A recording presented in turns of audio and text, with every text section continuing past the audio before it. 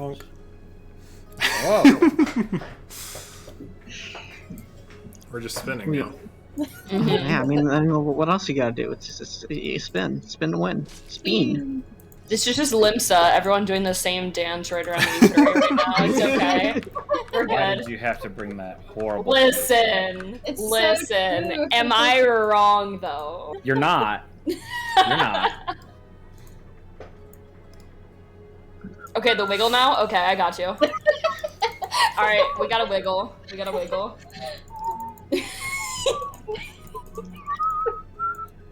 Oh, it wiggles like a bell. It is just like a bell. Just pick up the head.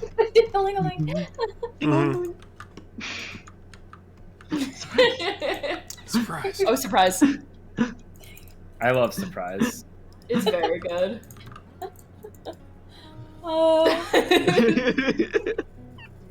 What? Dead. Oh shit!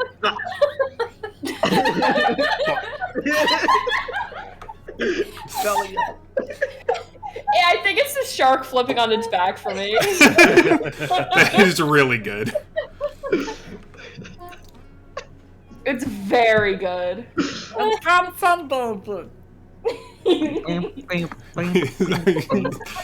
You engaging the lantern. Okay, but what if flying shark? That's really good. Incredible. Jean's just sleeping. Just sleeping, babe. They're very tired. Extremely silly. Wait, can I move them around like this? Oh my god.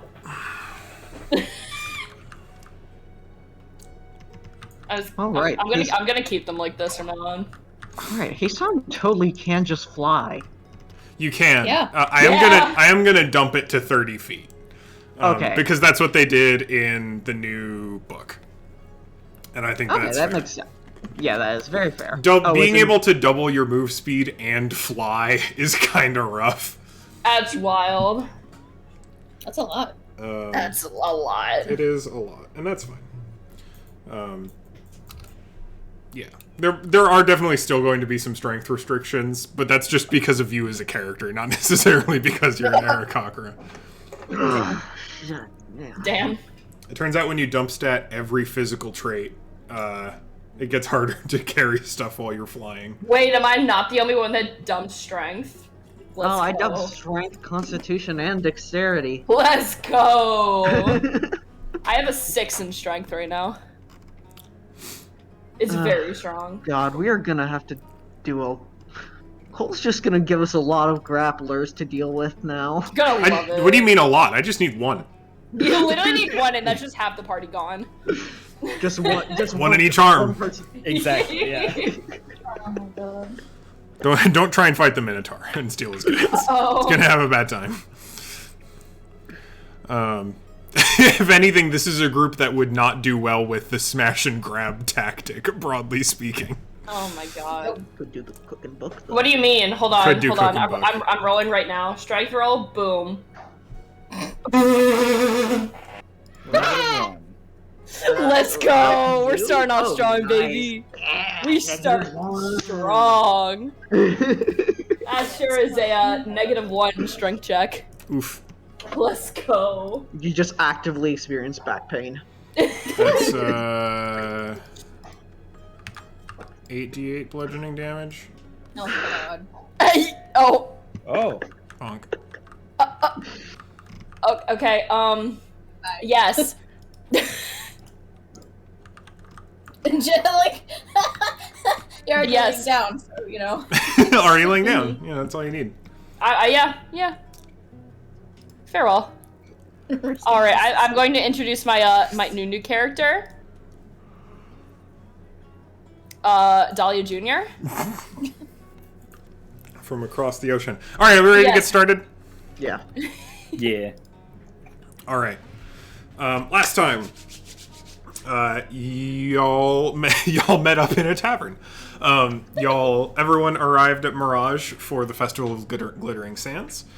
You uncovered a little bit of a thief plot. You communicated with some townsfolk. You participated in some revelry. there's a lot going on. And some of you partied late into the night. Yeah, it's now morning in the town of Mirage. You've come to at some point in the day. I have to ask a very important question, which is who partied and for how long?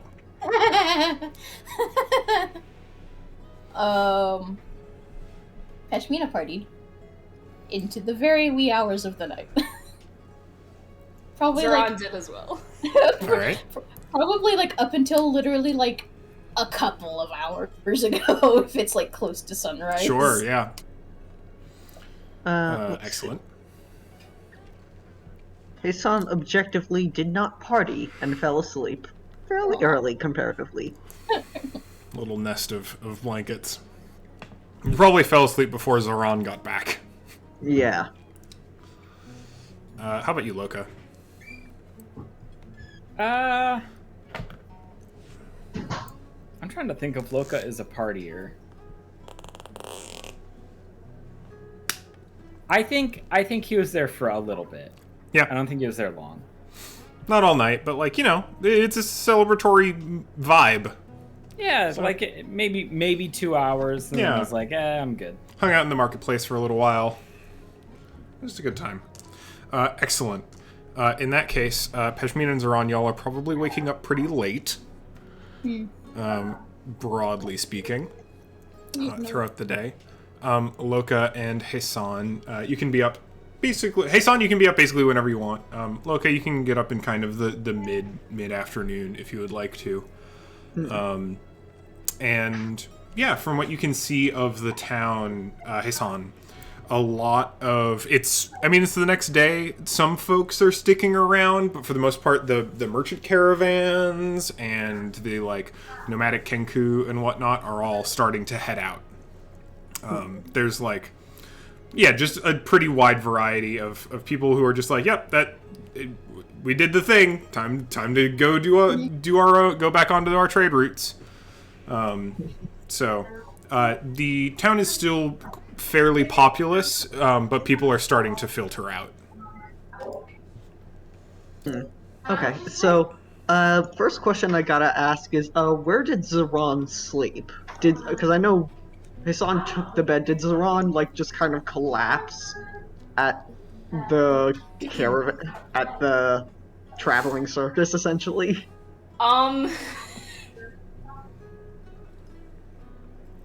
I would say it would be funny if they did. Cut a room and then it's just Hassan's. Yeah. At Yeah. least stay with all the partying artists.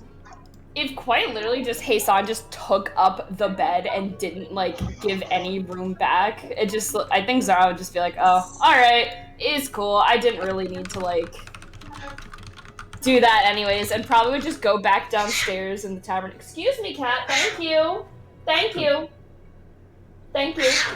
Gotcha. I guess And- it's time for me to move. She's very violent with it, I'm so sorry. And probably just stay downstairs in the tavern for a bit. Okay. Just kind of relax downstairs.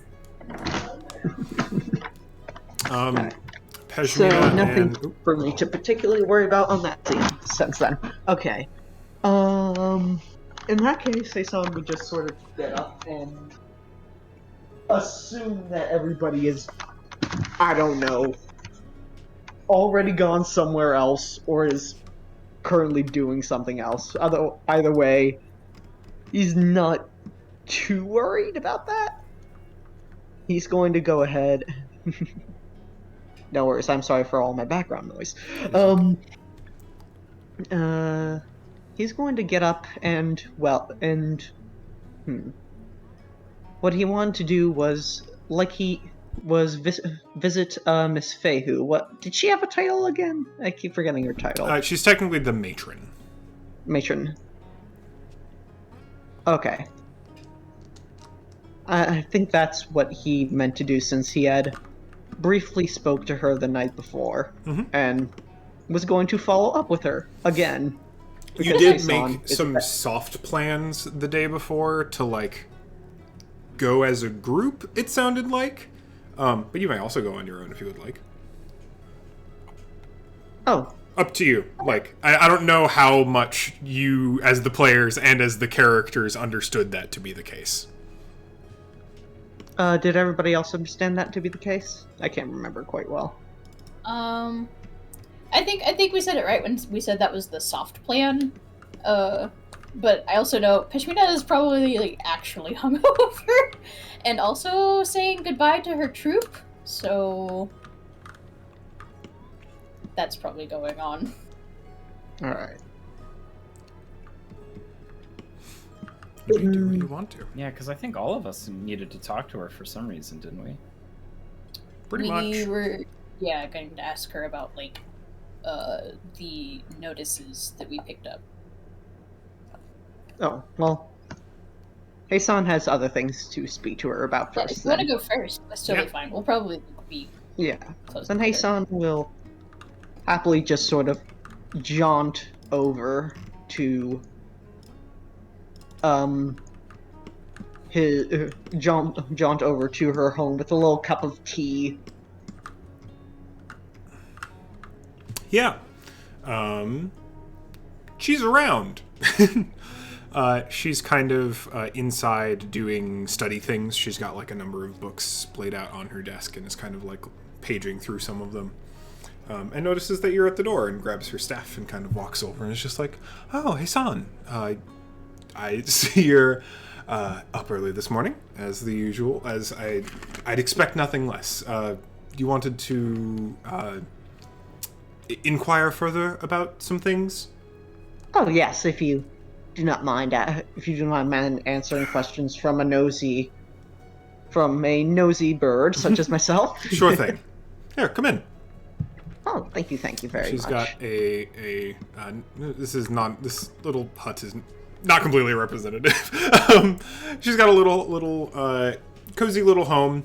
It is utterly packed with baubles. There are weird little trinkets and shelves along the walls lined with animal bones and jars and little pieces of jewelry and trinkets and a huge miscellany of things. A lot of books, some of them very new, some of them very old, some scrolls. Like, if you can think of a weird little thing that someone would have in their study, she's got 4 of them. She kind of pulls up a chair by one of her desks and sits down and pulls up another one and indicates for you to do likewise. Yeah, well, Heisan will sit down and at first make small talk, so... sorry, I couldn't help but notice all the menagerie, I guess, of... I do have a bit of a collection. Yes. Just the collections, or are they, part of your studies? Acquisitions. I like to trade and send people to find things for me, or go and find them myself, or there's lots of little pieces of I don't know, just little wonders. They make me happy. Okay, wonderful. Heisan will just squitch down a little note. So perhaps a bit more of a question I have is, well, perhaps regarding the nature, if you don't mind, of storm sorcery. It's an interesting... Alright. Where's this going? I simply wish to understand a bit more of its, perhaps where it originates from, how it came to develop. I once, while I was traveling through the desert, encountered a Kenku who would seemingly wrestle with the vapor in the air itself, what little there was of it, and fill their water bottle every once in a while. And they were always extremely cagey about it. Never seemed to want to talk to me about it for whatever reason. Perhaps it's just the Kenku. Perhaps it was just that Kenku flock, but... While I cannot speak to the origins of sorcery, I'd say that maybe broadly speaking, sorcery and its derivatives, the storm sorcerer, the wild magic, any given thousands of sources from which one can draw their magic are likely as old as the material plane itself, and maybe even magic itself. It would make sense to me that for as long as there's been magic, there has been people whom have, for whatever reason, been able to channel that magic in one form or another. I couldn't tell you the specifics of my spell casting, but I can tell you how it feels when I cast. It is a bit of a, like you said, drawing from the environment, drawing from the air around me, right? The magic is everywhere. The material plane itself is incredibly magical. So it's not hard. As a sorcerer, as myself, it just feels like drawing from that source of power itself is just like tapping into the ground. It's just a different way of chopping trees, I guess. It's using your environment to create things, stuff, lightning, or, I don't know, illusions. Fascinating. And I'm guessing this just sort of developed over time as you grew? Something you noticed? Oh, since I was a eventually? child. I used to give my parents awful shocks. In which way? You don't wear socks. I guess I don't wear socks either. She kind of like ruffles her feathers. When you've been up against a particularly rough piece of fleece for long enough and touch someone, it gives a little zap. Yes. Like that, but like a bit stronger than that. Like put your feathers on end kind of zap. Oh, alright, thank you. And, alright, and if I may transition a little bit. I would also like to ask about the great storm itself, the yearly one that we of course witnessed the night before, if you do not mind. Sure. For how long would you say has this town existed around it? I have to admit something a bit unfortunate, which is that I don't know. It's been around for as long as I've been around, as far as I'm aware, but we don't track years quite the same way sometimes. It's more of a seasonal thing. And it's a long time. It's been around a long time. I don't know when the earliest documentation of it may exist, but it's been around for as long as I have. And would you happen to know if this documentation exists, or where it could possibly be found? Or if you would know at all, have any inkling? Some scientist or historian from, I don't know, maybe Al-Thrah probably has some. I do have some books. I used to host a inquisitive little elf who used to keep track of things, and I have her journal if you're interested. Oh, I'd love to.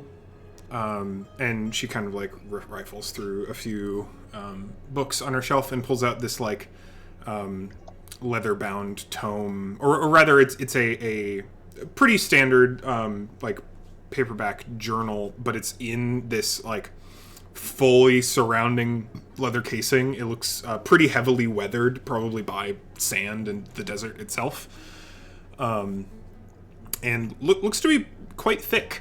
And kind of hands you this tome. And it's just like, if you'd like to borrow it, sure, but do please don't take it out of town. At least it is somewhat special to me. I will be sure to we'll be sure to hang on to it, and I will take good care of it. And one more, and furthermore, what has your experience with the storm been? How would you... Hmm? Specifically, how do I say this? How has the storm, I guess... how has attendance to this festival been over the past few years since you have been here? Or since you've been matron? Good people. It wasn't really an event at first. It was just kind of a thing that happened. But as soon as people started hearing about it, it became kind of a touristy thing. And we're already a bit of a pass-through town, so we took advantage of that. It was good for business. And like with this,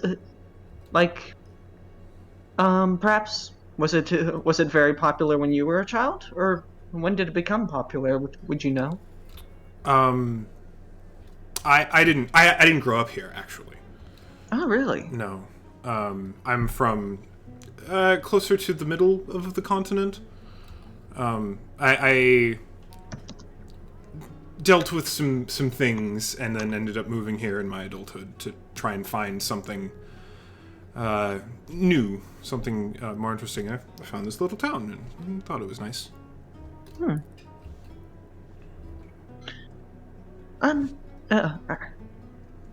thank you very much. And perhaps one more question. Have there ever been any dangerous incidents involving the storms? We've had some bad strikes, burns, the kind of thing that comes from being so close to lightning. But no fatalities, thankfully. No one's been seriously injured, though some come out a bit shocked. I'd imagine. Alright.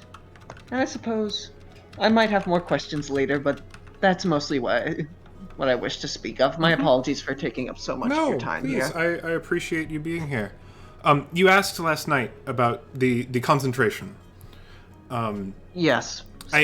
Oh, yes. I do. I thought it might be prescient to tell you that during the storm itself, I do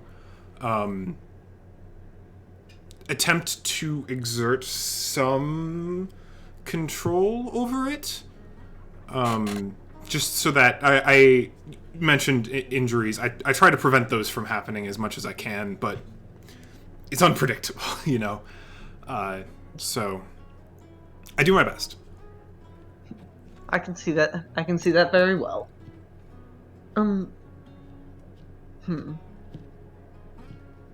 How has that worked out for you, as far as control? So far. It's not the same. It's not like casting a spell, It's not like I'm not conjuring anything. I'm not channeling force for my own good. It's more attempting to restrain an existing force of the magic, and it's a bit tedious or instinctual. I'm not quite sure how to quantify it. You're attempting to do something that is not particularly normally done. It's not a definitive spell or something that has been recorded easily recordable for the most part. You're attempting to actually exact your will on a greater phenomenon than is normal. Yes. Sorry. Yeah, that's accurate. That's fascinating. Okay. Well, thank you. And I suppose you study that very much while you were here as well. Then. I do. It's part of the reason I settled here. It's an fascinating little phenomenon. This little town is, it's you've seen it. It's not barely a city. I wouldn't call it a city. And most of the times when it's not, the festival is barely 30 people here at any given point in time, but it's got so many little quirks, so many little enchantments, so many little things, and it's people passing through all the time. So it's interesting. Well, very fascinating. My little crossroads. Another nice place where you get to meet many people, I imagine. Very much so, like yourself. Now, if I may direct the questioning back somewhat, would you mind? Oh, of course. No, go ahead. You're very curious. Are you, would you happen to be my primary guesses are either a Thranian scholar or maybe one of the archivists? Oh, you've heard of the archivists before. Yes. I don't, not in some time. They haven't come down in a very, very long time, in fact. Oh. But. Oh, no, yes. Although I think the only archivist I've met were only such in history. They'd left the archivists to pursue their own fancies. No, yes. I do hail from the archive. What? So, out of curiosity, there aren't many records of people leaving the archive. But there are some records of names. Would you happen to know the name of the person that you have heard of? It was quite a while ago. I'm sorry, I don't recall. No worries. I'm sure I can find out I'm sure I can find out some other way. No.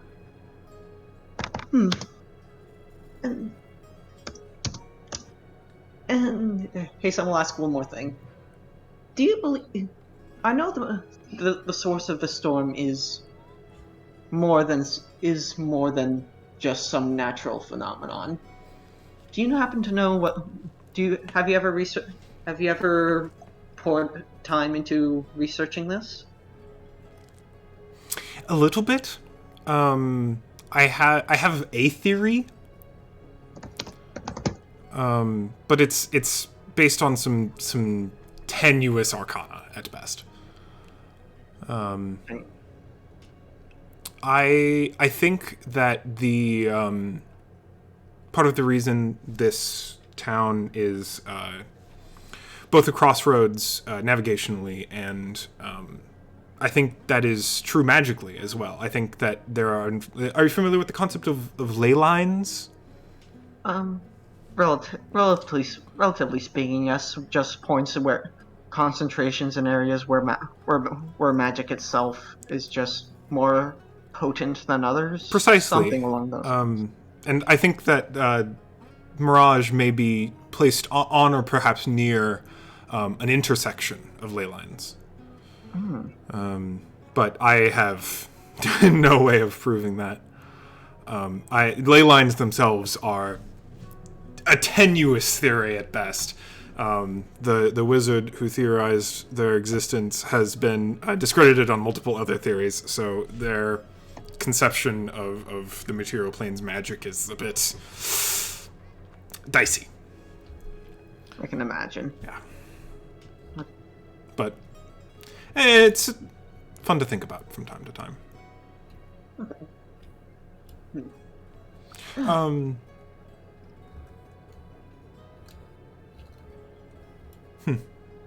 So you are here from the archive? Oh, yes. Well, tell them I hope they're doing well. I don't, like I said, I don't see them very often, but I'm always curious to see what's going on there up in the mountains. Of course, I will speak to them and say that I will send a message then. I do have family nearby, though not too nearby. So perhaps if I go visit them in the near future, I might find my way up there. Oh, good luck getting in. Oh, you'd be surprised. I have my ways. And Hasan will stand up and just say, "Well, thank you very much. I'm sure we'll see each other again later today. I just wanted to make some questions. Absolutely. Before. Thank you for the chat, and thank you for the tea. No problem. Have a very good day. You as well. You still have the journal, right? Yes. All right, cool. And Hasan will as he leaves, start just casually reading through it. Yeah, absolutely. What languages do you know? Because this is written in Elvish. I think I might have. Fuck. Common, Draconic, Infernal, Primordial, Undercommon. Shit. Excellent. That's fine. You can absolutely still read it, but it's just going to take a lot more time. I'm just going to give, because you are a scholar, could you repeat the languages you know? Common, Draconic, Infernal, Primordial, and Undercommon. Yeah. Oh, wait, I'm in the wrong... Wait, what? Okay, no, that was the right one. That was the right one? Common and Undercommon and Elvish share a lot of script similarities and some root language similarities. So you can decipher some of it with time. It's going to take maybe some rolls or just some time. Or if you find someone who does speak Elvish and can translate it for you, that might be a lot easier. That would be easy. But yeah, it's written in Elvish. Okay. Also, go ahead and roll baseline investigation for me, just so I can see if I can give you some surface level information. come on, hurry up, roll. 19. 19's good. Yeah, here's some facts you can tell that just aren't necessarily you being able to tell the words. The journal is full, all the way from first page to back cover. It's quite thick, probably well over 800 pages or so. And it looks like you can't tell years or exact dates, but it looks like there's basically an entry almost monthly. It's the kind of thing where they report every time there are findings, probably. That's the style. As someone who records history or has recorded history, that seems the format of this writing, and it is very formally formatted. This was clearly written by either a scientist or a historian, someone who is deeply interested and probably traditionally educated. Yeah, that's what you can get at just kind of a surface level. Mm-hmm. Okay. Okay, thank you. Mm-hmm. That's all I really wanted. I guess Heisan will start heading over to the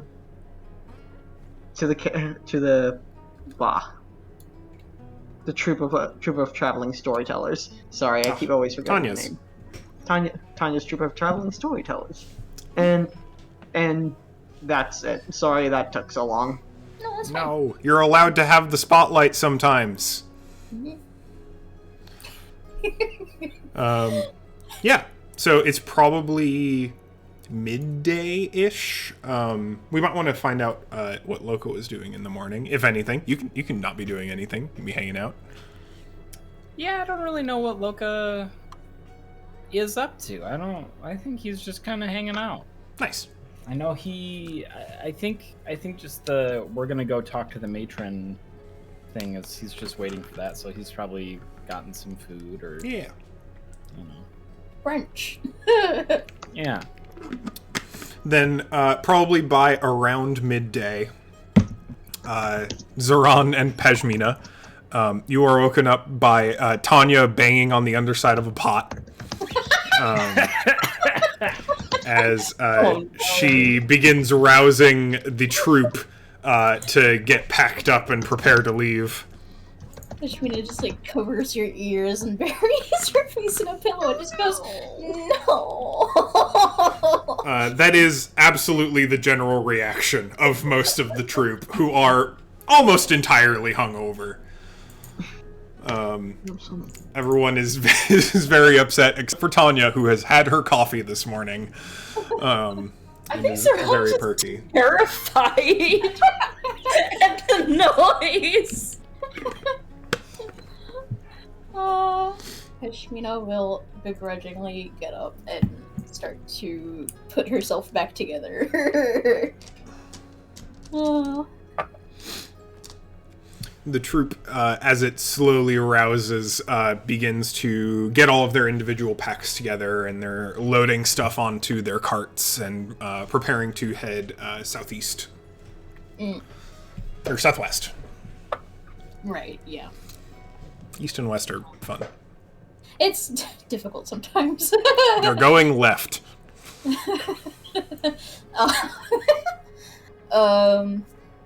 Yeah, Pashmina's just getting the last of her things in her bag.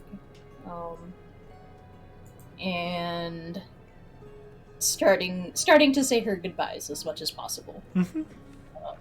You were given lots of hugs.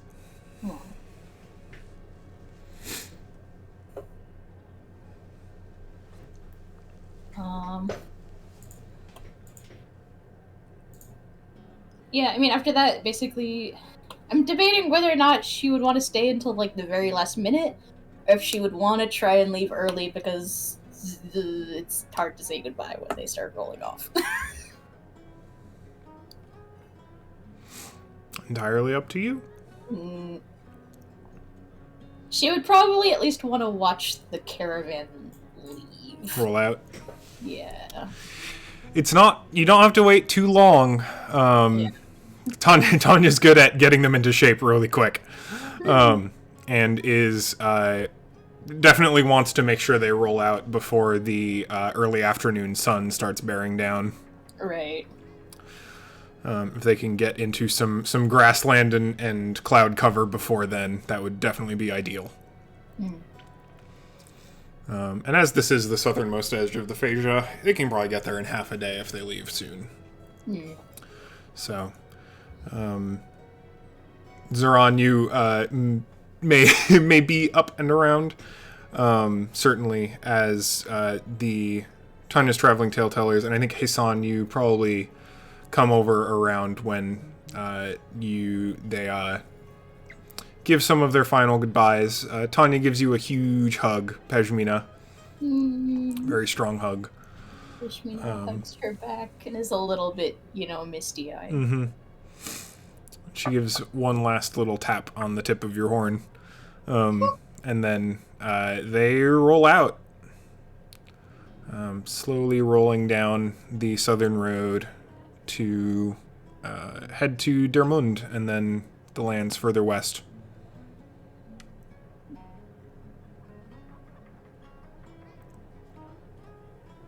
I suppose Hassan will just sort of walk. Oh, sorry. Were you doing something, Ben? No, I was just saying, wait, well, as they leave, Pashmina, she doesn't usually wear her mask, but as they leave, she pulls the porcelain mask down over her face in the midday heat. Hassan will simply walk over and say, "Oh, very. Is it? I would say, isn't it hot under there?" Not saying good morning. Pashmina just groans and leans her almost full weight against your shoulder. It's just like.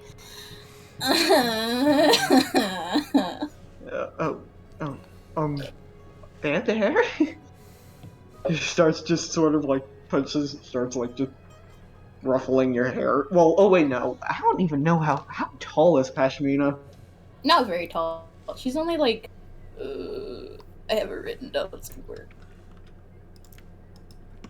She's... Where is it?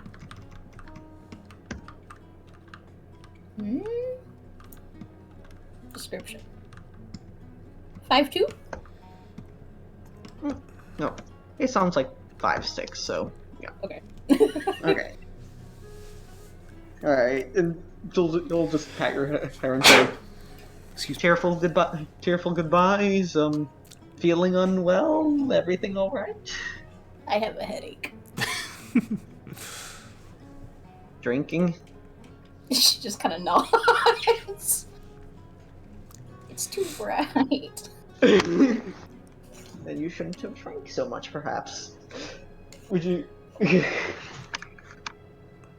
And this is this is perhaps exactly why we do not have any liquor up at the mountains. Because, like the dorm master always used to tell me, imbibing might as well be dying slowly. Peshmina flips up the mask, blows a raspberry, and flips it back down. Hey, I didn't say he was right. Man was an old coot. Have you had breakfast yet? Oh, no, besides a nice cup of tea. I actually haven't eaten today. Oof. Would you like to get some? Yes. Would you yes, like to? Yes. Yes.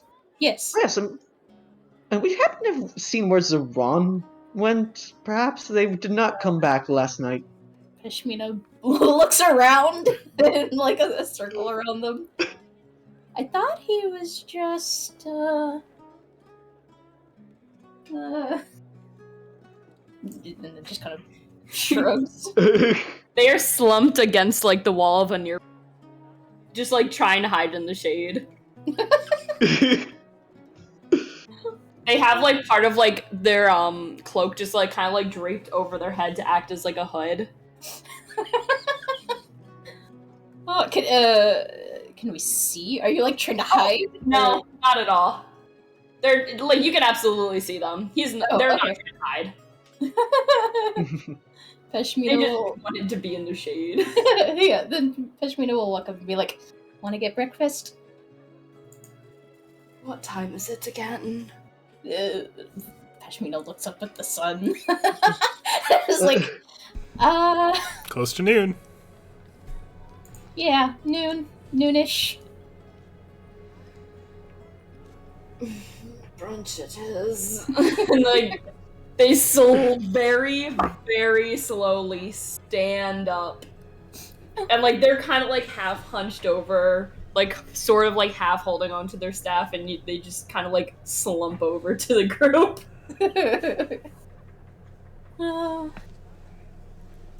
You look positively dreadful. And a fabulous morning to you too, my fair feathered friend. Fabulous morning, yes it is. Brunch! Peshmina is like, she's doing like a march to the tavern. The inn doesn't serve food. No. But the markets are right nearby. Yeah. Which is most of the reason they don't serve food. is because the markets are right there. Right, and I have like, what was it? I had 50% off all sales or something? You do technically still have half off all purchases at the market today. Fuck, yes. Yeah, Wait. We have a bunch of coin now. Wait. You do have a bunch of coin now. Some of it's yours. Goodness. Loka, I like to imagine that you're already in the market. Sure. What kind of foodstuffs does a fish get at a desert market? Yeah, your guess is as good as mine. I mean, he is an omnivore. Yep. So there's a lot of options. A wide variety of things. There's like fresh foods. There's a lot of breads. A couple of proprietors have sun ovens, which have really only just started getting heated up. So they've done a variety of like curries and rice dishes and whatnot. Very fragrant, very spice heavy. There's a lot of very like watery fruits are very popular right now. They're very in season. Get imported either from Dermund or the forests, meaning the Natskog. As always, coffee and tea, very, very popular. There's a particular little bakery that does like like spice-infused twisted buns that are very popular. They're not quite cinnamon buns, but they're that same kind of spiced, swirled, fluffy bread thing. That's probably Pashmina's shit right there. It's just like a bun the size of her head. Oh yeah. I'm assuming there's like meats and stuff there, yeah? Oh yeah. There's a pretty even split between like fresh meats, stuff that's been either hunted locally or hunted nearby, and like cured meats are like the other half of it, if not the majority of it, which are a lot more on the end of traveling supplies kinds of food. Very salty. I almost wonder if he'd go for the salty food. Yeah, that makes sense to me. Tastes like home. Different kind of salt. It's actually probably mineral salt. Yeah. But like mineral salt and sea salt, like it's the same. It's the same compound. It tastes the same. It's just a little different. You do need salt to stay hydrated. That is the thing. But yeah, you may have some salt meat. Try a salted lizard. Gross. It's on a stick. I'm goddamn. I'm just trying to think. Maybe have a little bit of everything. Yeah, honest to God, I think he just has like some like salty meats that he's just chomping on. If you were to ask him, he would probably say he's eating gunch. Incredible. Which is, I assume, just like lunch, but for fish people. Or sorry, Sure. brunch, but for fish people. Is gunch. Noted. Okay, good to know. Good to know these cultural details. Yeah. I like to think that he's like chewing on like not even like one of those very salty, very dried and preserved fish, just not breaking it up at all or stewing it at all, just like chomping on it raw. Oh yeah, absolutely. Yep. So, Loka, as someone in the market, having been awake for a bit, you see a very chipper-looking Hassan and two very dour-looking Peshmina and Zoran.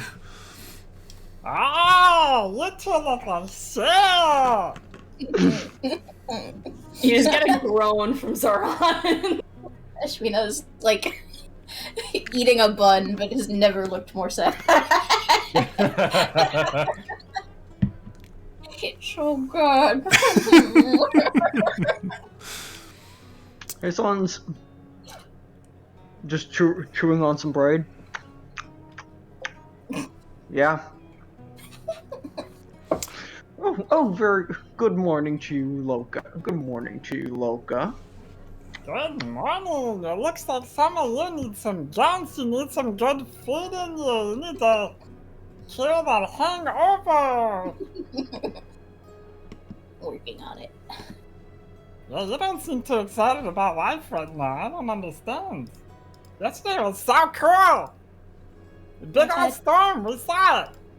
It was cool. I had to say goodbye to the troop this morning. Oh, that's sad. I'll be okay. I just kind of keeps munching on her bun. Why is it always so hard? I understand. I left everybody I ever knew. I don't know why I'm so chipper about that. Tell me about that, Loka. Oh, that's fascinating. Tell me about that, Loka.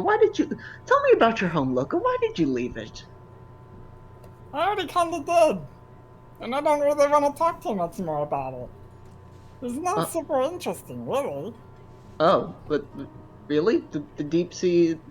The deep sea is not interesting? Not to a deep sea creature. Yeah, you said it was kind of boring, huh? That was pretty boring, yeah. I see. Again.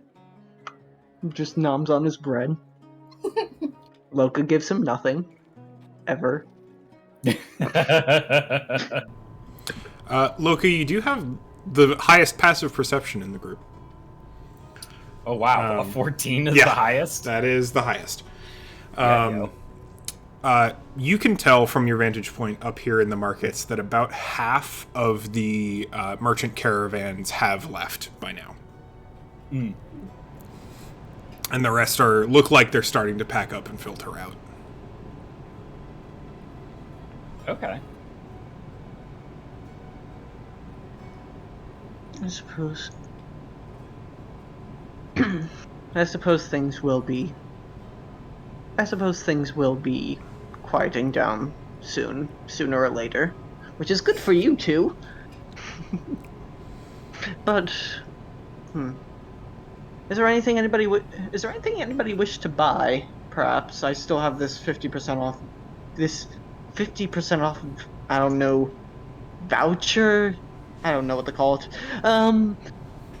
You are very welcome to use it if you wish to buy anything. Looking for my inventory.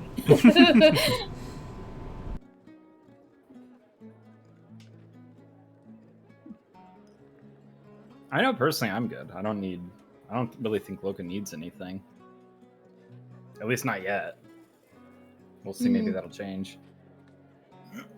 We could probably use, at least Heisan and I could probably use, like, things like ink and quills, question mark?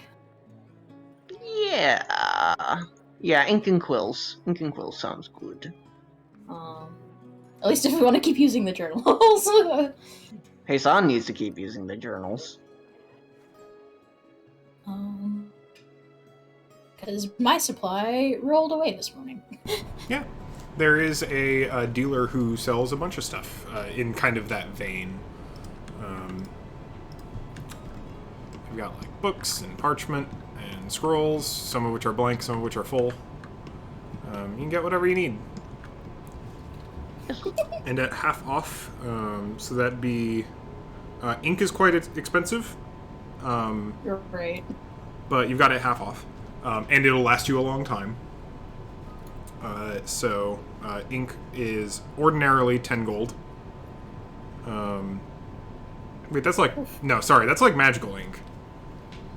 I'd say it's probably a gold a bottle for completely normal ink. So 5 silver for a bottle of ink. And parchment's probably like similar for maybe like... Oh, well, you don't need parchment, you have a book. So, yeah, just like 5 silver will get you, broadly speaking, writing supplies. Okay. Alright, then I'll get one of each then. Sure thing. Peshmina finds a really cute pink ink. Yeah, specialties. Mmm. There's a small collection. And it's really unique dyes out here.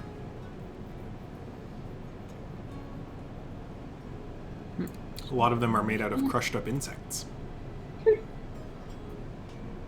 Sparkly. Yeah, very, actually. Especially their greens. There's like an iridescent kind of scarabee ink. Heisan will look at these dyes and also will look at his regular bottle of ink and say, "No, I need a red one." And get a red one instead. Yeah, absolutely. Now you have red ink. Awesome. I don't think if there's anything else that would come in handy. Food. Just rations, probably. Yeah, definitely. Going in for rations? Yeah, so they definitely have, like, rations specifically. Like food that is meant to be traveling rations. Let me see. Bing bonk.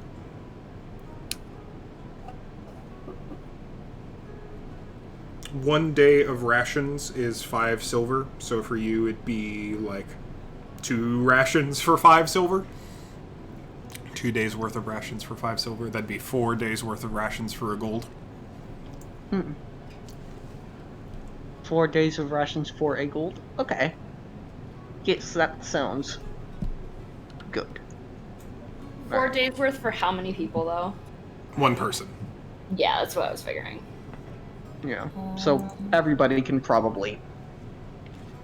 It can and should probably. Yeah, get at least some. Oh god, you know what? There's a fucking a lot we should Relevant to that is you don't have infinite space. Rations for a day is like 3 meals worth of food. Yeah, true. I already have. So if you want to be able to carry like 30 days worth of food for 4 people, we just need an actual cart Right. between us all. Right. Which fuck. I'm already carrying like apparently almost 60 pounds of things. you do know that Oh right, fuck! I even forget. Like it's probably time sensitive for us to actually leave if we want to leave. That is, I don't know how long we're going to be staying here. up to you. I mean, you're under no like implicit time pressure at the moment. I also have 10 rations, apparently. Yep. Like That's I'm just, probably I'm looking at about my the right maximum now, of- I have 10. Yeah. That's probably about the maximum Oh, just shit. like a person can carry. Yeah. Okay, yeah, I didn't even realize. Yeah, so that's... Most of the adventurers packs comes with rations. What is this? Yeah.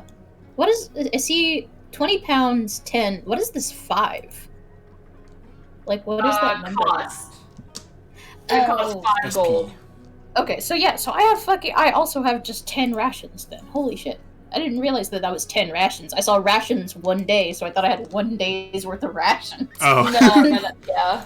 You're good. You Yeah. have much more than that. You, Holy shit. kind of like outside of the fiction, in the mechanical sense, most of the starter packs come with an amount of rations. So like all of you from like a survivalist perspective are actually like kind of kitted out. Yeah. Except for Hasan. Except for his. Bless. Oh. Which, yeah, I'm going to very quickly start just spending that stuff off screen, if that's okay. I'll be doing purchases. Yeah. Amazing. Okay. And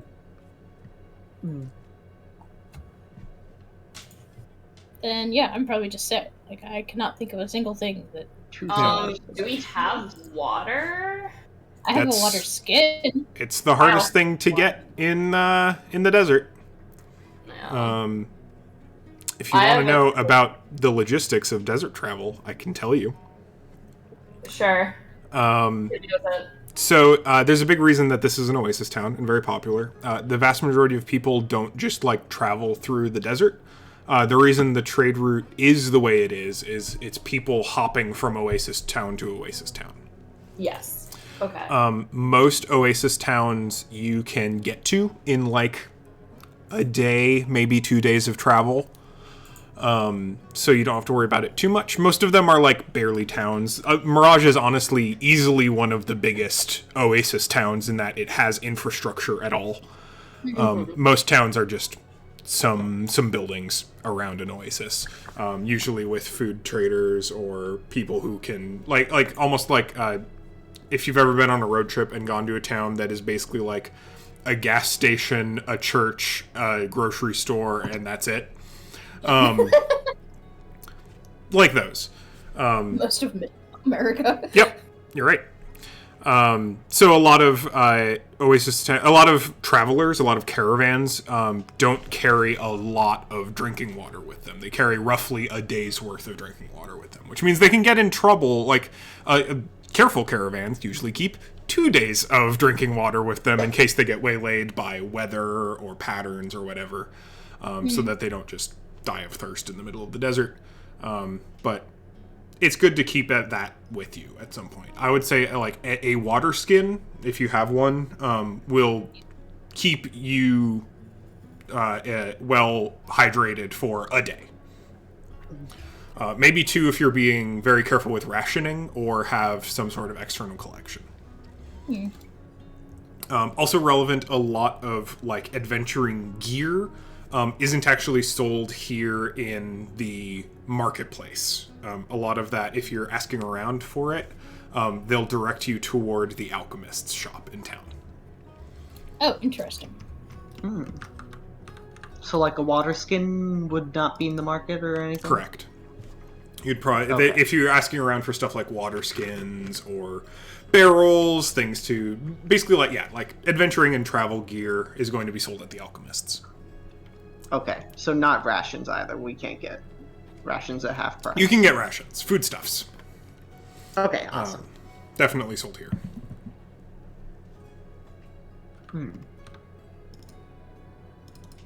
Alright. Then, I think, yeah. What else can I use to get here? Little shopping trip. Yes. Sorry, it's taking up time again. No, it's okay. It's part of the process. It's the game. Yeah. Especially when you're in the desert. Travel logistics get a little bit more important when the landscape is trying to kill you.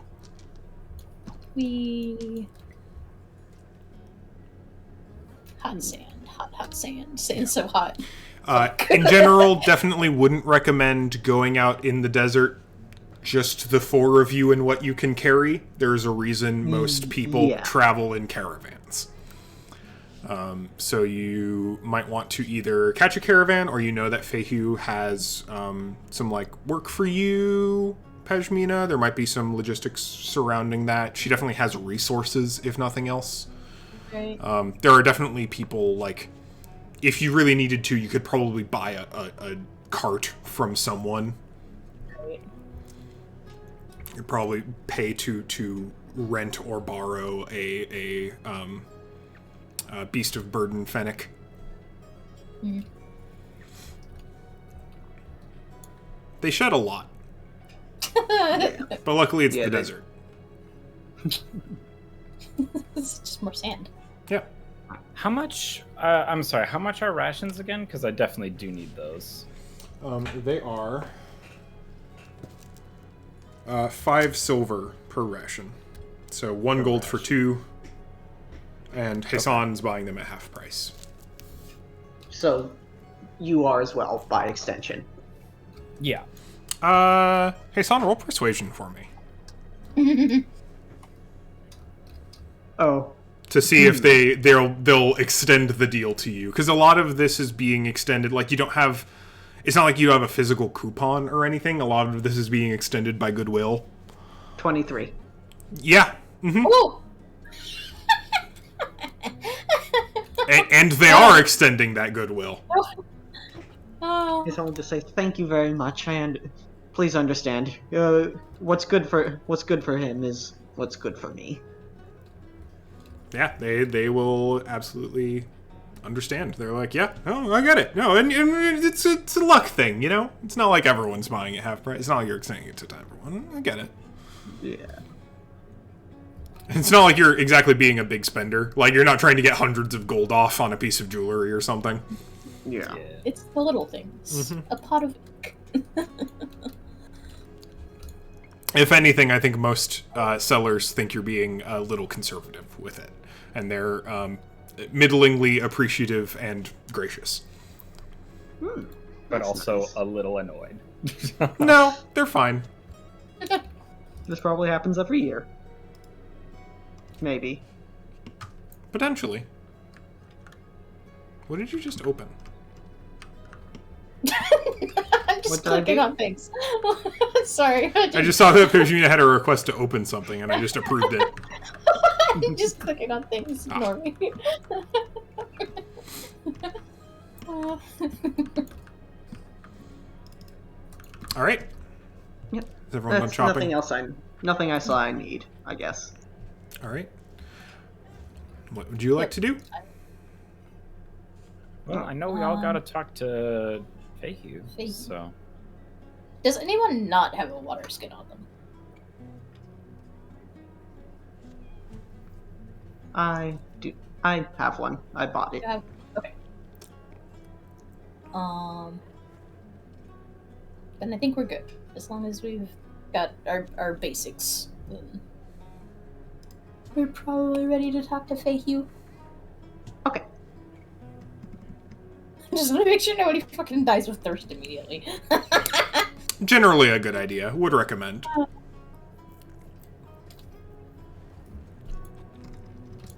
Alright, would you like to go to Fahey? Sounds Alright. good for me. The group of you kind of wander about town, or wander about the market for a bit, and then head over to Fahey's place again.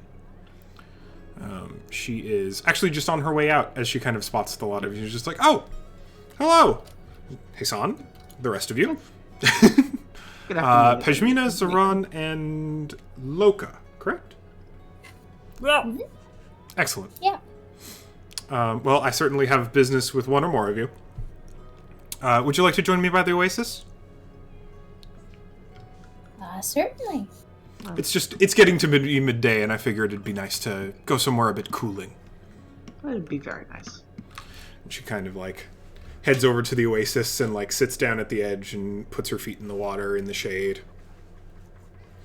There aren't nearly as many people around today. Most of them, like I said, the merchants are quickly leaving town. And you see the kind of the sun glint off of the big bronze pipe that is submerged in the far end of the pool.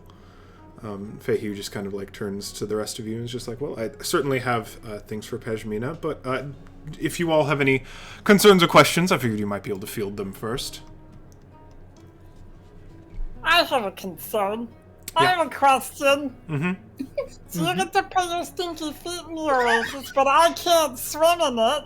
I'm built for water. You can also put your feet in the Oasis. Okay. Hassan is like just kind of twitching. Is like, you're pushing your luck, fish. It's cool. It's nice. Loka looks content. Sorry. Accusation. You can also do this. Oh, okay.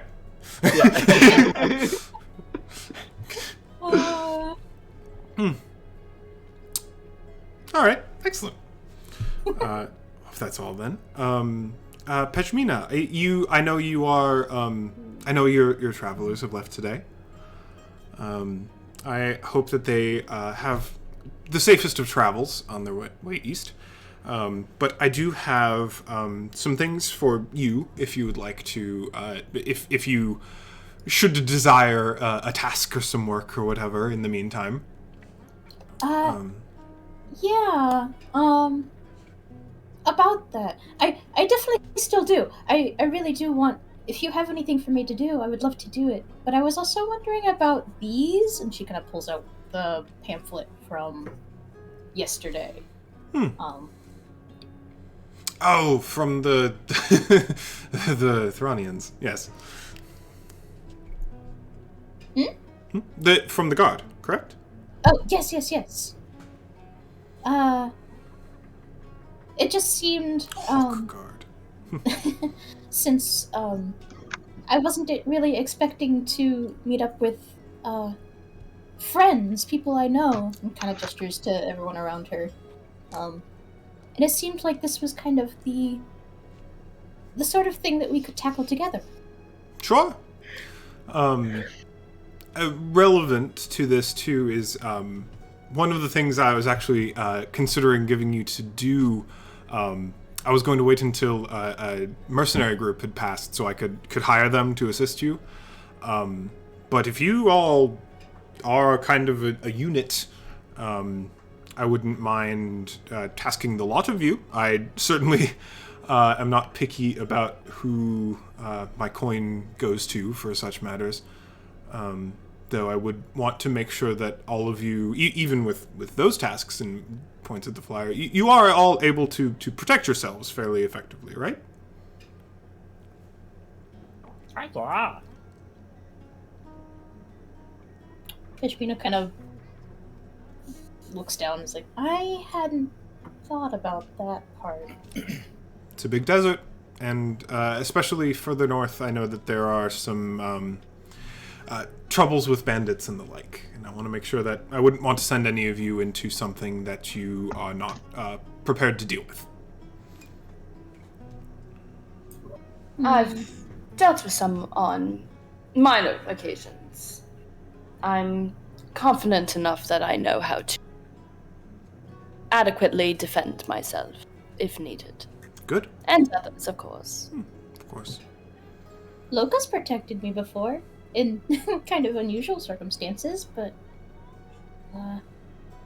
he's not incompetent. That's the first time I've heard that in a while. Thank you.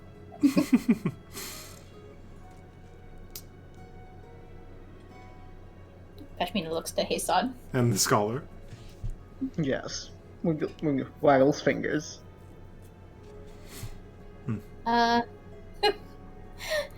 Hasan, how do you feel about potential danger? Danger is nothing I'm not used to. As long as I am a good enough amount of distance away, I can help. Well, hopefully that will be fine. Best armor is someone to watch your back, you know? Yes. Well, in that case, of course, you can go off on whatever you would like. Though, none of you, all of you came individually to town, if I remember correctly. So, you would be in need of some assistance, likely, in the form of transportation. Yes. I'd be more than willing to provide. Although I would ask that maybe in addition to your own tasks, you would accept one of mine.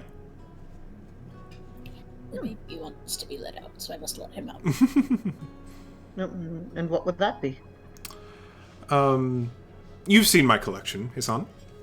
Of course. I do enjoy acquiring things and my own little acquisitions here and there. There's a cat being put in the hallway. I'll wait until Pashmina is back.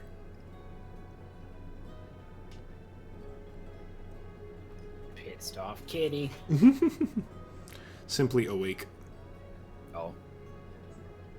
Which, I mean, same difference. I didn't mean to leave. I just meant to mute myself. He's okay.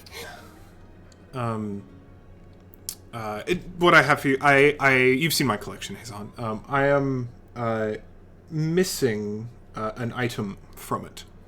I believe I lent it to my sister up north, in fact. And I would be incredibly grateful if you would go ask her where it is, and if she has it, retrieve it, and fine. If not, maybe track it down. It's a item of jewelry. It's a bracelet in the shape of a snake. It's like made out of this kind of black iron material, like a snake wrapped around your wrist. Oh, there. Of course, something that simple. I believe we can do. I'd hope. Relevant. My Zurga, my sister, lives pretty far in the north, in the mountains, near the. You're familiar with the coastal peninsula up near the northern point of the Phasia? Oh, of course. She lives in the mountains near there. Oh, very far. Yes, it is a bit of a journey.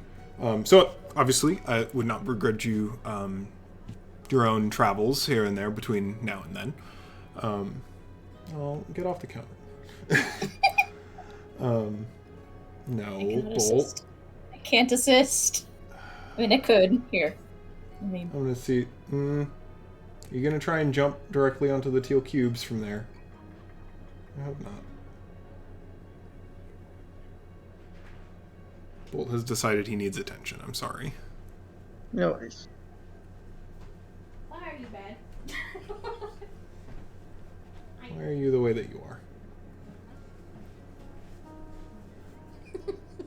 Hi.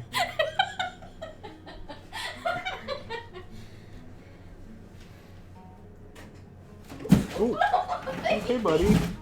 Oh, He fell. did not want to be on his cat tree. Aw. Hi. What happened? He's so upset. Told you he's pissed. He is. Aw, I'm sorry.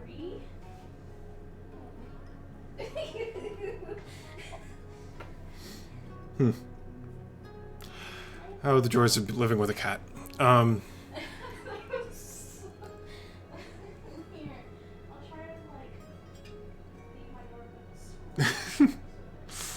Sorry. You're good. All right. Yeah, I would be willing to provide transportation logistics. I'm Han, the town alchemist, who knows me well and would be able to supply you somewhat for the journey ahead. I do have a cart and some beasts, should you want to travel with them. Yes, and like I said, feel free to run your own errands along the way. It should be likely 5 or 6 days travel to get up there. Sure, that would.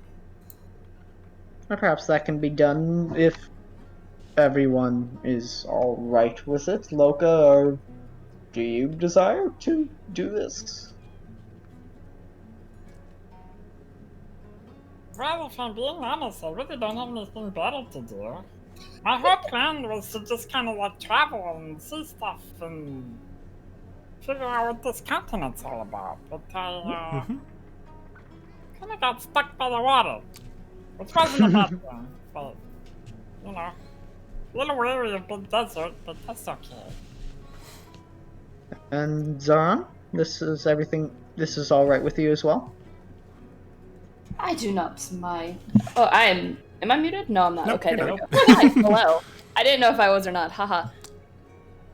I must say, I was not expecting to join a caravan so soon into my travel, but I must say I am quite intrigued at the idea of doing so.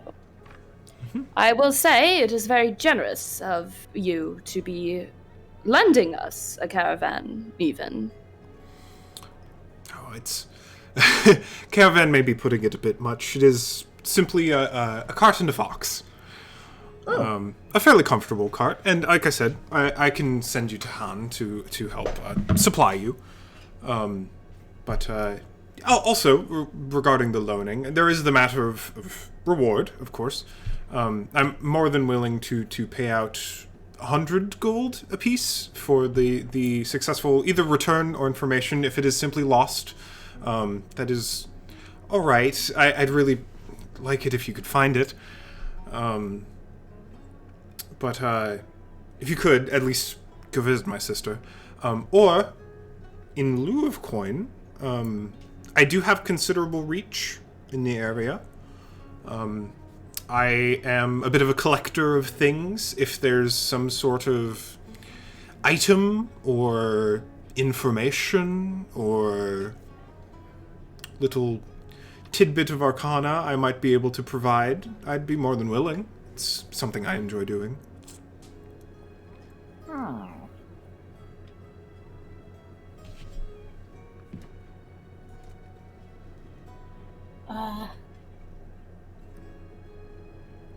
I'm sure we can, Come to a negotiation, perhaps. Yeah. Perhaps a bit early.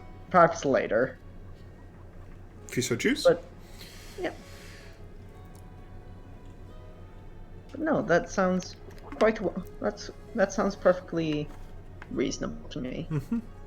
Pejmina, you had questions regarding the Thronian gods' bounties?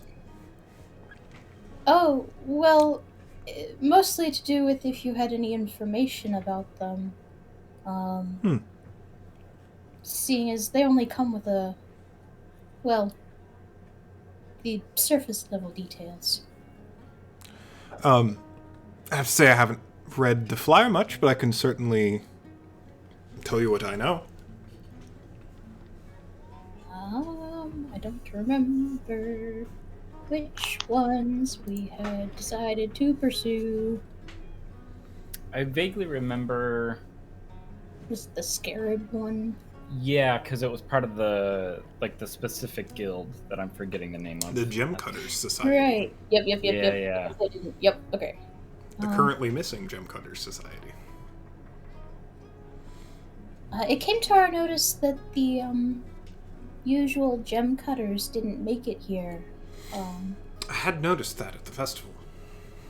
We think it has something to do with this. And she kind of taps the part about the gem cutters and the scarab.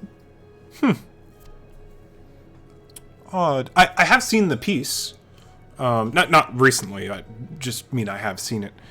It's an interesting item, quite large, surely powerful. But I assume that they'd lost it before they left Al-Thrah, likely, if it made it onto the flyer. They are still missing, though, so couldn't hurt to investigate if you wanted to head northwest toward Al-Thrah before going up north. Yeah, I suppose. Do you think that's the best route, or the eastern route along the coast is faster, but like I mentioned, they have been having bandit troubles. So it would likely be maybe a little more dangerous. I believe, actually, and she kind of... May I read over the flyer? Of course. She kind of takes a look at it. Yes, the Patch, I think is what they've come to calling him. Has some sort of... maybe a hideaway or something up there. From what I've heard, anyhow, they've been... a bit of a problem for the coastal regions. Although if you were to go that way, you could pick up this too. The western route along the edge of the mountains is a bit more difficult trip, a bit longer, a little more out of the way, but definitely encounter fewer travelers. Most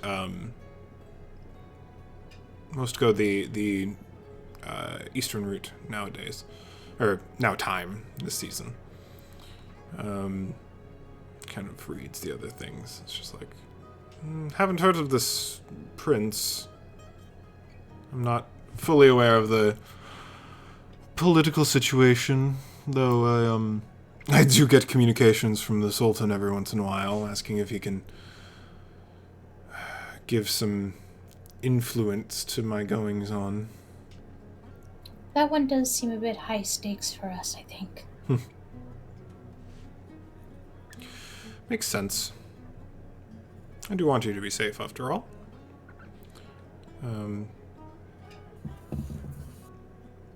Anyway, if you should want to accept my offer and my help, you're free to meet me anytime. I do have some personal items to give you to aid you a bit.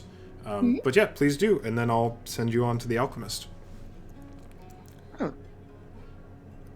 Personal items? Just some things that might help give you a little extra layer of protection while you're on your travels. The back of, are you interested? Certainly. Quite, yes. No, you're kind of just dangling that one out there, huh? I would like to know whether you've accepted before I give you my precious belongings. Oh, Yes, I thought Yeah, it was I mean- I thought it was pretty obvious that we accepted. But okay. I kind of presumed this would be what I was doing regardless, so... Oh, I'd want to give you the option. Should you simply want to lounge in Mirage until your group comes back, I'd be more than willing to support you in the meantime. Pashmina kind of scrunches her nose and is just like, appreciated, but not my style. I kind of figured as much. But here, come. We can head back to my little abode. And she gets out of the oasis and heads back toward her little hut. And we can pick up there in a bit. I need a quick 5. Okay. Yeah, let's... I need to go with the boy. Yeah. Oh, All right. Yarby. Soon.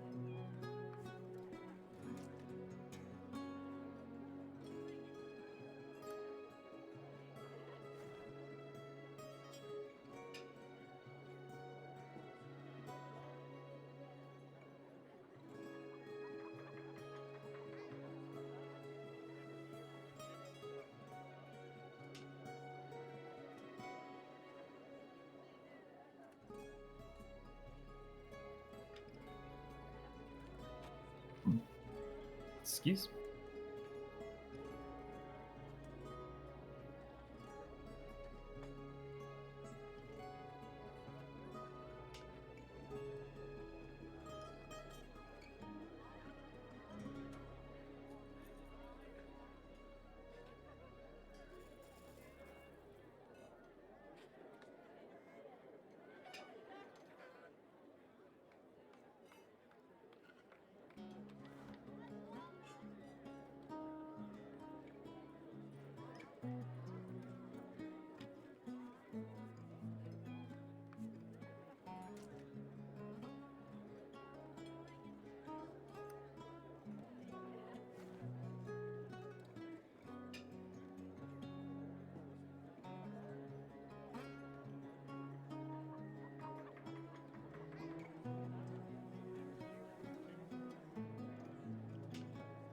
I'm back. Welcome back.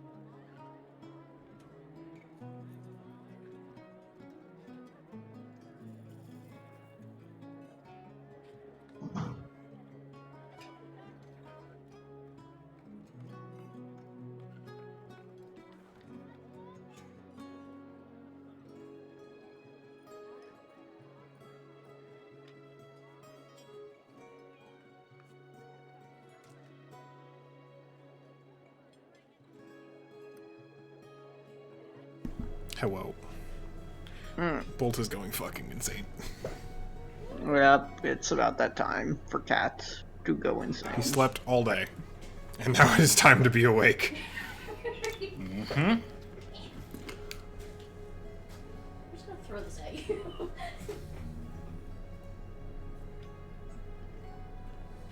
Take the catnip sock. All right. Take the catnip sock.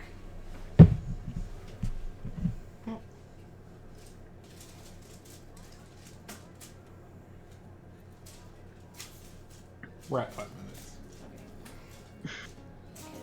You're gonna have to be good. You're gonna have to be good. You got shit to do. I'll figure it out. Wants to be due an interruption. Let's see if he calms the fuck down. Please, Bolt. Okay. He's posted up behind the couch, so hopefully he will be fine.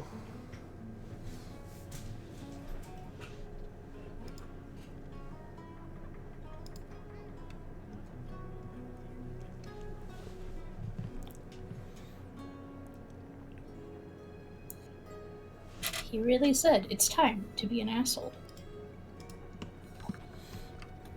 Now, my D&D session. The most valuable part of my day. He was gonna. All right. So Fahey walks you all back to her little hut. Oh, he's got the fucking zoomies. Oh, wait. Oh god. Is everybody back? Is I think. Ooh. Carolyn? Yeah, I'm here. I'm here. Oh, okay. I'm just muted because Mike pick up too much. Yeah. Excuse me. Power. All right. Fahey walks you all back to her little hut, and she kind of leads you in. Now you all can kind of see the inside of her little abode. Little rat's nest collection that it is. And she kind of like goes over to one of the shelves and pulls a little wooden box out of one of the shelves and kind of slides. She opens it up, and you see kind of these little slots in it for like, it holds something, and she kind of like tips it over and pours a few things out into her hand and hands one to each of you. And there's these little metal rectangles that have just like kind of a pattern on one side and then a like metal engraved illustration on the others. It's like a card basically, but it seems to be made out of metal. And she hands one to each of you. And I have images for all of you that I'm going to post privately. Ooh. Ooh.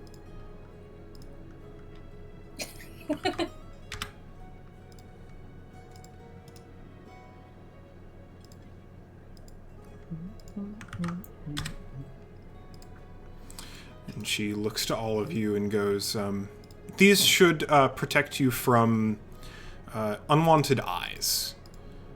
They'll help you a little bit with making sure that no one's like tracking your location across a great distance or trying to gain undue information about you.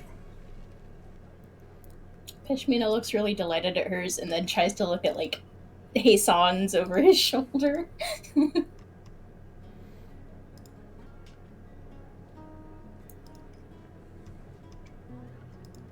I will say.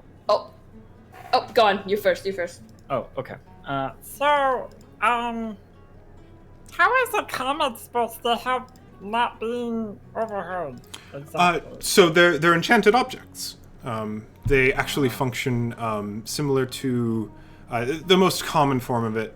It will simply it's a anti-scrying item, so to speak, and functionally they all function as an amulet against detection and location, which I can add to each of your inventories if you would like. Yeah. Sure.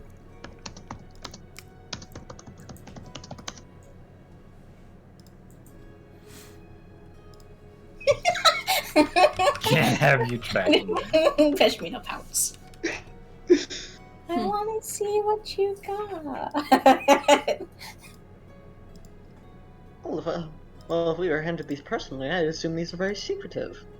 Oh, These are I personal assure you they're truly random. Oh. I have a collection of them. I mean, perhaps it's fate. They are modeled after some lore, some ancient concepts, I suppose, but I tend to hand them out fairly. May I do a history roll, Cole? Sure. Actually, it won't be history, it'll be Arcana. If you want to, you can roll both if you'd like to, but if you want to like find out what she's talking about, it'll be Arcana. Well, history I rolled a nat 1, which is an 8. Arcana I rolled a 16. Okay. Arcana, these are enchanted cards. There's some precedent for that. Have been a number of, like, not just, like, enchanted playing cards, right? But people who do divinations using very specific kinds of cards. Sometimes they're enchanted, sometimes there's not. It might be sleight of hand, it might be something else. But there have been some number of very powerful magical card-based objects in the past, and that's probably what she's referring to. As for history, I don't know, this seems like some new fad. It's like, cute, they're making amulets into cards now,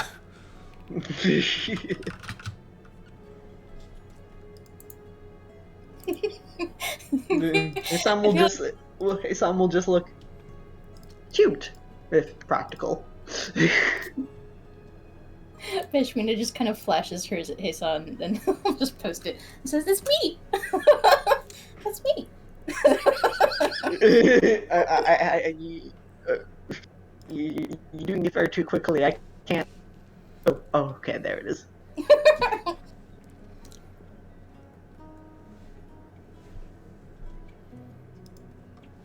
I should hope that's Well, let me see to all it. of your satisfaction.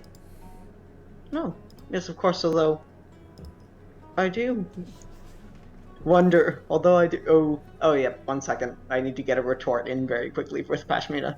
Ah, yes, a Harlequin. I always saw you as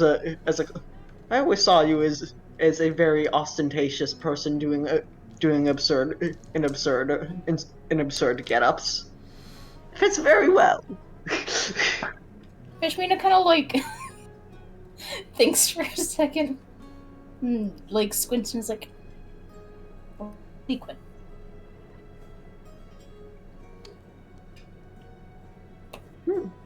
Yes. Heisan will flash his, I guess, as well. But I guess then afterward, let me get that. Crap, everything's being so slow. Discord is loading so slow right now.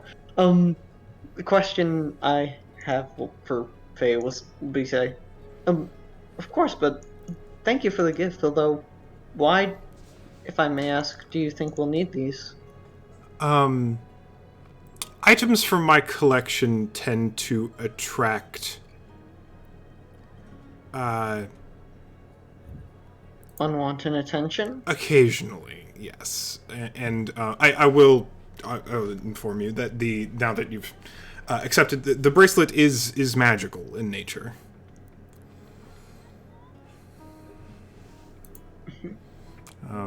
Well, it's been quite a while since I lost it, and I'm not don't fully recall its enchantment or its power.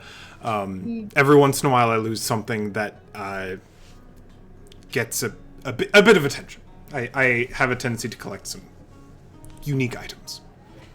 And there are specific persons out there who like to keep an eye on your items specifically? So much as to track the people who carry them? Yes.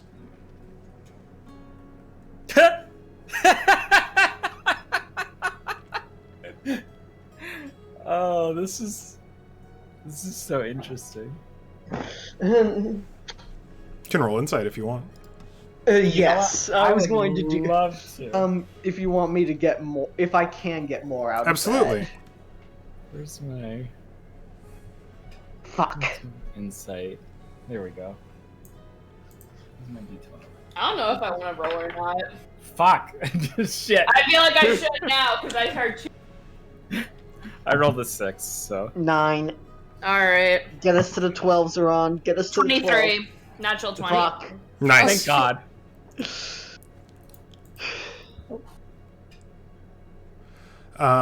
Yeah, Zoran and Loka, like, that seems totally true. Like, I don't know, she's got a bunch of weird shit. Maybe some of it's valuable. I guess that makes sense. Zoran, she's obviously not telling you. Like, everything, it's you get the vibe that, like, she's being honest with you, definitely, but she's actively restraining herself from saying other things. Yeah, this definitely feels like lying by omission. At least as a player. Whether or not that's what's actually happening. His son will look to the others skeptically. Been a constant problem then. It's happened a few times, and a few times is enough to make sure that the people I employ to return my belongings are protected. Oh, that's why you live here, because this city is hard to find. Oh, it's coming together. And it's naturally, and his son will mutter, and naturally,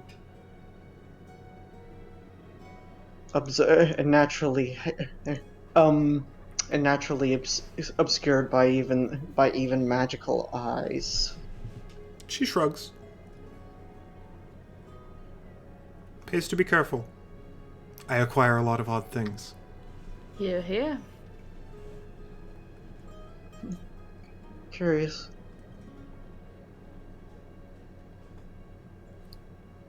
Though, Hassan says, though perhaps that's nothing. If you don't believe it'll cause us too much trouble, then I'm sure it will. It won't then. It shouldn't. So, then I have no worries about it. Does anyone have any other objections? Just one further question for me, but please, Lady Pashmina, if you'd like to go. Pashmina just shakes her head and says, "Surely it can't be anything more dangerous than I've already encountered." Feihu just kind of like cocks her head to the side. Like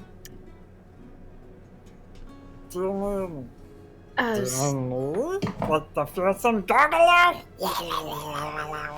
You're the most fearsome thing I've ever encountered. Okay, that was a lie. Feihu chuckles. Dearest Feihu, if you do not mind me asking. Of course. Do you happen to know exactly who is not requiring, what's the word I'm looking for? Obtaining, I suppose? Obtaining your belongings. It sounds as if you are familiar.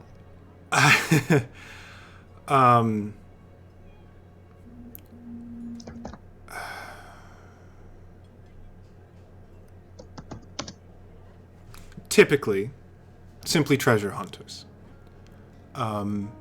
Very occasionally, an old enemy who was once an old friend has made my life more complicated than I wish it was.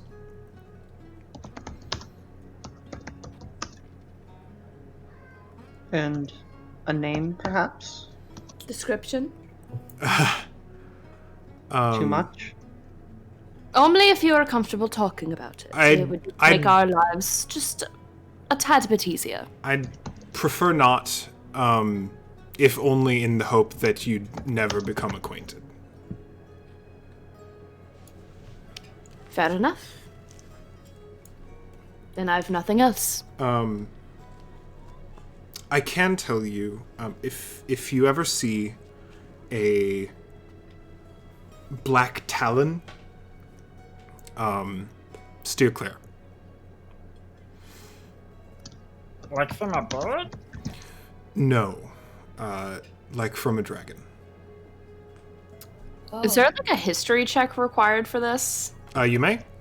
I'm definitely not gonna pass this, but I'm still gonna try anyways. I might. Yeah, could be better. No. 14. 10. Okay.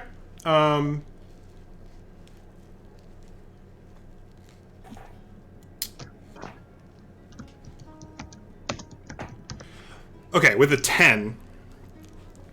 I'm gonna assume that's a no. No, so the symbol sounds familiar. Oh. Specifically to you, Zeron. Because of some of your affiliations. You've seen a lot of symbols from a lot of groups. And it, like, you know you've seen it. You know you've seen it before. But, like, where or when or who is completely beyond you. Oh, that's so tough that I got a 10. Okay, cool. Hassan, likewise, like, this is a something that it's not uncommon. Like, this isn't a unique thing. This is probably some kind of group. But you think they're affiliated, like, far west.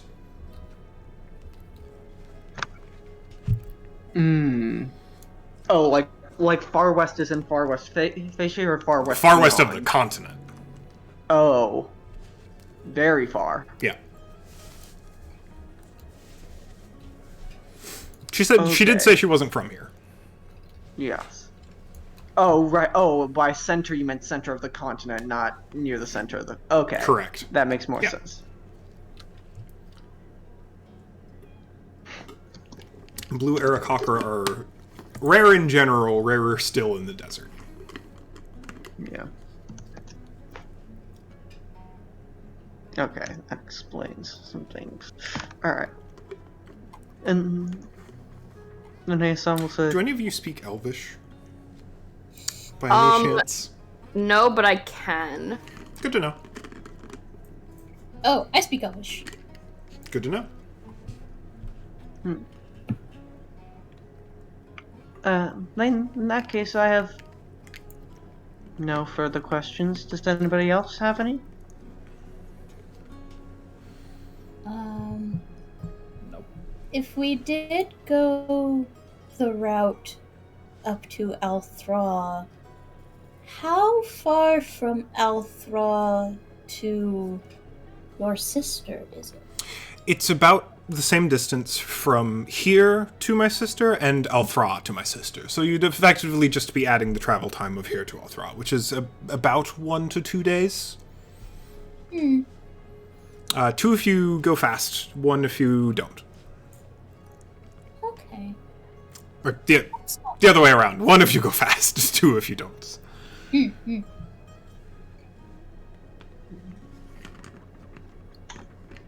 Oh.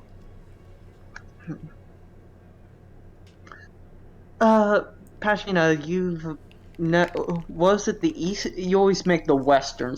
What kind of circuit do you usually make? I do the Eastern Circuit here in the Phasia. You've probably also been down to Dermund.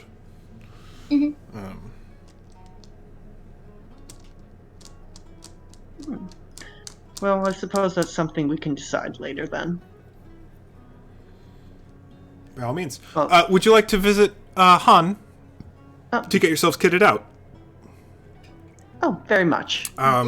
Here. And she grabs some parchment and like writes a note on it.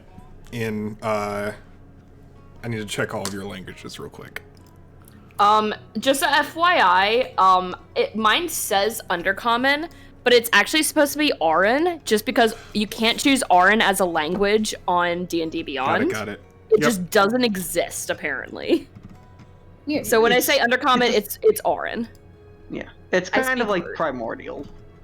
Yeah, I mean, I have Primordial as well, but, like, I specifically wanted Undercommon to be Bird. Bird language. Just so you are aware. Yeah, absolutely. Where are languages? Very bottom of the sheet, bottom left. Proficiencies and languages. Ah, I see.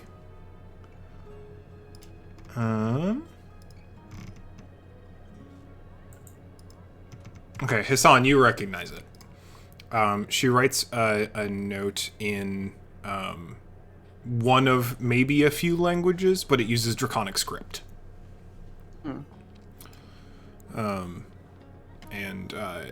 So it's actually kind of a weird, like, mash of Draconic and Infernal. So, Pejmina... You also recognize a little bit of it. Can I make a history guess? Cool. History... Sure. Because part of me is now assuming that it is somehow connected to specifically Tiamat. If it's infernal and If it's Draconic. Infernal and Draconic, you could make... that would probably be more Arcana or Religion. Oh, okay. She is Then a I will- god. Maybe Arcana then, instead of that thing I just rolled. Sure. 13.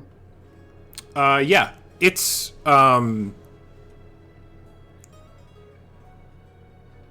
it's just a very old dialect. Oh, I see. Like, probably either of Draconic or Infernal. Can't really tell which. just old, a very unused way of speaking, almost like if you saw someone writing in Latin. Or like Old English, that kind of thing. Yeah. That's cool. Yeah. Okay. And she writes this note and hands it to one of you, probably Pashmina. And it's just like, yeah, go see Han. She's right next door. She'll get to figure it out. Thank you. Absolutely. And I'll be here if you need anything. I guess we'll see you later. Mm-hmm. We'll You head may out. exit. Yes. To new place. Not right next door, but the Close to place. Okay. The place with the distillery on top of it. Ah, this must be the alchemist then. Okay. Yeah. If you arrive and perhaps knock on the door, you hear a call from above that's just like, "Oh, come on up. Shop's open. I'm just working on something."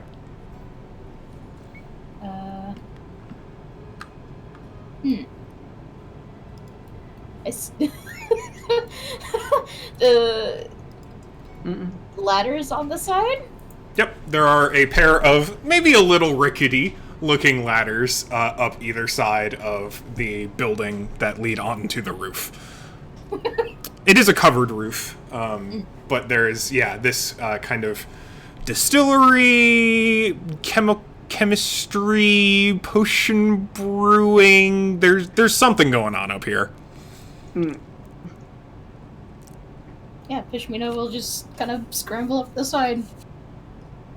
Hey! Then she's like wiping off her hands on like a rag and tending to these two like big hissing boilers, and it's just like, sorry, I'm in the middle of just a experiment. What can I do for you? I've got this, and she's gonna hold up the note. Oh. She kind of takes it and reads through it. She's a kind of stout tiefling who kind of takes a look at the writing and just kind of like snorts and is just like, all right, well, you're getting the whole kit and caboodle, I guess. Where are you heading? What do you need? What's up? Oh, Hassan will just sort of flap up, I guess. Mm-hmm. More. A group, probably. Wouldn't want to send someone alone into the desert. Yes. Sounds like a bad idea. Yes. 4 of us all the way to the northern edge. All the way to the northern edge. Okay. I can definitely get you most of the way there. Depends on what you need. You've got, and she kind of looks at the thing again. You've got the cart and Missy, so that should fit. Is this all? So, are you all there? The 4 of you? All there? Yeah. I guess we're climbing up the ladder. Look. You don't have to. It's just she just needs to know everyone's needs. I think Zoran's gonna stay on the ground. I'm gonna be honest. Bold. You don't wish to climb up? No. No? No, not really. Kind of hard with big staff, you know? Oh, okay, I suppose then we will just confer to you what happens later. Or you can listen. I trust the lot of you. You'll be quite alright without me up there. Alright, so the other 2 of you are nearby, at least. Yeah, I go up. You go up? Oh, interesting. Alright. Ground party, let's go. Okay. Fascinating. Han kind of like walks over to the edge and like looks down at you. Zoran is just like, okay, alright. No special bio. You all appear to be humanoid. That'll make things easier. Alright, I've got a few things for you if you need. It depends on how much you want to be roughing it, I suppose. But I've got some heat resistance potions. I've got an ever-flowing flask, if that would be useful for you. I sell some very specific curing salts if you intend to do some hunting along the way. I can enchant some things, but that's kind of long term. What would you like? What do you need? What's an ever-flowing flask? Take one guess. Flask that flows forever. That's basically it. It's a lot easier to do. A lot of people like specific substances, like they, unsurprisingly, booze. Sometimes people go for honey or meads or ales. But for the most part, Bolt. What's he doing? He wants to jump to the teal cubes. I gotta stop him. Just I'll be right wait back. Bolt. Intervene. God. That sounds about right. Yeah. Like about to jump onto something, will it collapse if he jumps on it? He's trying to get to something he's not allowed to have. That's how it goes. Yep. Yeah. Yeah. Yeah. That's how it goes. God. I tried to put him on his cat tree and he We've broke got this out. giant construction of teal cubes that's got like a bunch of video games and groceries and stuff in it, and if Bolt jumps on it the wrong way, it is absolutely going to collapse. Yep. Yeah. That sounds about right. We'll get there. Anyhow, it's very useful for the desert because it allows you to stay between oases if need. It's not exactly a fast flow. It's not like you could fill a bathtub or anything with it. But it will give you... It refills at dawn, effectively. And should be enough drinking water for most of your party. Sounds useful to me. Sure thing. It's down in the shop. I do need to be monitoring this situation for a little bit, but I'm more than willing to go down and get them for you.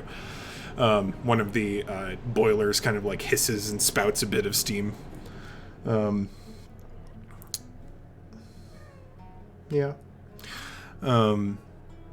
It's a fascinating thing, the Oasis Waters. They're such a weird little construction. Do you take care of the waters? No, but I study them somewhat. Ah. They're particularly their potential alchemical uses. Bolt. Do we need to, Come like... on. He's on the TV. Oh. On the TV. Yes. There's about 3 inches where there's TV stand, and he's absolutely going to fall off. Right here. Oh, come on. You gotta get down. Don't bite me, okay? No promises. I'm sorry, buddy. You're being a menace. Yeah. It's particularly interesting when used in brewing of various alchemical things. It's infinitely refreshing.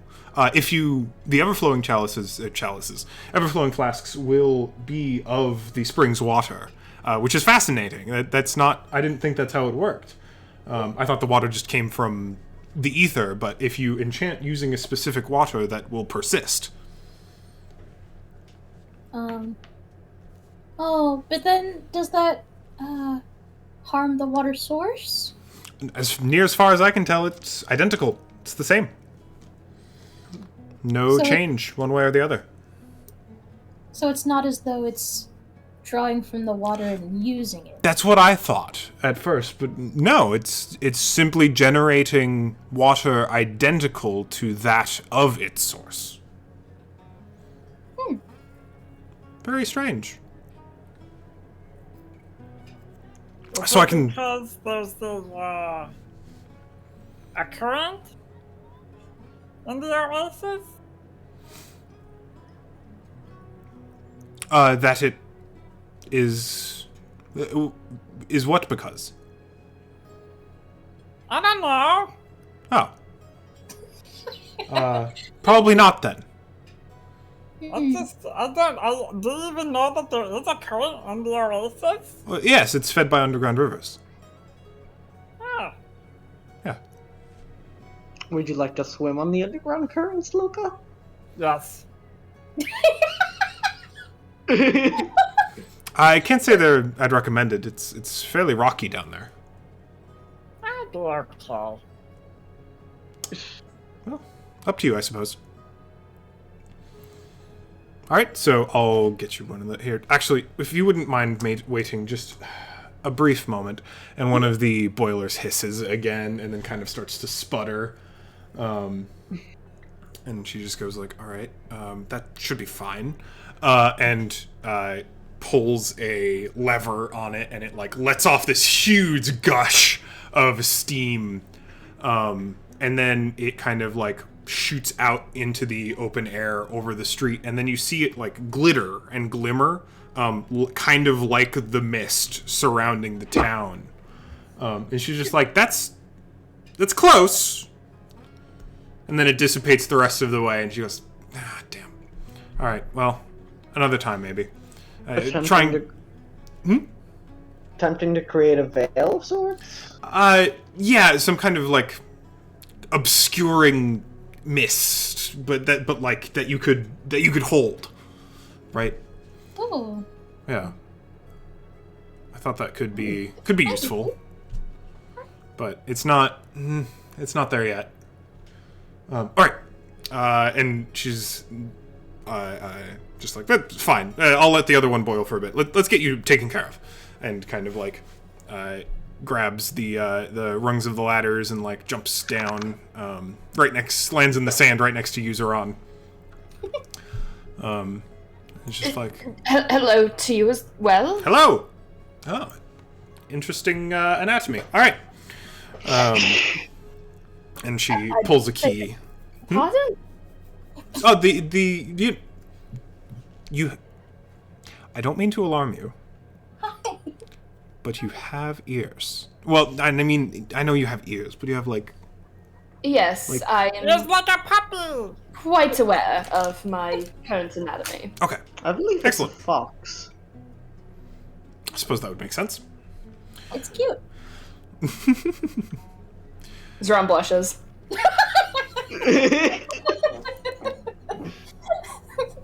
Anyhow, and she unlocks the door to the shop and walks you in, and immediately starts giving you stuff. So, for whoever would like to keep track of it... I have notes up. Excellent.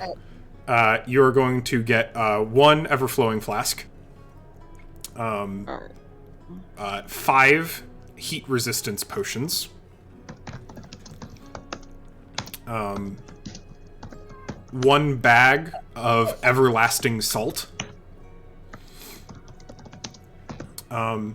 and she leads you kind of across town to where there is a cart, and nearby in a kind of stable area is a giant fennec fox. And she's just like, this is Millie, and she points at the fox.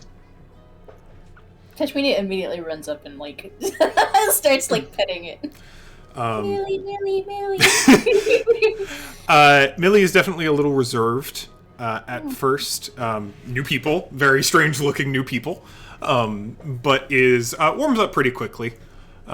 She's used to being loaned out quite a bit, so she kind of like... Who's a good fox? Who's a good fox? I believe they like it behind the ears a bit more. Like just the ears. Right behind the ears. Millie's into that.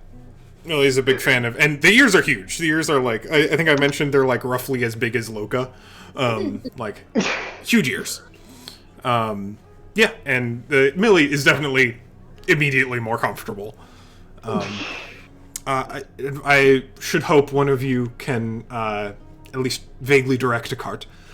But yeah, as soon and if you are ready to leave, feel free to hook Millie up and be on your way. Do know that she will need some care, some food and rations. So plenty of drinking water. She cools off on her own. She's very friendly. She gets a little skittish around snakes, so watch out. She might buck if you put her too close to one, so. But you should be fine. You hear a metal ping off in the distance and see like a glint in the air as a gasket flies off the boiler that she has neglected. And she's just like, shit, all right. I'm gonna go have an adventure. Be careful. I will. And she pulls on two, like, very thick-looking thermal gloves and, like, jogs off in the direction of the alchemist shop. What, baby? What? Be quiet. I suppose Varian are care for now, but it's getting perhaps a bit late to be traveling.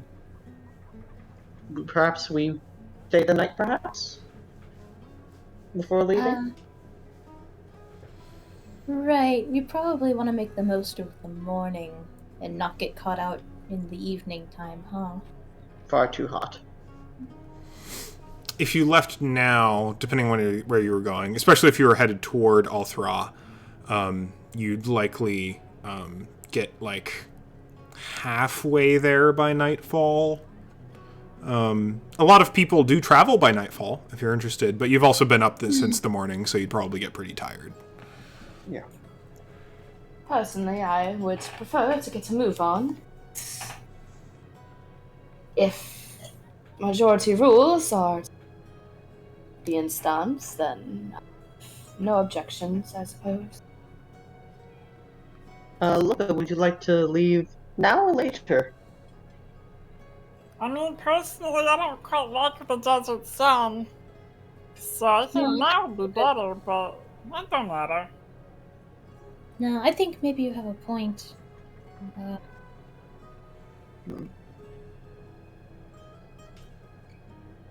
Then perhaps...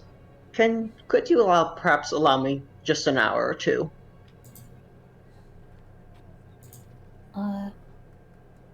Before... Oh, and of course we need to make plans on which direction we plan to go on. Of course. Of course. Right. Yes. Then an hour or so? Yes, and Pashmina, I would hope you would be able to assist me during that hour.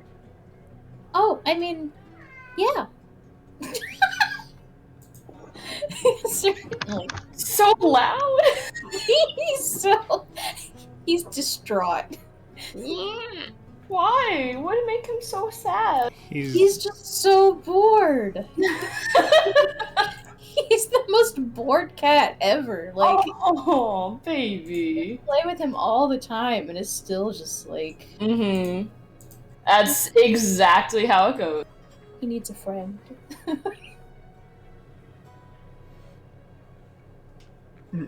But yeah, I'll help you, Hisan. Oh, thank you very much.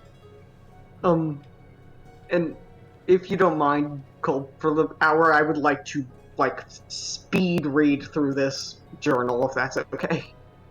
An hour's, not a whole lot of time. Chapter 1. Certainly, I can give you some high-level details, for sure. I do need to get Bolt off the counter again. I apologize. I do have comprehend languages. Well, Granted, it'd help. only be on me. Pashmina speaks Elven, though. You know you're not allowed up there. That's fair. Would you like to, unless you would like to?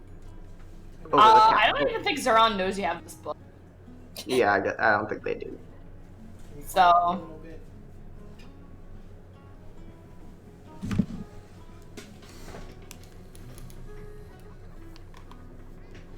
I am returned.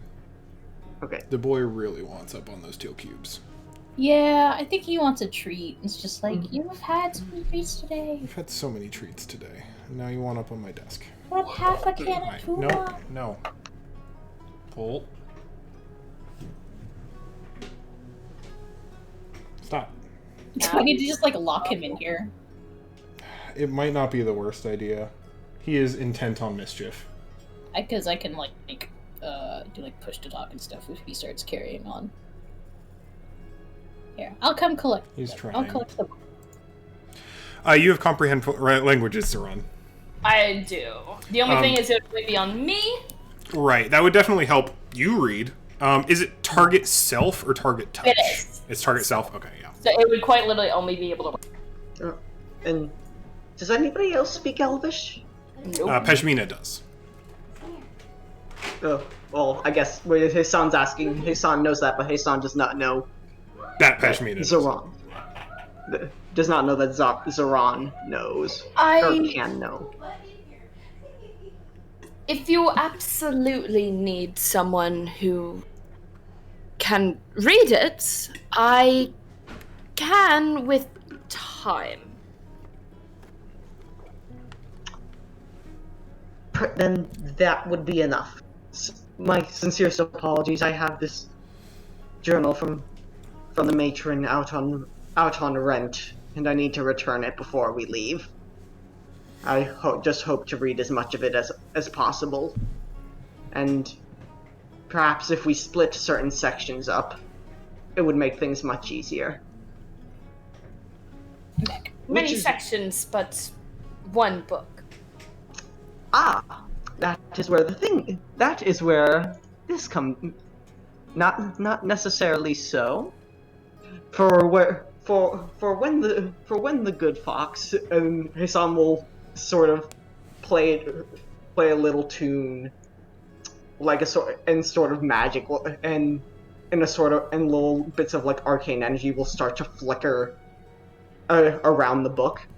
For when the good fox looked at the book, there was not one but two, and I would like to use my performance of creation to duplicate it, essentially. Yeah. Wow. That sure is the thing that you can do. Yeah. So this is the replication of an object that you have not studied. I'm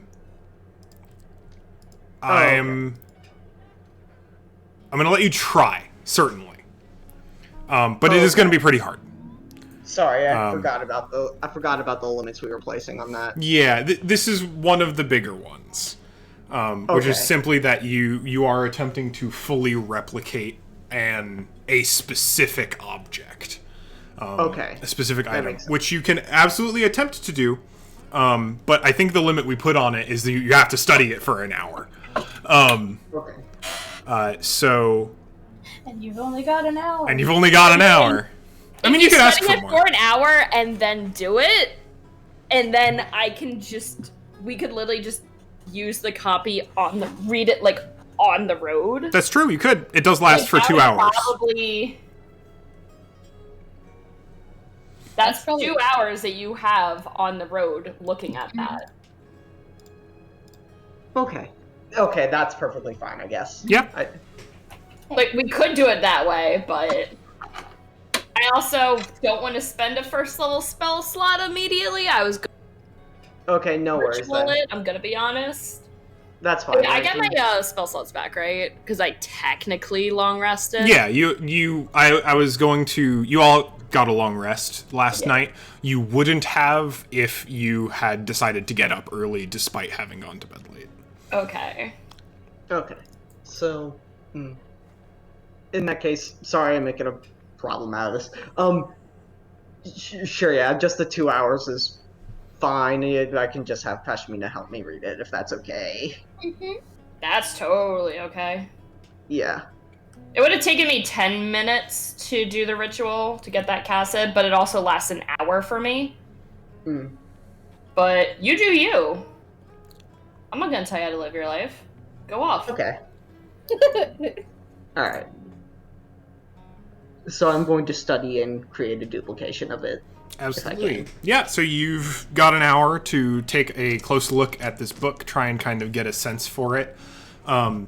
It's almost like with how you are doing this magic, you're trying to get a sense of its almost like material resonance, like trying to get a full bead on like what makes this object unique, so that you can use your knowledge of the myth of creation to make an exact duplicate of it. And that is a hard thing. That is not easy. It does take a whole hour of pretty intense focus. Yeah. At the end of that hour, you close the book, and realize that there is a second copy of it in your hand. Well, I suppose I don't have too much time then. Have we decided on a route? Have we decided on a route? My thinking was that we could, excuse the poor turn of phrase, kill two birds with one stone by, heading up to Al-Thrah, maybe inquiring about the scarab, and then heading up? That sounds like a good idea. Any objections? I know you just came from there, Zoran. No, none at all. I'm fine in being in my home city for another short while. Of course. It's also safer, I think. She had talked about, bandits on the other, route, so... The other side, yes. Correct. Hmm. We shall see. But if you would all like to journey to Al-Thrah, then by all means. Yes, Yeah. it'd be nice. I haven't been there in a year. You might find it interesting, Loka. There are thieves and a lot of people.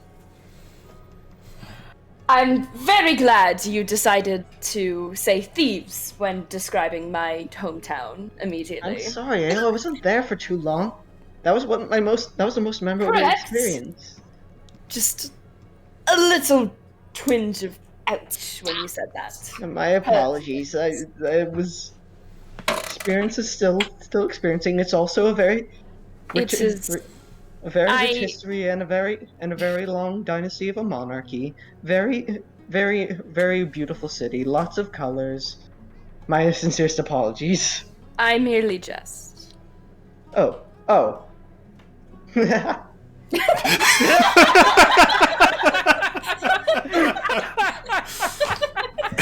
Oh, that was good. I love that. That was love very that. good, yeah. Just that made that whole conversation. But I mean, it's not like it's all just, thieves and whatnot. I mean, plenty of people are really generous and just kind of, gestures at Zoran. Are what? Really generous. Oh, really generous. I thought you said religious. Oh, no. I was like, Generous. what? The mic might be a little far away. That's okay. You're fine. I just can't hear, Religioners. apparently. I heard religioners as well. And Zoran will just kind of do like a kind of half bow, not his full deep bow. It's definitely is a city that I believe everyone should visit at least once in their lifetime. But enough talking about Al-Thrah. It's better seeing it in person rather than talking about it. I do say myself. So, do we have any more business here?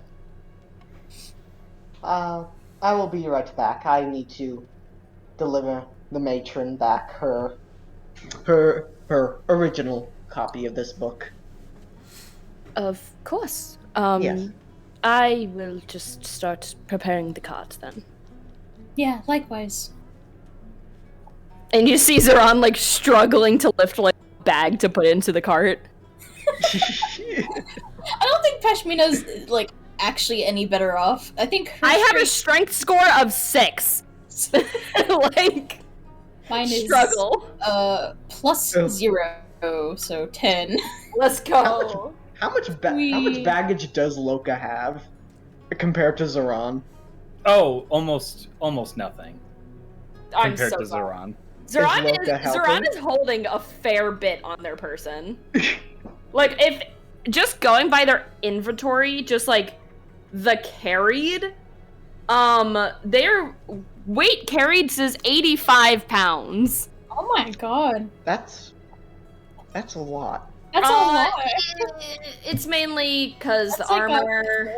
Bag. Yeah. It's the rations. I Oh, have damn. some ropes. I have a torch. Apparently, I have 10 torches. Is super heavy. Apparently. Sherpa ass, like giant Hey. ass on your.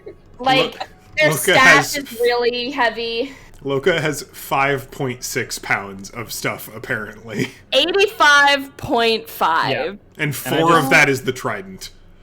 Yeah. Oh I just my added God. the 10 rations that I spent.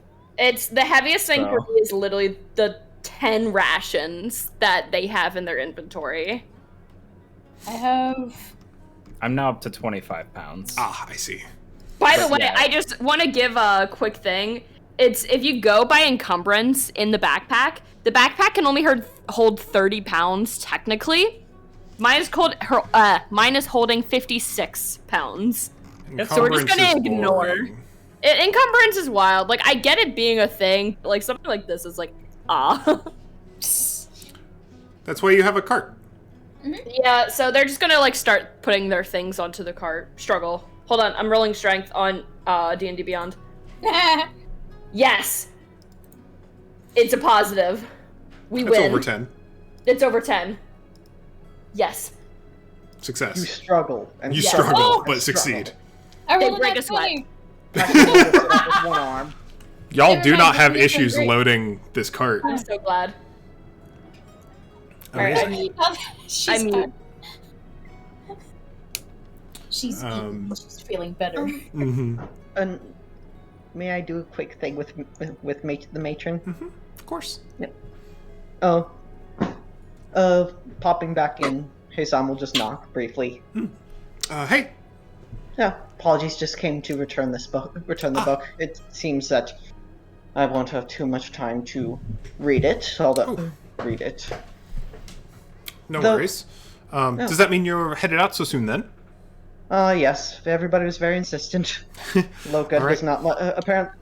Apparently, our aquatic friend does not like the heat. Unsurprising. Yes. But quickly before you go, I did find one thing, and she gives you like a little black wooden case. It's just like for the bracelet when you find it. I found the carrying case it used to possess. Oh, that will work perfectly. Mhm. Also, there was a question I wish to ask you. Of course. You have spent much of your well, I guess I don't mean to be all rude, but how old are you in terms of years, matron? I stopped measuring it in years a while ago.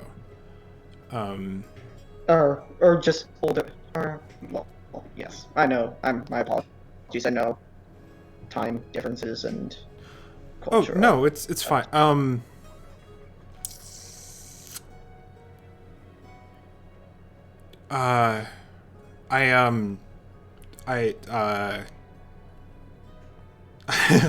I'm sorry. I'm having difficulty bringing numbers to mind.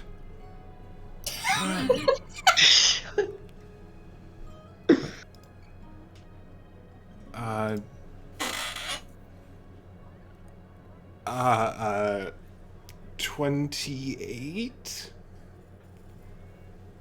Maybe in years? Maybe 7? Maybe 27? Let's see. How long do Aarakocra live again? It's always incredibly short. I remember. According to the book, 30 years. 30 years. I think so. Oh, Heisan will just sort of look shocked. That's very. You do not look. Forgive me. You do not look. You do not look 28. But in that case, I wish to ask. Perhaps it's something I've been thinking about much lately. You seem to have spent plenty of time within the city just simply studying, and everything else. I have, and so very little time. Why do you spend it in the same location? the same space. She just kind of smiles. I like it here. It makes me happy. And you don't worry of anything? Or worry of... Oh, I worry constantly. About many things. But take that as I can deal with it. If I have a problem that I can solve, like a missing bracelet, I find a way to get around it. If there are issues in town, if there are troubles among us, then we'll figure it out. But I take that day by day, hour by hour. It does lead to me being a bit frazzled during planned arrangements, but I can imagine. My apologies. no, It's by just- all means. It's always confused me how one can spend their entire life fixated in at a single spot. My apologies.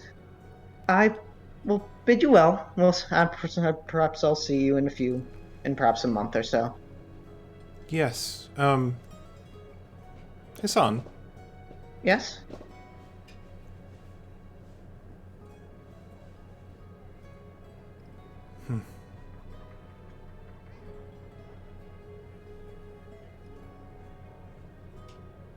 you're an archivist. You Yeah. Yes. record, if not study, the past, but remember that you have a present too, and a future, alright? I will do my best. Alright. Go have an adventure. Goodbye. See ya. And sorry, that was the scene I wanted to do. Good stuff. It's good. You can head back to the cart. Yes. And also, Hassan will give us, let's see, a couple when he gets his stuff from Zoran's room. I guess he'll give a little silver tip to the little triplets. They are enthused. To But also sad to see you go. Aw. triple pat. Mistake your name. Tala, Tafa, and Lada, right? Mm-hmm. Wonderful little boys, little peoples. Children's. Children's. Wonderfuls. Okay. That's all. Sorry. Alright, you head back to the cart. It's pretty loaded up. You have your chalices. You may head out, if you would like to, off into the desert road. Who's going to be driving? That is what I was going to ask. Oh. I assumed you would. You were always the one that was always on the road. I've barely spent any time. Ashmina kind of like...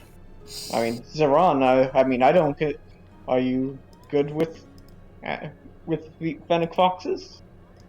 I will be honest, I've never driven a cart before. And look, I know you have Poppy, but would you like to... Can you drive a fox? Oh, bigger puppy. Oh yeah, Puppy, has Puppy just been with you this whole time? Just like kind of like trailing around behind Yeah, you? he just kind of hangs out. Always a few steps behind. Aww. I think while you two were loading up and Hassan was talking to Feihu, he just went. Excuse me, hang on. I'm so sorry. I think he brought Puppy to the Oasis. That's what I was looking for. Yeah. And just let Puppy swim around in there because Puppy isn't me.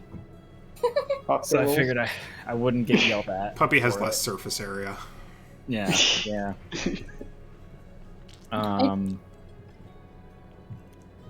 So God. I don't. Well, to drive a cart, it's just like animal handling checks, right? Yep. All right. Millie's a very easy to. Millie's not like a. Like she's not a pack horse. She's not like super strong or super fast, but she is very easygoing, which is why she tends to get loaned out to guests. I'm gonna be looking for an animal handling check of 5 from someone to drive Millie. If you want to do anything fancy, we'll get to that when we get to it. But just to hook Millie up to the cart and have her get you in the right direction, 5's all you need. Well, if you wanted my help, Heisan, I don't think I can read and drive at the same time. But I could drive us. That is something I could do. Yes, that would be terrible. Then perhaps Loka? Would you like to drive? Big. I mean, how hard could it be, truly? Yeah. Don't say that, because then we start rolling 2s. Truly, how hard could it be? Let me give it a shot. Friendly foxes are tame creatures. I believe I kind of get the feeling that this is gonna go horribly, horribly wrong with you to him, but, I'm gonna keep my mouth shut. What is that? I wasn't listening. My apologies. I'm going to do the thing. Go for it. If no someone way. would like to help, you may. Oh no, that's my okay. So it's just a 5 I have to hit, right? Yep, you're just looking for a 5 or more. I'm gonna help. You're gonna help? Okay. +1. You have I advantage, +1. Zoran. I have advantage. Loka is Let's helping. go. All right, the first one, thank God I'm getting advantage. Second one, okay, 16. 16? What was your first roll? First one was a 3. Okay. What did I say? Loka's assistance I rolled a definitely helps here. Between the two of you, you manage to figure out how to both harness and direct Millie, who is being incredibly patient with the two of you. I'm so glad. But you manage to get up on the cart with your rations and supplies. It is like lightly covered, so that you're not fully in the sun throughout your entire travels, and start heading on the road west and north toward Al-Thrah. While you are doing that, Pejmina and Heisan, you begin reading the book. Could you describe a little bit of the process of how this is going? Like, Pejmina, are you, like, reading and summarizing? Or are you just reading out loud? Are you kind of skipping around? What's kind of the method? I'll let Heisan direct, since this is...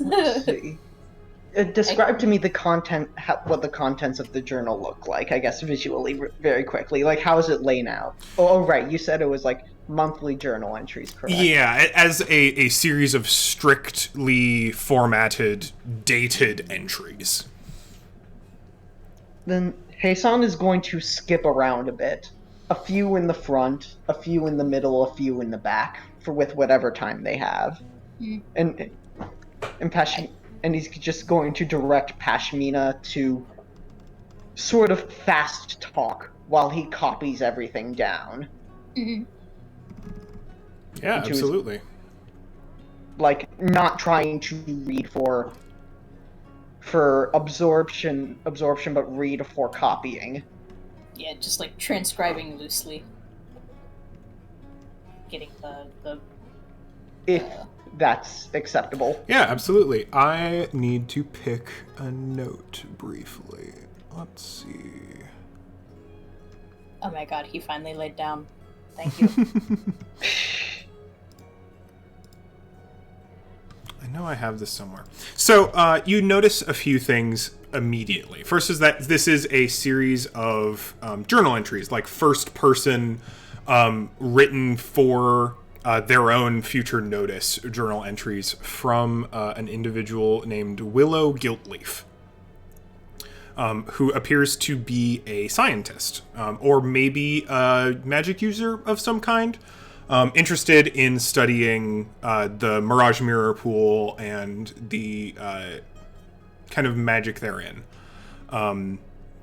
Once you're kind of on the road and you're reading these things, one thing you notice pretty immediately is all the entries are dated, and they're dated to about 250 years ago. This book appears to cover, having gone through, like, read some entries at the beginning, read some entries in the middle, read some entries at the end, almost the entirety of this particular elf's lifespan. Not their youth, certainly, but their adulthood onward, and covers probably another 100 years, maybe close to, like, 80.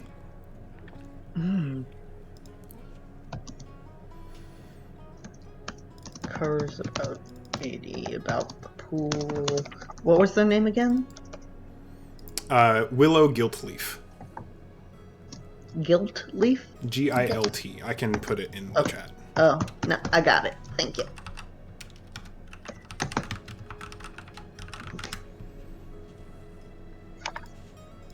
Oh, I thought Guilt.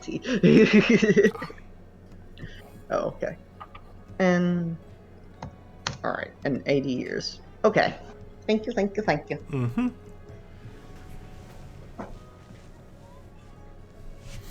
So yeah, it's from. It appears to be dated from quite a while before, and throughout the whole thing are references to a Feyhu, as both a mentor figure and companion, kind of not like guiding them through their studies, but just like being around. And helping out. Occasionally, one of the things you note is occasionally they mention having asked Feyhu to acquire something for them. Typically, a magical measurement instrument or some kind of enchanted item from any given location. And it appears that they've come from all over, potentially all over the continent.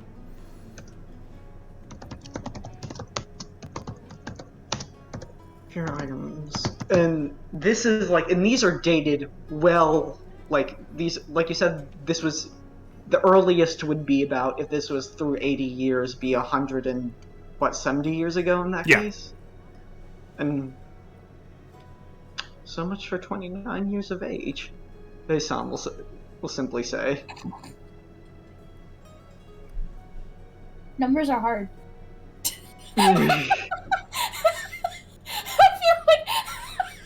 That was me saying it, but I think it's also funny if Peshmina does. Yes.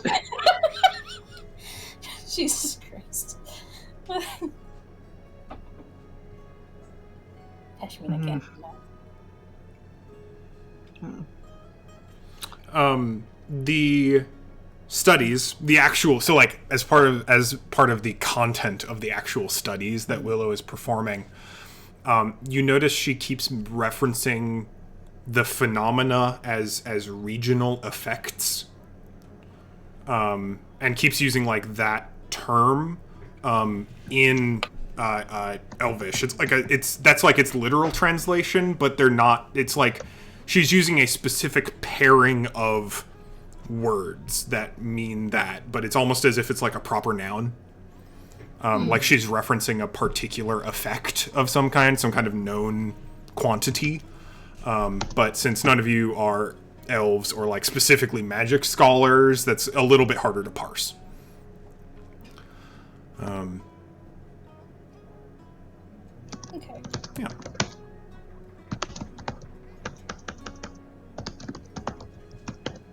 Alright then. Thank you. Alright, thank you very much. Absolutely. That's like the first hour. You've got like another hour.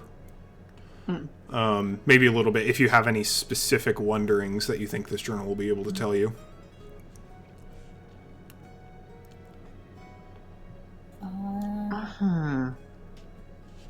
I will probably make you roll.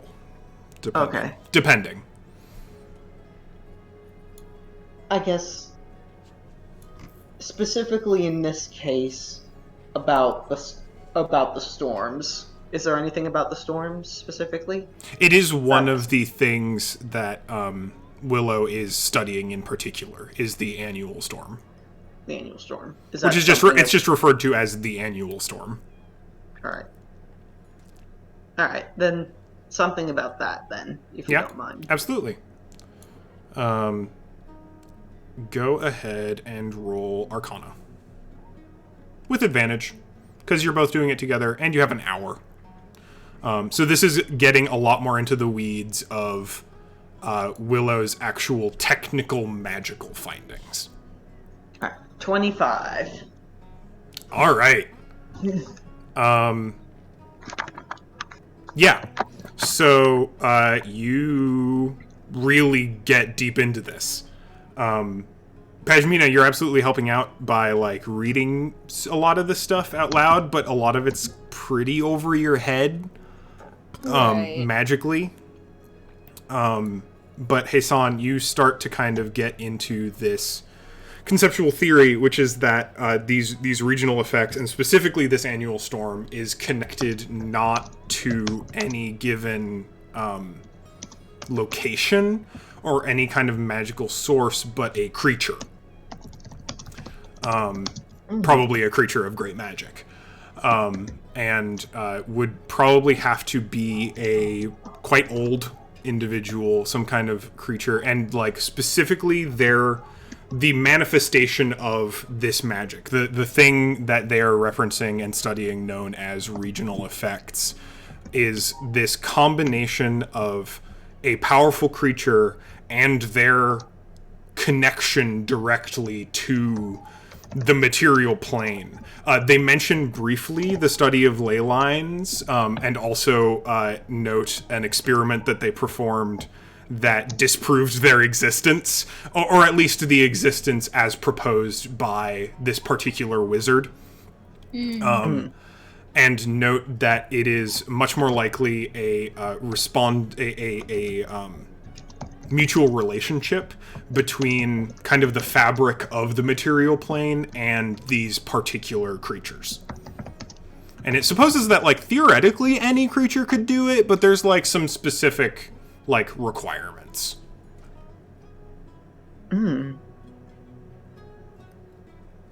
Alright. Okay. It's very high-level magic theory. Yeah. Good thing I have Hassan has expertise in that. Yay. Yeah. Literally. I think as Pashmina's reading, she's like, I might still be a little hungover. This is really boring. This is a hard book. Hassan is looking intently and scribbling madly. As, like, Are you understanding any of this? I mean, given this is stuff I haven't particularly heard of yet, or not, but the mere concept of it, of course, the merger of a realm, the manifestation of a creature, and the material plane, one that is perhaps maybe even extraplanar in existence and only manifests through these storms. Ashmina's face down in the book. She's just like, Come on, this is cutting edge stuff, Ashmina. This is the stuff of. This is what it's all about. Yes, I'm trying. Here, let's get through it. Loka and Zoran, could I get either a nature or survival check from one of you? I'm gonna be honest right now, I only have A what? I only have a +1 in either, so Matt, do you want to? Are you good at any of those? Yeah, but my dice aren't. Oh boy! Do I I have to roll 2? Yeah, I rolled a 10 for survival. Do I also have to roll, Cole? You don't have to, but you may. Am I Could go recommended? wrong. It's too bad I'm reading a That's big. funny. I also rolled a 10. Okay. Shit. It's a clear day, or evening rather at this point, and you can you are following the path, even as there are sand and dunes around you, and mirage is kind of starting to fade in the background. You are following a fairly well-worn, well-marked path. That said, because it's such a clear day, even though it's starting to get dark, you can just see what looks like some sort of encampment up in the distance. Kind of hard to tell exactly what might be there, but there's something off to the side of the road.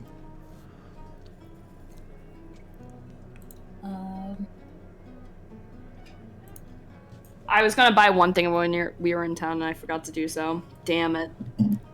I'm fine with retconning if there's something you want in specific. Yes. A, like, spyglass of sorts? Oh, Just sure. like a little telescope to be able to see fars. Yeah, that'll cost you like... I like will a pay. gold.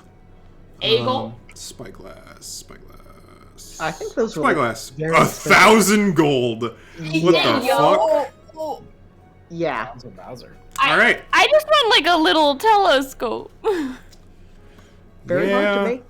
They are difficult to manufacture. That is a Okay, Um, I don't have that. So Unfortunately, I'm sorry. no, that's okay. We could have used that half price. If You we could have didn't used roll that half price gold. discount. We literally don't even have 500 between all of us. We yeah, I don't did. think so. Who did? Did we? You did. I mean, Yeah. you still have quite a bit. I only have 17. Didn't we give the troop like 500? We sure did. 100. Oh, only 800. Oh, okay. Still. I gave them a lot. I'm still a little salty about that. It's okay. Look, handicaps are fun. Cowboy Bebop was an amazing anime because they were rich. It was amazing because they were poor. All the time. No spyglass. It's true. It's cool. It's cool. What if? Yeah, maybe. I could have asked Han or someone. Oh well. You do see something in the distance, though. Yeah. Can I spy to like see what it looks like? It just looks like an encampment. Yeah.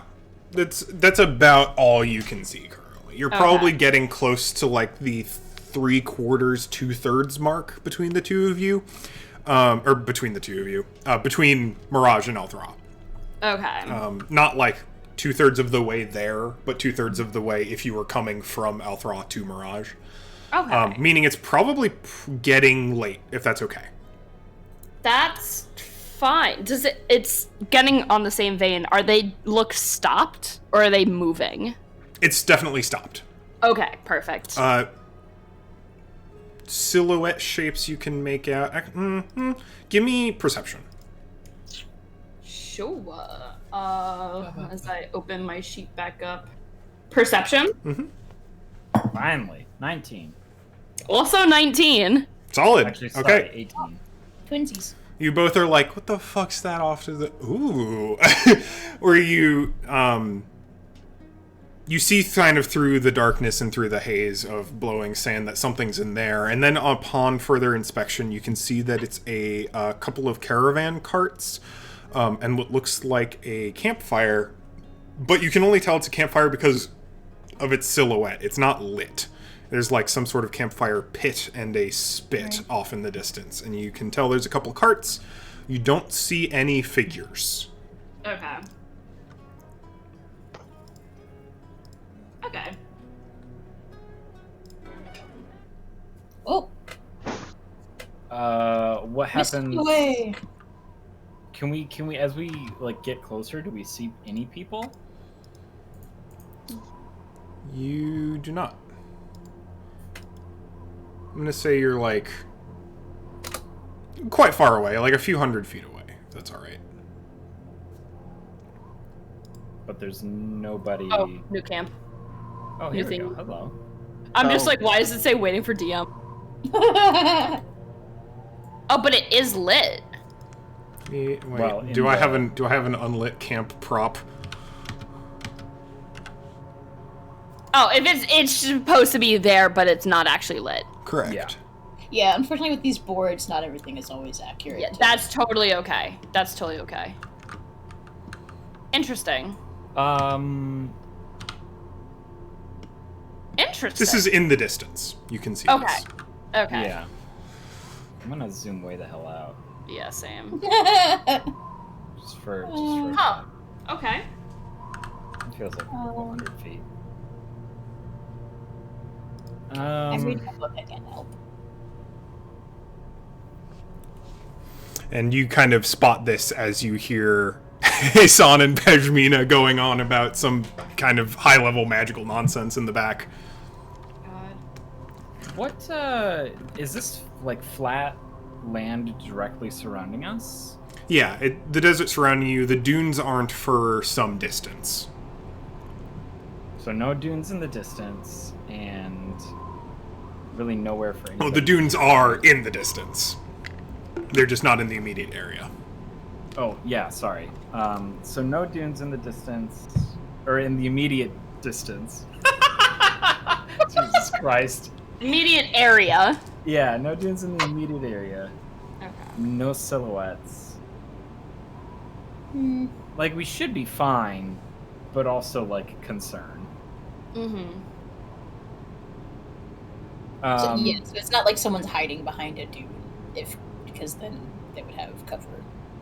Yeah, can we see any sort of animal? Yeah, so with 19 perception, you can tell that, like, you don't see any silhouettes. Like, you not only, like, do you not see people, you do not see any people hiding. Okay. Same with animals. If there were any giant fennec foxes drawing these carriages, they're not here anymore. Hmm. That's What happens- mildly concerning. Yeah, what happens as we get closer?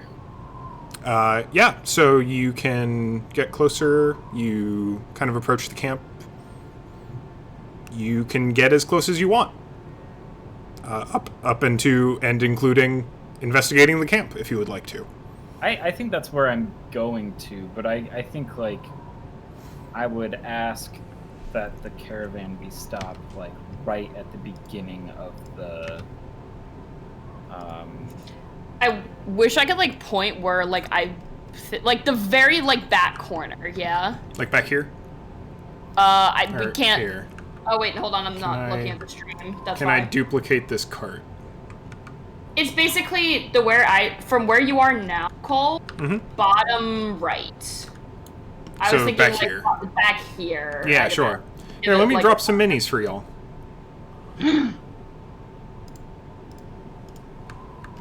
This is Zoran. Is me.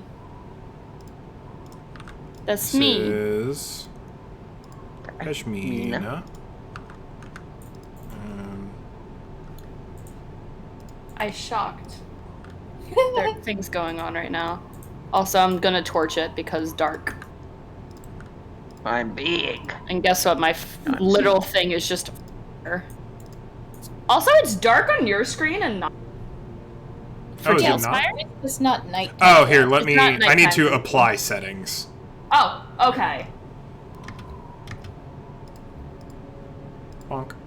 There we go. Oh. that's a lot. I will say, Zoran definitely has a torch lit on them because Yeah. all they Yeah, can you do is actually- do fire. So, Yeah, like, they so- definitely have a lit torch on them. Absolutely. That's actually a thing you can do on your own model, I Yep. think. No, I have it Zoran's lit got it. on the model, but I Oh. also, like, quite literally, all Zoran can do is friendly and fire. Ooh, what about Not both? friendly fire, though. Well, fireball later on, but you know what I mean. Friendly fire turned off. Yes, currently friendly fire is turned off. Ooh, it's me. It is you. See, where I've just moved the shark is where I think I would like to have the caravan be stopped. and then investigate from there. Like, get down and off. Is that our Fennec fox? Is that It Millie? sure is. Oh, This is Millie! Millie. It's Millie! a big evil bunny. You know what? I'm all for it. I'm all for It's it. the closest thing I can get to a fox, and it's also That cute. is totally okay. And it's I mean, also- all things considered, it's not that far off. Oh yeah, I don't want it to be like right up next to it, just in case. No, yeah, definitely. Keep a respectable distance.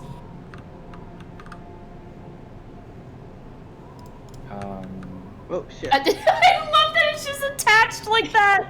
That's so good. That's so good. How it was perfect. I must I rescue love my. that. Oh shit. Cole. Thank you. Can you get stuck in it? Yeah, There you go. I did. Thank you. Sorry. Incredible.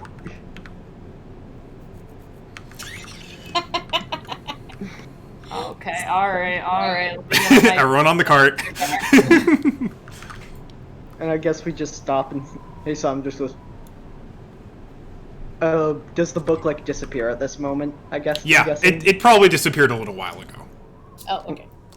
Because you couldn't have gotten here in 2 hours. Time, wibbly wobbly, timey wimey stuff. Haha, I understood. Cries in Hulak. Super Hulak. Lord. Alright, Why but did we stop? Why did we stop? for curiosity's sake. And Zoran will kind of like nod their head in the direction of the caravan. Oh. I think Loka just gets off and kind of goes to investigate. Sure thing. I think. Zoran accompanies you. I will move my with the torch. Maybe like to hear and then be like, Hello? Don't get any response. Is there anything, like, even if I do another perception check here, there's nothing else I really gain? Like, it being this close, if I do a perception, can I see if there was, like, a struggle here, or everything was dropped immediately? Yeah, go ahead and do some investigation. Investigation? Yes. Oh, I'll join no. you in that. You can either roll individually, or I'm going to say either you should designate someone to roll, or two of you can roll. So either one of you can investigate with help, or two of you can roll. I'm going to tell you right now, my roll immediately was 12, so if you want to do it on your own, you can, or Bad. whatever. Yeah, what the hell? Oh, I just dropped it. Shit. Alright, one second. Go the other one.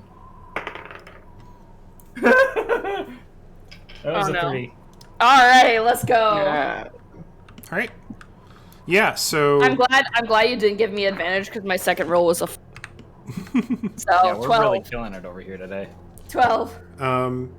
Yeah, a few things. One, the immediately obvious, which is that there's no people here. You knew that already from your previous perception, but your investigation validates it. This is almost definitely the Gem Cutter's caravan. Oh, that was easy. Oh. Looking through some of the stuff around, you see a lot of jewelry making tools. You see some works in progress. It appears that some people took their work with them. They don't really have like treasure around. Like they're not carrying. They know how dangerous it would be to carry a load of gems through the desert. Clearly, they were headed to the Festival of Glittering Sands to be able to do work. That's why they have all their tools with them. But you don't see any individuals. You don't see any bodies. Everything seems pretty left the way it was. Are there gems? Are there... No. There are very few gems, but even the ones that are there are some gems in progress, specifically very rough-hewn things that are in the process of being cut. Don't hold the same kind of value as a cut gem, but even those haven't been taken.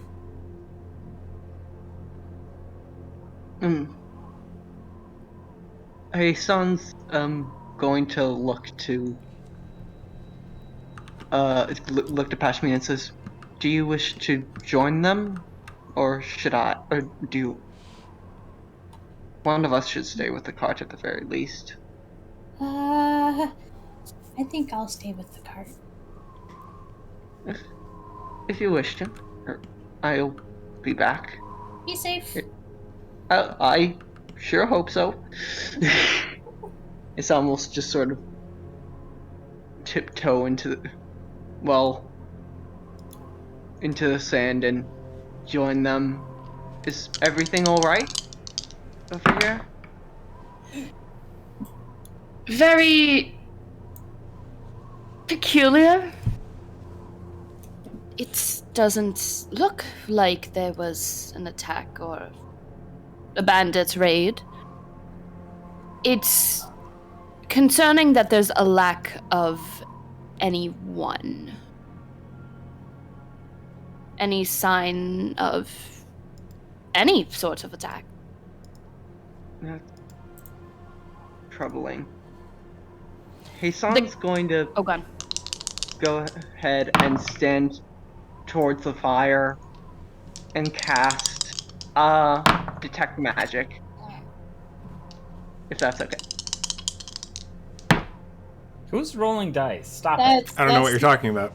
it. Stop that shit. Sorry, I'm really anxious. When I get really... No, it's not you. It's I'm completely lying out of my ass right now. I knew it was Cole. Oh, 100%. Yeah. I don't know what you're talking about. So... Was there something you wish to do first, Zeron? Things get very bad very quickly. Well, is what Cole if is something about is to say. happening Necessarily. right now, then never mind. You've got a minute.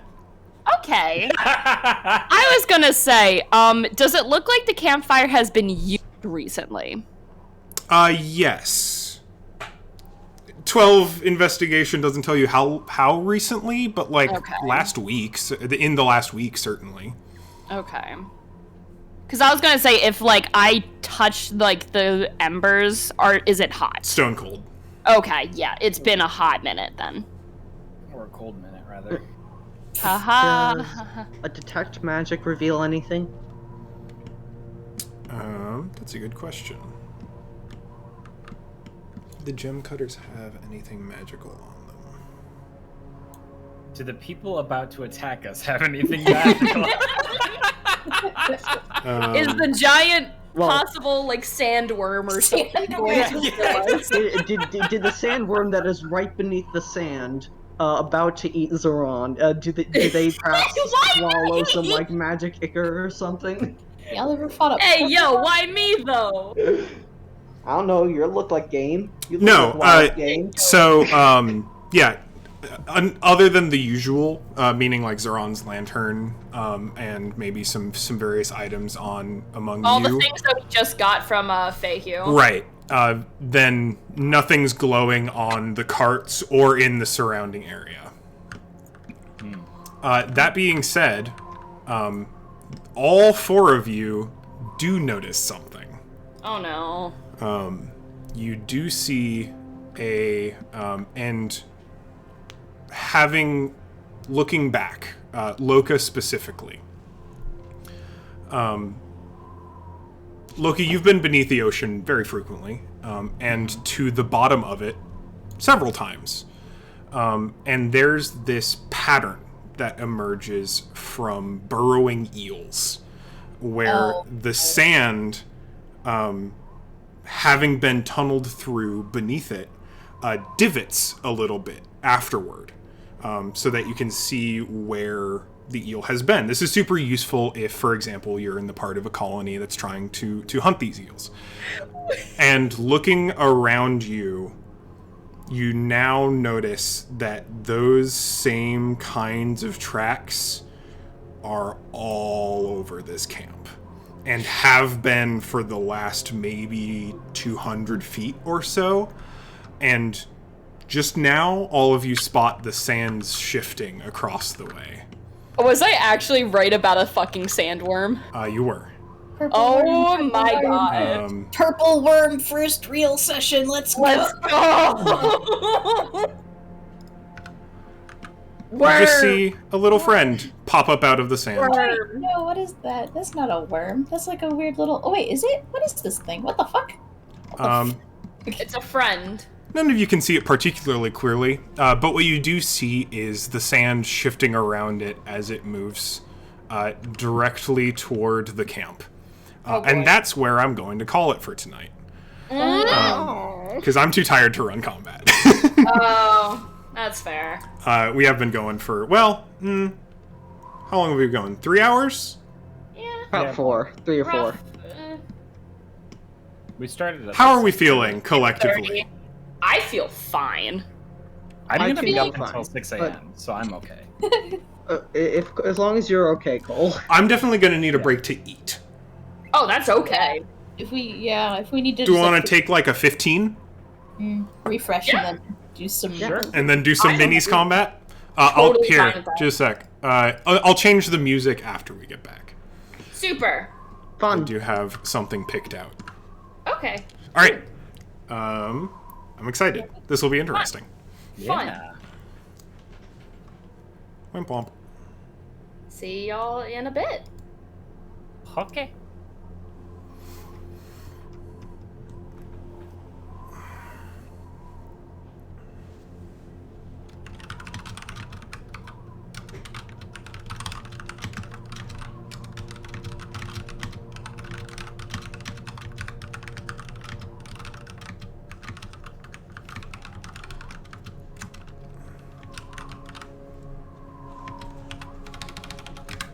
All my friends are posting about the expansion. Yeah, I know. Hey, buddy. I'm sorry, we're gonna be active and then you're gonna be upset again. I'm sorry. sorry. You should settle right back down. I should think. I would hope.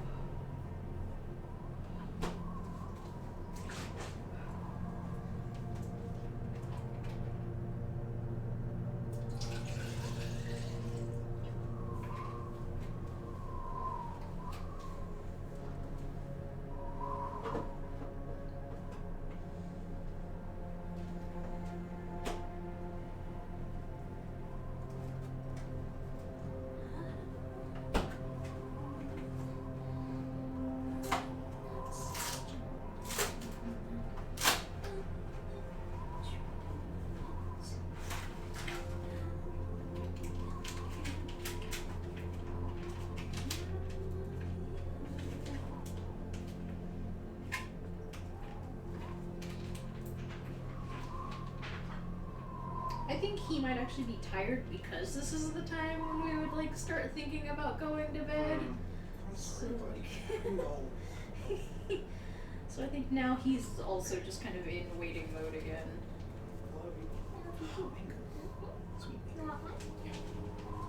I'm deciding what I want to eat.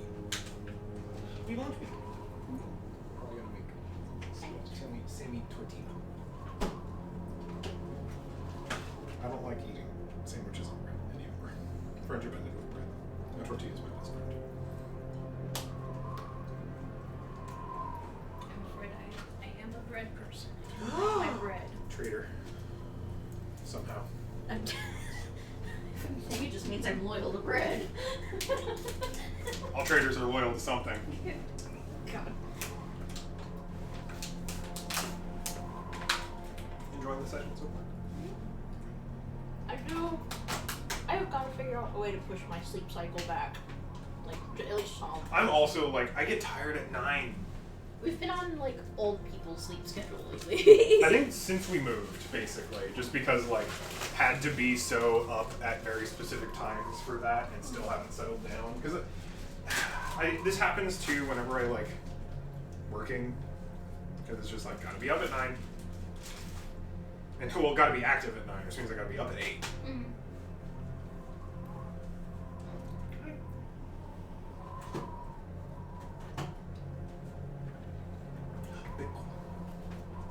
You figured out I'm eating ice cream?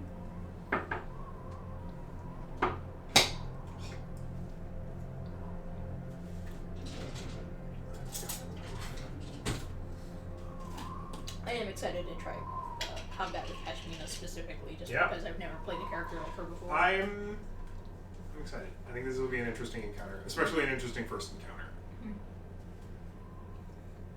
I was putting the map together for it today. I'm glad I found those like cart slabs, because there's no just like cart, except for the little ones.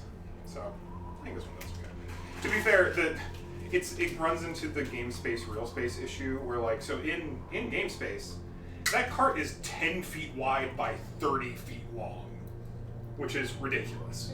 But like for game mechanic space, like that just makes sense. That's just how big it should be.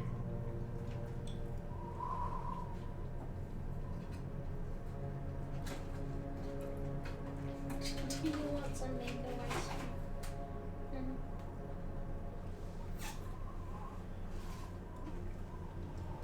We're gonna move them a little bit. I'm gonna like try and eat it in such a way that I can give him like a little like taste. I was gonna say, if you don't, I will. He's being so bratty, but he gets so many treats. When I'm genuinely worried we're just like negatively incentivizing him.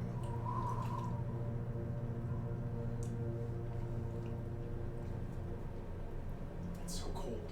My teeth freeze. Yeah. I have sensitive teeth. Okay. Go slow, it's cold.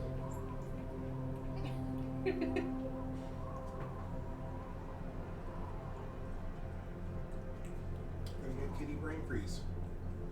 Fucking loves ice cream so much. He does. It's like the one thing I can't help it. It's just it's harmless, you know? Like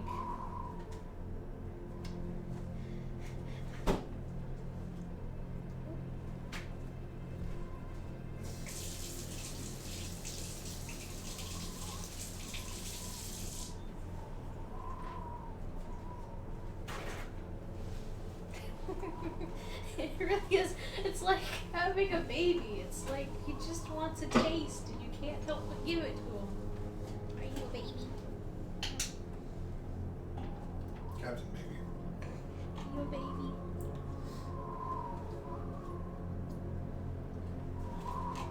Was that good? It's cold.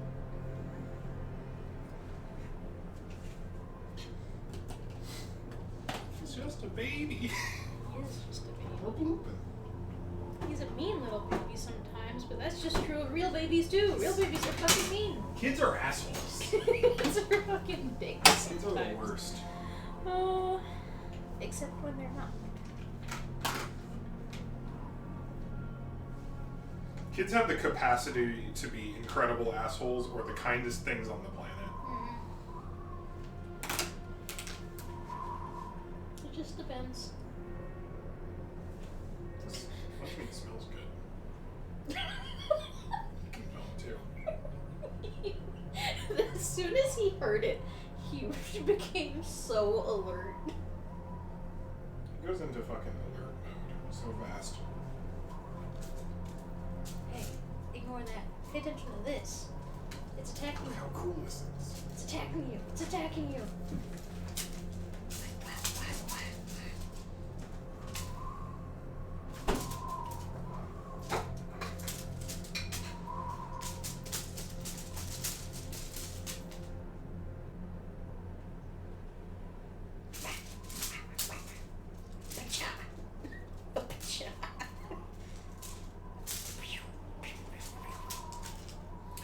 I know it's like food TikTok in particularly is probably the most dubious corner of TikTok. But there's someone making a bunch of really cool meat alternative foods specifically out of like oyster mushrooms. That's basically just like, it's the same, but it's a mushroom and it tastes identical because you sauced it and breaded it and cooked it the same. And I want to try it. Because they're also like cheap as hell. If you're interested in like, I don't know if it's the oyster mushrooms in specific that interest you, but Sauce Stash does a bunch of like, meat alternative content, with like crazy stuff, like, layering up like seitan to make,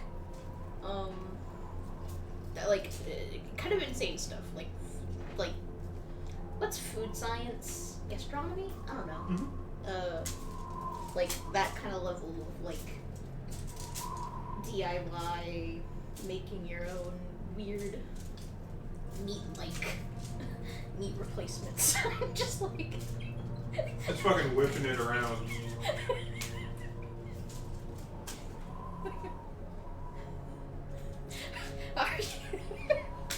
Are you not entertained?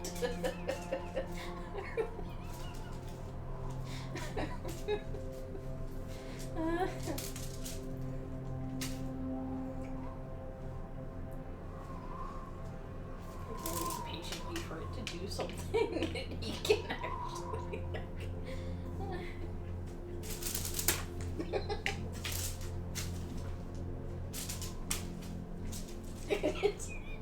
It's attacking. You better get it.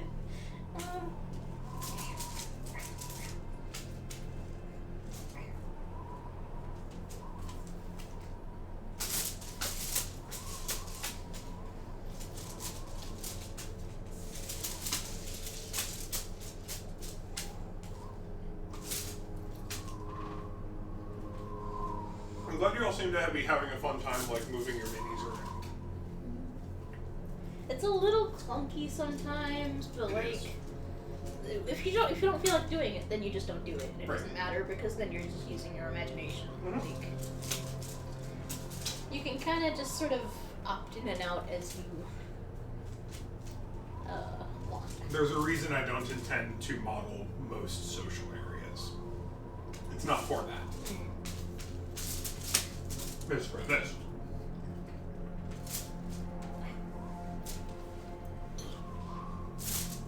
Oops. I'm trying to. God damn it. It doesn't want to stay up there.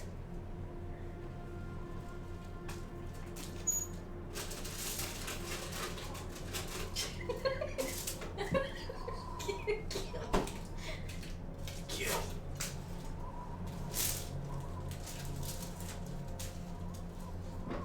Your little mane is so gloriously floofy right now. Keep, like, almost wanging him. Good. Closer. Yeah. Up.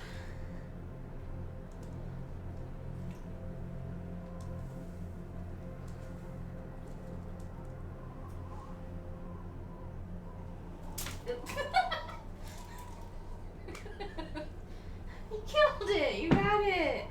Good job! Where are you taking it? Oh, it got free! Got free! There you go. Take it back. Take it!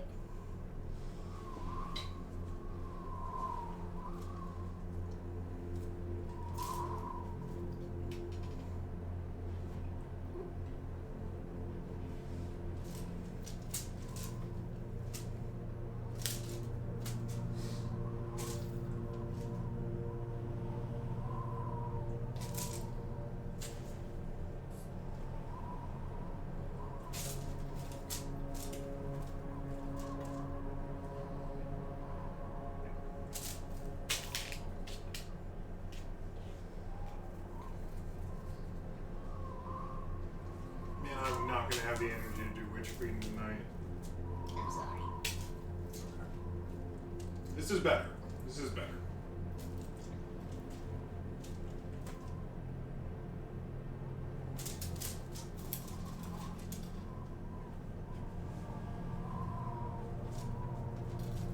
You done?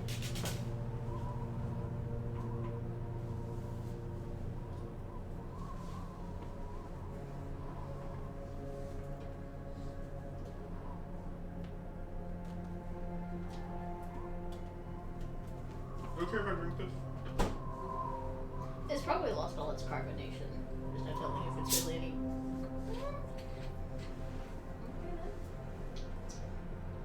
I wonder. Probably fine. It's just sparkling water. It was sealed the whole time, so.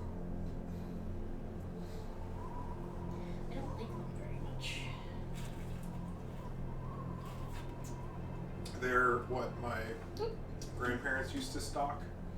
So I would have one, like, basically every other week in the summer after mowing my grandma's lawn. Yeah, they're what Mom and Joe drink. I don't really care for them.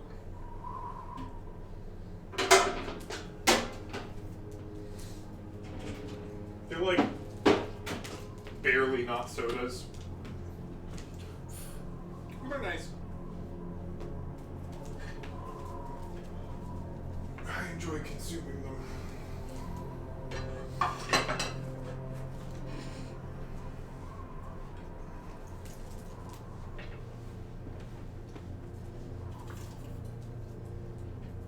You done?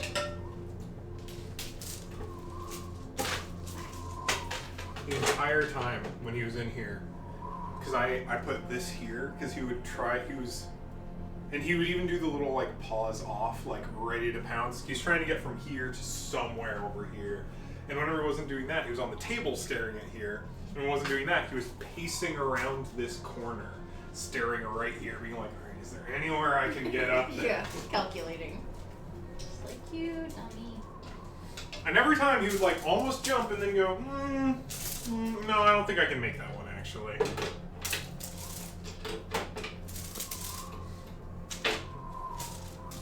Time to see if I remember how to do initiative mode in Tailspire.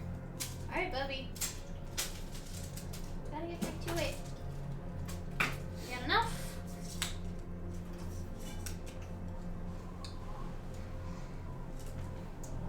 You get enough? He's had so many treats today.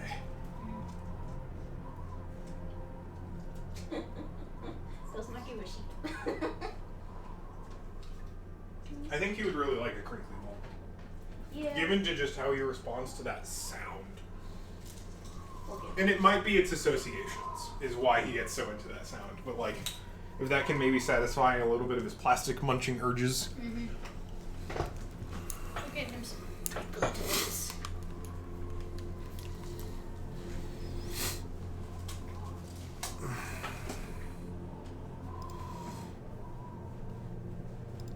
Wimpomp. Hello.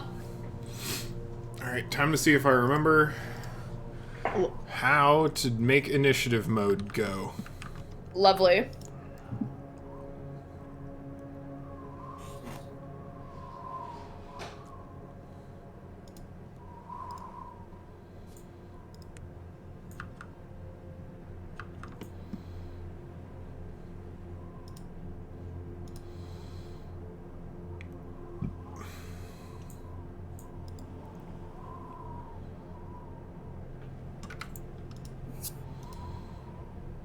I might make some cheese puff sounds for a second. Uh-oh. Actually, you know what? I'll just... I don't know why I unmuted myself. I'm just gonna mute myself again. There's a slight crunch for me, personally. Love that. I rest. Maybe some more time. Also, in that time, I refound my map for all the temples in the park, so I know what I'm doing. Is over. Yeah.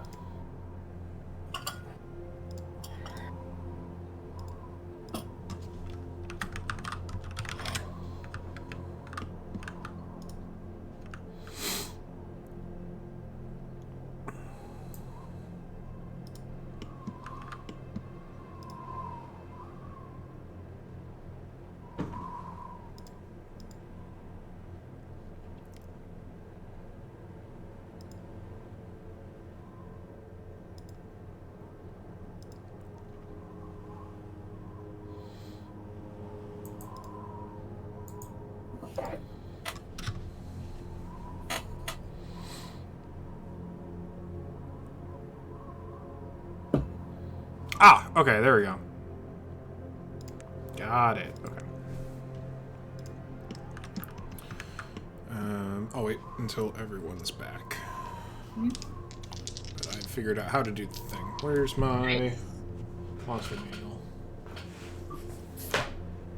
Starting off with homebrew monsters right off the bat. Hooray! Fun! So not purple worms. Oh. I'd like you to make a nature check. Like, actually? You could probably make it as a bonus action, Okay. but that will take your bonus action if you want That's to attempt to discern what this creature may be. bet. It's not like I can really do anything anyway. All my spells are one action. Yay. This will be my first time playing as a monk, so I need to kind of. They are fun. They are fun. They punch stuff, and then they punch stuff some more. Yeah. And you can make your punches hit harder and do necrotic, or you can punch life into people. You're That's a very pretty fun. interesting subclass. That is very fun, yeah.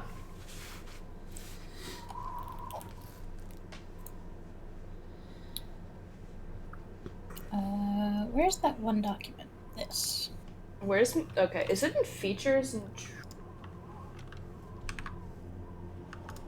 Yup. Yup. Is there a tool that just allows you to kind of ping things the same way that Oh, wow, that's actually... That's cool. Oh, what you're doing Yeah, now. that's Yeah, cool. the rulers That's are very fun. cool. And you can, like, That's measure point to point. Here, wait, here. Because there's different rulers, so you can measure, like, point to point. And then Oh, that's to nice. other points. That's And then really it just, nice. like, sticks yeah. there. You can do cones, Ooh. and then, like, adjust their angle. I see. It's like, this is a 20-foot, 90 degree cone. Yeah, measurement's nice. The measure tools are maybe one of the better parts of this. And being able to set up your own terrain. What's Without buying hundreds of dollars of terrain. toggle rulers? M. Or you click on that thing in the bottom right corner. Wait, that's not the right one. This one. Funny lines. Oh. Okay.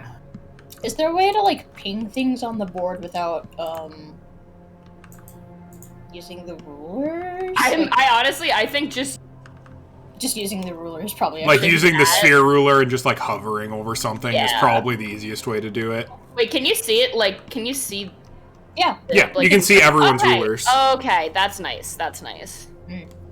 So this can be like a good. That's like the one thing I really like about Roll20 is being able to easily be like here, here, here, Yes, yeah. points or draws on board.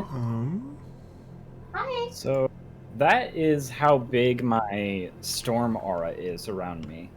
10 foot? Yeah. That's pretty I'm very solid. happy with that. I'm realizing how far. Hi. Okay, please don't jump on my lap. Hi. I'm realizing I'm very far away from everyone else. I am going to still be streaming the recording of my screen. I am going to request, because I do have some stuff on the GM layer, that you don't look at the screen recording at the moment. Looking at the funny portraits for now. If that is okay. That's totally fine. Oh, are we looking away from? We're not looking at the stream. The Discord stream, because I have some stuff on the GM layer. I will simply stop watching. I could just stop streaming as well, because it'll all still be in the recording. Well, in the recording, yes, but do you want it like for the video specifically being posted? Do you want to like keep it up, or are you just gonna? Well, like... no. So it'll keep being recorded. I'm streaming OBS to you. Okay, that's fair. Okay. But I'll keep it up because it'll pop back on soon. Like depending on what happens. We'll see. All right. So I'm gonna need everyone to roll initiative. I have a funny initiative roll. I have a really Oh wait, funny initiative is roll. Eli back? Is Matt here? Is I Eli know- back? I'm Okay, here. cool. I've been here. Oh, okay. Oh, you are here. Hi, hello. Matt was I just didn't hear talking you about earlier. his aura. Oh, I'm sorry. Sal was in the room, and I was just like, so we're good. It's okay. Hi, good to see you. All right, How I have got you been? 6. Oh. Ooh. 6. Wait, I need to do math. Wait, what? Fuck. Plus what? I can do it. I rolled a 20. I have 23. 23. Okay. I have a +7 initiative. Holy shit. Nice. Oh, weird. No, I accidentally added the rabbit instead of Pashmina. Oh no. There we go. Well, I guess Millie is technically an initiative. Oh no, Millie. Millie, no. Okay, Zoran, you got a 27. So 23. 23. So 20 to 25. 23. Oh, I got a 20. I got a, what was it? Oh, a 12. 12. Okay. Pejmina, you rolled a 20 or you got a 20? I got a 20. Okay, so that's 20. So then 15 up? No one? 10 up? Nope. Yep, me. A 12. All right. 5 to 10? Me. Oh, okay. All right. And I'm going to put Millie at the bottom of initiative, and our friend the Worms got a 17. Ooh, funny. All right. So that means... Oh, I like that initiative board. Yeah. So I that like that means a lot. that you are up, Zoran. Fascinating. Okay. Is it cool if I use my bonus action first? Sure. All right. I would like to try and see what this thing is. Yeah. I want to try and figure out what it is personally. Yeah, go ahead. You said Roll nature? nature. Yeah. Okay. 12. I'm not sure if I get anything. Bolt rubbed against me and then tried to bite me. Yeah, that sounds so alright. bad right now. Naughty. Oh, and he's scanning the shelves again. Yeah. Bolt. I gotta get him. Okay. Bolt. No. What I'm gonna do. This happens every time. Come on. Out of there.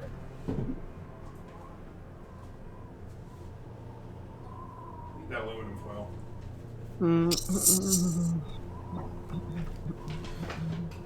You need either that tint foil or the double stick tape to try and get him off the counters. For the time being, if you want to get one of the like dish like hand towels, just kind of shake it at him. I did. That's what I've been doing to get him off the counter. That's very good. He does not like that. I'm really glad. He gets right That's off. Very good. He does not like. You just need, like, I grabbed it, and he was just like, again, and I'm just like, I'm gonna do it again, and he's just like, I'm gonna sit down, and then I shook it at him once, and he jumped down. Zoran, what are you up to? So I rolled a 12 to try and figure out what this thing is. I see Sure. it worm, but I want to know what kind. Definitely worm. It's purple, but it's small.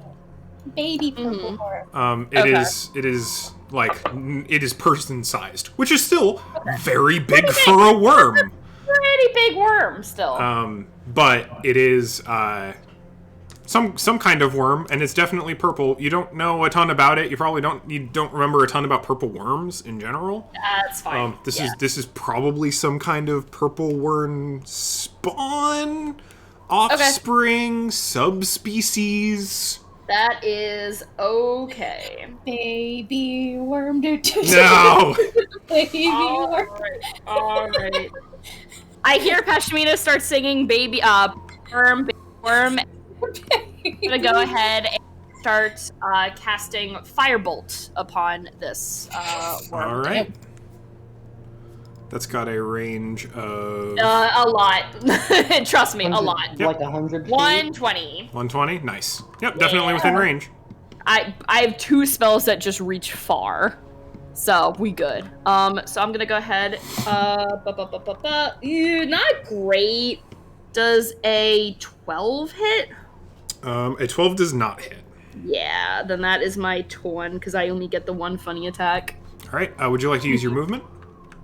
I will.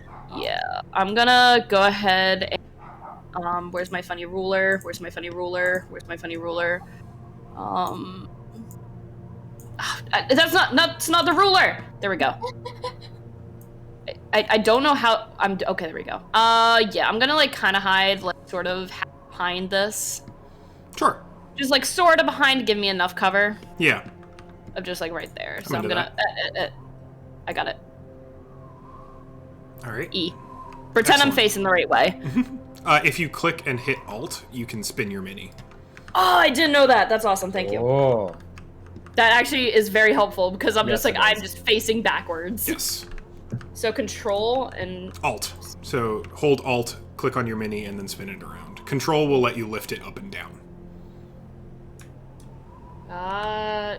So yeah, just like that. Well, not on the thing, but you understand. Yeah, I got you. All right. Pejmina, you're up. Yeah, I'm going to hop down, put myself between the worm and Millie. How much movement was that? So each big square, you can also, if you want to move, you can also use the arrow keys. Okay. So that was, let's see, you got down from probably 20 feet of movement Yeah. by squares. Basically. Okay. And then I'm going to ready action if the worm comes close to me, comes within range of me, use my meteor hammer. Okay. You are holding your action. Cool. Yep. Anything else you'd like to do this turn? Um, Still got a bonus. And your reaction, but that's for later. no, I don't have anything. Yeah, I think I'm just. All right, excellent. Yeah, I think In I'm that where I'm case, it's worm time. Let me go ahead and check my worms out. Alright. 5, 10, 15, 20, 25. 5, 10, 15, 25, 30. Oh, weird. Oh, When excellent. it's Oh, not no. your turn, you can't even move. Yes. All right, and now that their primary target has moved further away, 5, 10, 15, Yeah. Oh 25. no! All right, Pejmina, that's in range, right? That's like 5 feet. know- Let me check the meteor hammer. Yeah, because it's a custom It's funky. weapon. Yep. So. 15, 20, so 5, 10. You will be in range when it is here, technically, if you would like to fight at extended range, or you can wait for it to move one step closer and it will be in normal range.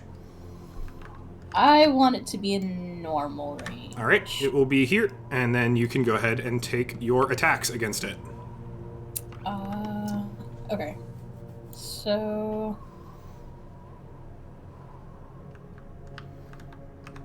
the meteor hammer doesn't do... If I click the damage button, it doesn't do the right amount of damage, does it? Because we decided... Correct. what You is do it? also still need to roll to hit. Roll a hit also, yeah. So it'll be... The +6 is the most correct part of that item Okay. description. So Then- you will just still... You can still click that to roll to hit, if you would Ooh, like. 20. 20 hits. So go ahead and roll damage. So damage is 2d4 plus dex plus 1. So that is going to be 2d4 plus 4. How do you add, to your dice pool in D&D Beyond I again? don't think you can. I thought you could, damn it.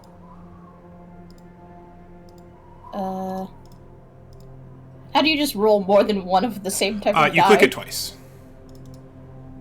So if you click the d4 and then click it again. And I can just add from... Okay. Like that. No, how do I... Okay, roll 2. There we go. Nope, that was too many? Was that too many? Why did it roll so many? That's 44. Yeah. No, that was 2d4. Hmm? Is my thing off? Oh no, that was 4d4. It Why says did it? 44 on the thing. It said 2 when I. Damn it. 2. Okay, That's that was 2d4. 2. There Yep. we go. Jesus Christ. 6. So 6 plus 4, so that's a solid 10 damage.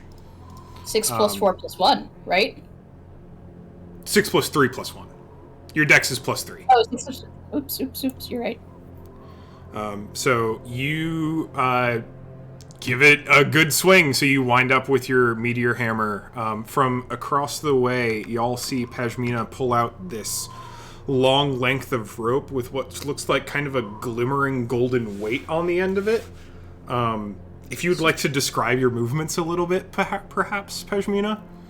Yeah, first she's just kind of like swinging it in like a wide circle, and then it kind of picks up speed, and as the beast comes closer, she does this sort of like swing, kick, pew, it like flings out, goes thunk across the quote unquote face of this thing, and then whips it back really fast. It goes back to like swinging, keeping up the momentum. You see a strong thud against it, and you it takes full damage, so it takes the full 10 damage. Nice. All right. After that,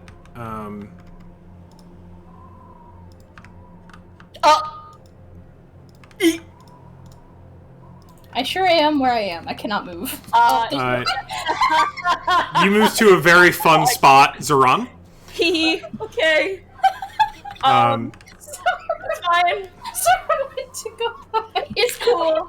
I cannot be surprised while I'm conscious. So there's that at That's least. good. So it will not have advantage. Yes. So it's going to go ahead and make an attack against you. Probably gonna hit. That is 7 plus 4 is an 11. That does not hit. All right. It you see as you run back into cover and hide, you feel the sand shift beneath you as this purple mouth pops out of the sand and tries to grab you, but it's just a little bit off because you are moving around in the thick sand. Loka, you feel something move behind you as another one pops out of the sand and another one behind that. It's going to make an attack against you, Loka, with advantage. Oh, good. This is a 9 hit. No. Yeah, I didn't think so. That was with advantage? Yeah, I rolled a 5 and a 1. You love to see it. And then this last one is nearby, and since it is not within range, it's going to burrow again. Alright, Heisan, it is your turn. Alrighty. So, Isan is looking towards Pashmina, but you said there were 2 by Loka? There were. Now you see 1. Shit. Fucking hell. That's not good. In that case, what's the range on this spell?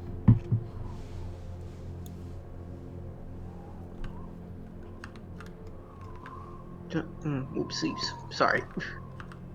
It's alright. Ooh. Ooh. Look, this ain't chess. This ain't chess. I haven't broken any rules. 20 feet. Yeah, they're both within range. Oh. I didn't see that right there. There it is. Heisan is split, but looks to Zoran and believes they are in need of the biggest amount of help. I'm glad I'm just already, like, typecast as just incapable. I'm so glad. Mage. So... It's cool. You're good. Heisan is gonna just, like, take flight for a moment and fly up here 30 feet, if that is alright. Mm-hmm. Do you need help? Yep. No, I'm good. There we go. I'm good. Perched. You got it. You got it. And from there is going to try and cast sleep at first level on the wormer at least, such that it does not include Zuran. So, Oh boy. oh shit. Where do I have to even put that to? It's a 10-foot radius, right? 20 foot. 20-foot radius? Oof. What's the range of the spell? 90 feet. Oh, yeah. I think I can do that. Here, let me see your ruler here. Oh, yeah, you can cast off the board, so... Yeah, you've got room to cast it, like, around... Jesus. Woo! You've got room to cast it, like, around here, such that it hits the worm, but not Zuran. Like, right there, for Yes. example. Yes, I will be doing that. Absolutely. Roll your dice. Okay. Cast. No. It doesn't roll the dice for me automatically. Shit. Give me 1 second. Yep. Yeah, I'm about to look up, like, some kind of dice roller. Oh, wait. I can do... Why am I do... Wait, what am I doing? I can just roll this in... That's a lot of dice. Oh, whoops. Sorry. How do I roll a specific amount? Oh, whatever. Google.com. Roll 5d8. That's how you do it. Yeah, I'm still figuring out the D&D. A total of 30 up to 34 points of health. All right. Zuran, this worm emerges from the ground and bites at you with its, like, little purple teeth. And then you see Hassan jump up on the cart and cast something in your direction. Hassan, what does casting magic look like for you? In this case... What should I do for this one? Hassan's going to essentially, like, pull out a little quill and sort of write in the air a phrase that says, "The worm, already full from its previous kill, felt far too tired, felt far too exhausted, and collapsed on the spot." So you see this, like, glowing script appear in the air as Hassan draws this quill and, like, gesticulates these words, and then you see as the worm goes for another bite, it, like, and flumps over on the ground. It is unconscious. So cool how you wrote yeah, that. That's actually, I love that. Unironically, that's so cool. So that worm is not dead, but it is asleep. I'm really glad that's how it looks flipped on the ground. Okay, very how funny. long is it asleep for? If it's not touched at all, let's see. 1 minute. 1 minute, yeah. No concentration. Okay, Oh, So it is 10 touched. Oh, wait, no. rounds. 10 rounds. wait, Got it. That's fine. That's all I need. Basically the full encounter. Totally okay. fine. And then, using a bonus action, let's see. Hassan is going to use bardic inspiration on what is my range on bardic inspiration? Sorry. Isn't it? Within 60 feet. Yeah. I don't think you can get it on me. I think you can get it on No, I think I can. Oh no, can't get it on Pashmin, I can get it on you. Oh, yeah. But Okay. I'm not too worried about you, so I'm going to go ahead and give not bardic inspiration, but I'm going to use my little College of Creation thing and create a mote of potential. Ooh. Shit. I just accidentally. So essentially, you get both. They get inspiration and the moat. Oh, hello? Oh, really? Yes. They get both? They get both. Hello? Okay, give me 1 second. The internet slow refresh. I can explain it a little bit if you'd like. I've got it pulled up.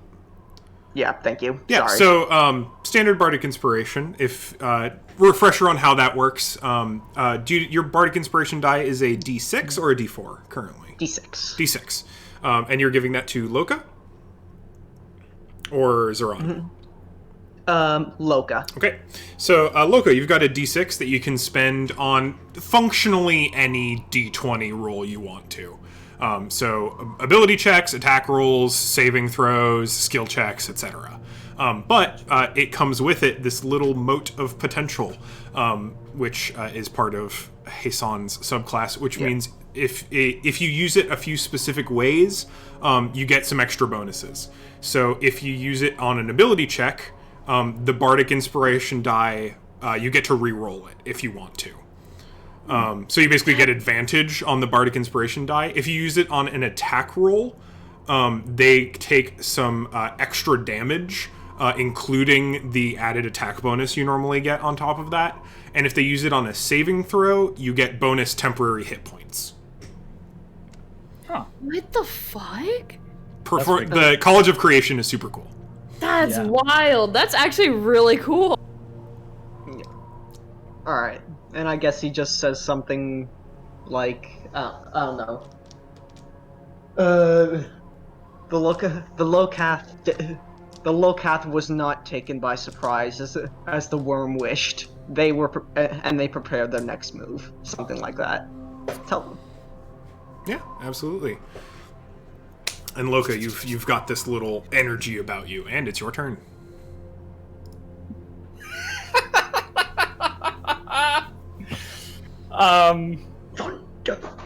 Okay. So Loka's a barbarian, right? That's correct. So Loka's gonna rage. Obviously. Absolutely. Oh. Right off the bat, here we go. And to start his rage, he says, What?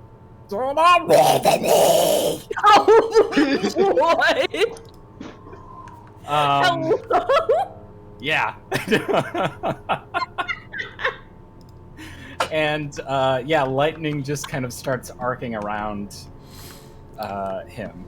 You see static form in the sky above Loka as some a little microstorm forms above his head, not unlike the one you just witnessed at the Glittering Sands, and it starts crashing lightning around them. Do I have to make a save for that, or does it just happen?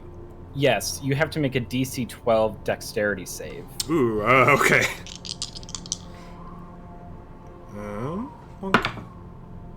That is a 7.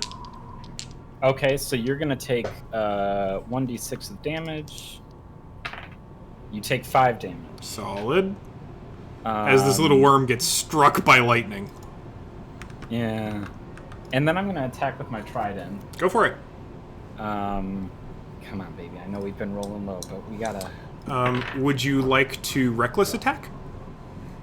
I was thinking about it. You also have Bardic Inspiration. You do also have Bardic Inspiration. I'm thinking about just using Bardic for this first one, because that gives them advantage on me afterwards. So it does. Alright, that's a 12 plus 6, 18? 18 hits. Alright. DC 13 Constitution saving throw after that. Due to mode of potential. Oh. On the enemy. On the enemy, yeah. So you'll deal some extra thunder damage to the enemy. Due to the mote of inspiration Hasan has granted you. Alright, so I do 1d8.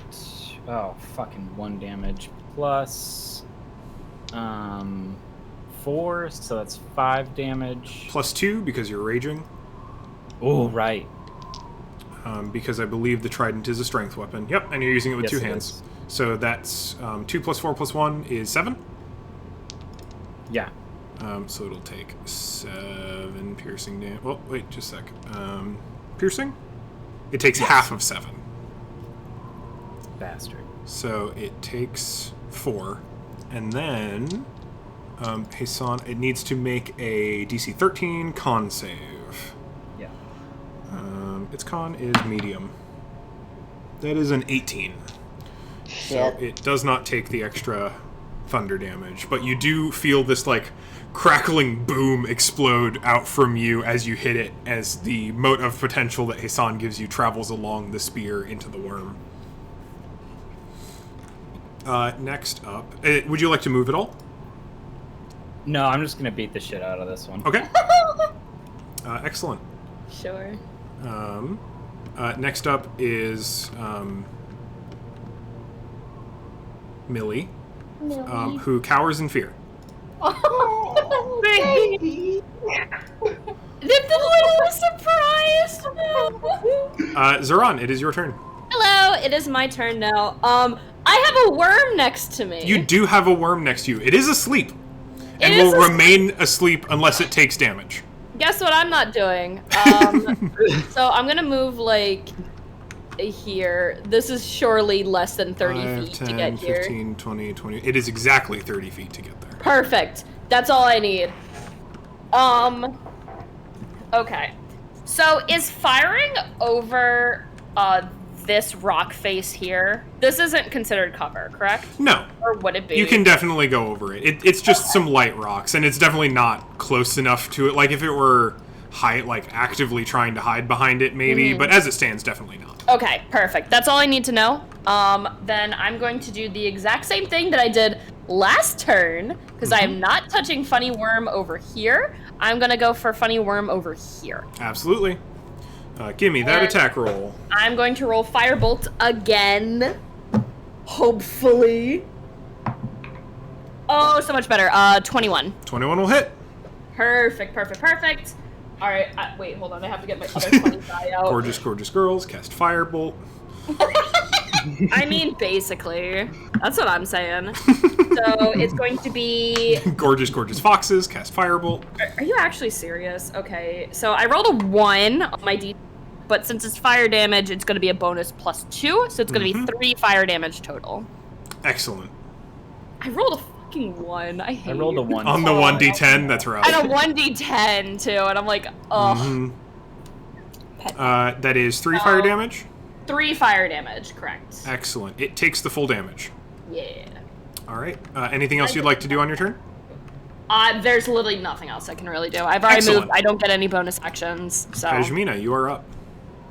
yeah. I'm gonna go another round with the meteor hammer. Okay. You are in precise range before it closes in on you. 15. 15 will hit. Okay. Hell yeah. I keep reminding myself how much that was. 1, 2, 4 plus 3 plus 1, so 8. Mm-hmm. And it will take the full damage of magical bludgeoning. And then I want to spend a key point to do patient defense. Absolutely. With this, both the firebolt and the second hit of this meteor hammer, this creature is not just bloodied, but mortal, meaning it's under 25% health. Ooh, okay. I'm still gonna, I still wanna key point absolutely. patient defense. Which means you get a free dodge action. Yes. Meaning any attacks on you will have disadvantage. Which is probably a good thing, because are you planning on moving at all? No, I want to stay between it and Millie. That's probably a good idea. Millie is appreciative. It is the worm's turn. Bonk. Bonk. Good luck, you bitch. It's going to attack you with disadvantage. Oh my god. Alright. Super miss. It tries to get at you with its teeth, and you see these like little micro tentacles basically around its mouth trying to like grasp at you. And you just dodge around them. Not a problem for you. I'm doing cartwheels and shit. Fuck you. This one is asleep. It doesn't make a save, right? It's just asleep, if I remember correctly. I'm pretty sure it's just... Sleep is a good spell. Yeah. Yes. Lower levels, yeah, it's really good. Yep, it's just asleep. Alright. This one is going to attack you, Loka. Alright. 10 plus 4, 14. Not enough. Not enough? All right. It is going to move.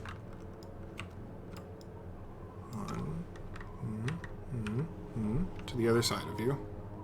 No, they're not smart enough for that. That's a lie. It's staying here. Are they? No. Bonk. Alright. And then 5, 10, 15, 20. Bonk. The fourth one's bursting out of the sand and gonna do an attack on you. Huh. 23 to hit. Yeah, that'll hit. All right. So that is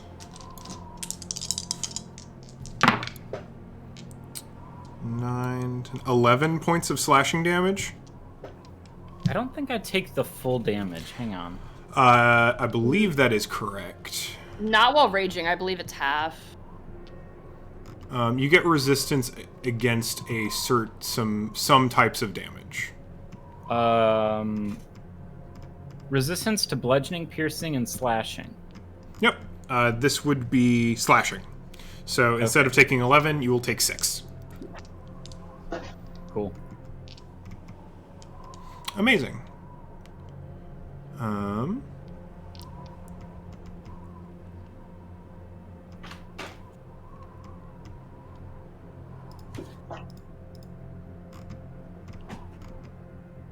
Excellent, excellent, excellent. So, it does still hit you, though. Which means it is going to use those mouth tentacles to grab you, and it is going to attempt to pull you into the sand. Oh, that's exciting. It is. Oh, that's why we couldn't find the bodies. Got it. So, it's down there going to somewhere. make an athletics check against you.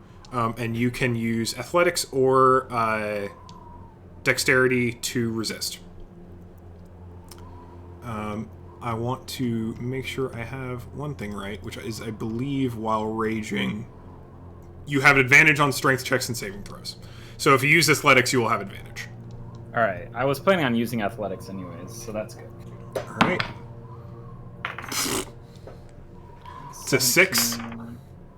I got a 17. 17 is greater than 6. It tugs you down, and you feel yourself getting pulled a little bit deeper into the sand, but it cannot pull you. You just don't move. Excellent. Hassan, you are up. Okay. First things first. I was going to cast gonna bring out the quill again and cast Vicious Mockery on the top.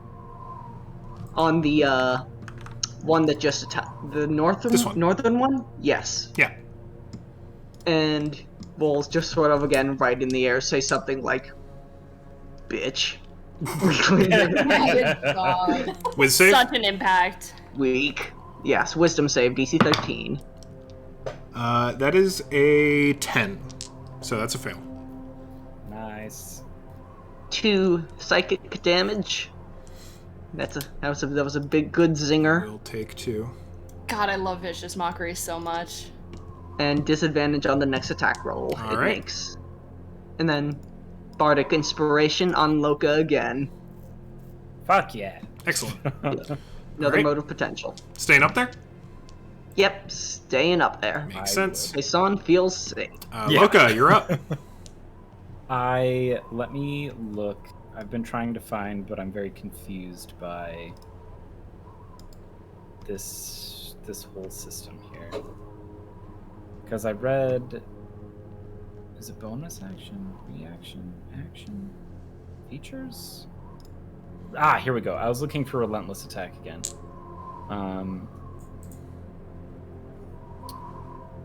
You can also reactivate your Storm Aura every turn as a Yes. bonus action. All attack rolls against me. Okay, I was wondering if it was just a given one. No, all of them until your next turn, if you're looking for the advantage bit. Yeah. I'm not going to go for that. So I'm going to do the Storm Aura on the same one that I've been... Actually, that's a lie. I'm going to use Storm Aura on the one my mouth is facing. This one. Yeah. All right. So it needs a DC 12 Dex save. All right. That is a natural 20. Alright, it still takes half damage, so it takes 1 damage. All right, it will take it. And then I'm going to roll attack on this one. Absolutely. Go for it. Well, that's shit. I rolled an 11. 11 does not hit. Bard- You do have Bardic. Bardic Inspiration if you want to use it. Ooh, it's a D6 for Bardic? It is. Yes. That's 4 more, so I got 15. That hits. Excellent. Okay. Another 1. Alright, so that's another 7 damage. All right, it will take it. Well, it'll take half of it, Yeah, right. so it'll take 4. And then DC You're- 13. DC 13. Con. Yeah. Yes. It does fail that. For the it same will take- as the Bardic Inspiration die. And it'll take So a full 4. 4 Yeah. as another kind of crackling thunder boom emanates from the tip of your trident, Loka. Nice.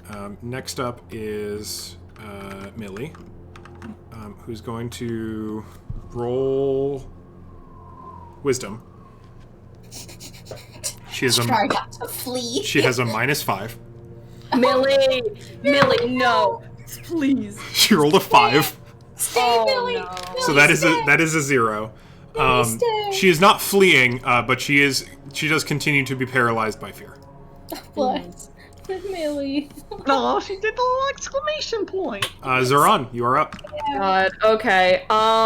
So I was attacking the one by Pashmina. It looks to be in pretty bad shape, so I'm gonna leave that to Pashmina. Also, Loka, after attacking that one worm, it is bloody. Okay. The worm to your left. Which one? This one? The one over here? Yes. Okay, not this one. I am going to be attacking because that's the one I see currently. Awesome. So I'm gonna go ahead and do that because definitely have enough range to get that. More firebolt. More fire, because that's. Listen, it's a staple. Wait, did this It worked. worm Huh? go? Oh, this worm did go. You had patient defense. Never mind. Yes. It did. You're good. You're good. So yeah, I have more than enough. room. Double range. Love So I 120 literally- foot range spells. Yeah, it's off the board on like all directions, so it's good. Love to see it. Go ahead and make that attack roll. Help. Okay, there we go. So, okay, here we go. Ooh, that is going to be an 18? 18 will hit. Perfect. All right. Oh, that's some big numbers. That's going to be 11 damage. 11 damage is quite a bit. 11 fire Let's on see. the big boy over there. This one right here. Mm-hmm. So it is now also bloodied. Perfect. Gonna use any of your movement? You know what? I'm going to go very slightly closer. I'm gonna move like right there. All right. Up next, Pejmina.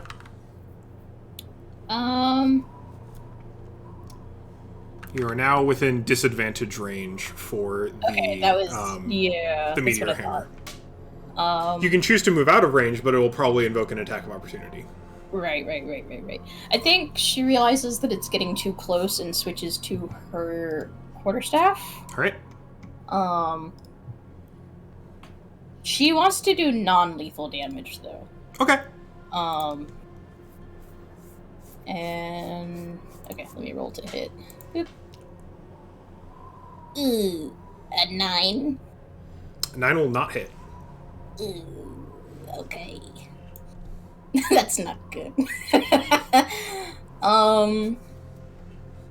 Then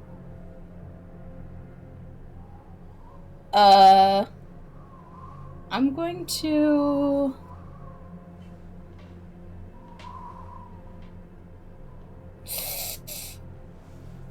I'm thinking about disengaging or dashing, but I don't know where I would actually go. So And you would also leave poor Millie. yeah, Millie. I could Bonus action martial arts? Could I don't have flurry that. of blows. I could flurry of blows. Let's do that. I'll spend. You can also just unarmed strike. You get one bonus unarmed strike. Oh, do I? Yeah. Yeah. When you use the That's attack true. action with an unarmed strike or a monk weapon, which you just did with your quarterstaff, you Yeah. can make one Oh. unarmed strike as a bonus action. Yeah, martial arts. It's like half a Oh, flurry wait. of blows, and Okay, then you don't yeah, have to use yeah, key yeah, points. yeah, It's like literally just a fraction of flurry. Okay, then I'll... It's a free bonus. It's like a free attack, basically. Gotcha. Okay, then I'll do that. Teeny damage, but still good. 23. 23 will hit.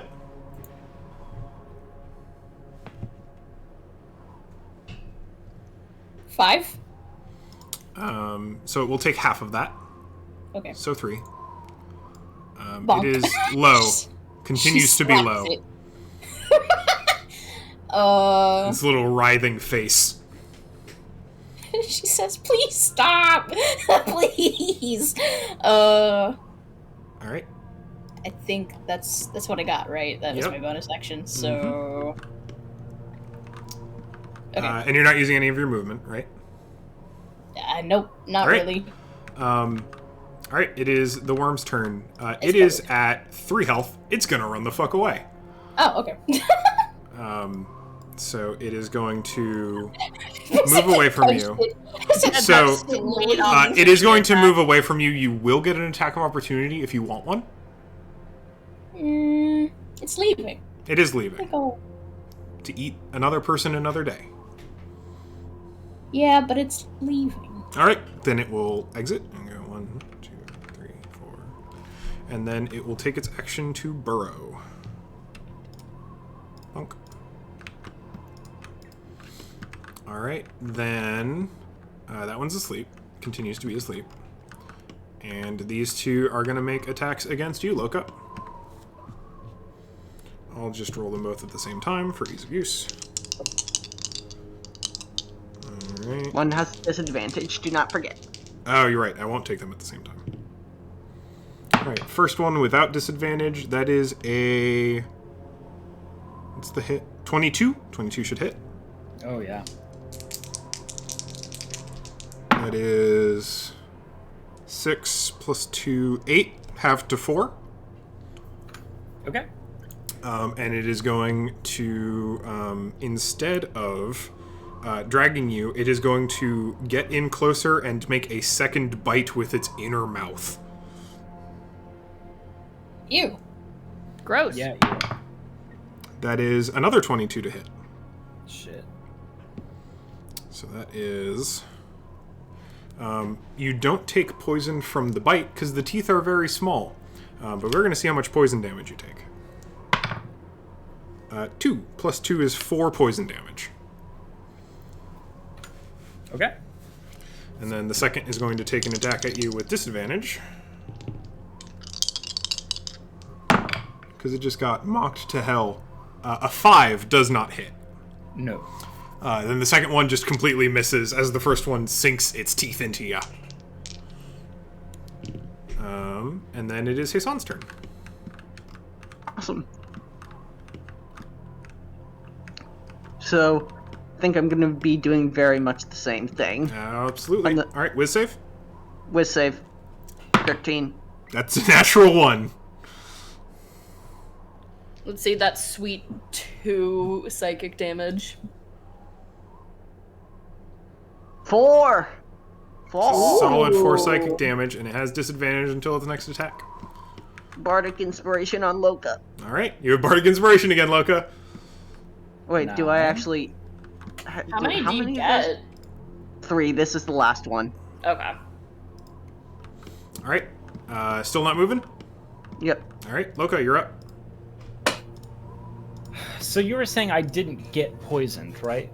No, you weren't poisoned, you took poison damage. Okay. Both of these worms are now bloodied. All right. Because I was looking and I also have resistance to being poisoned. Hey, you were not poisoned, you simply took poison damage. Yeah.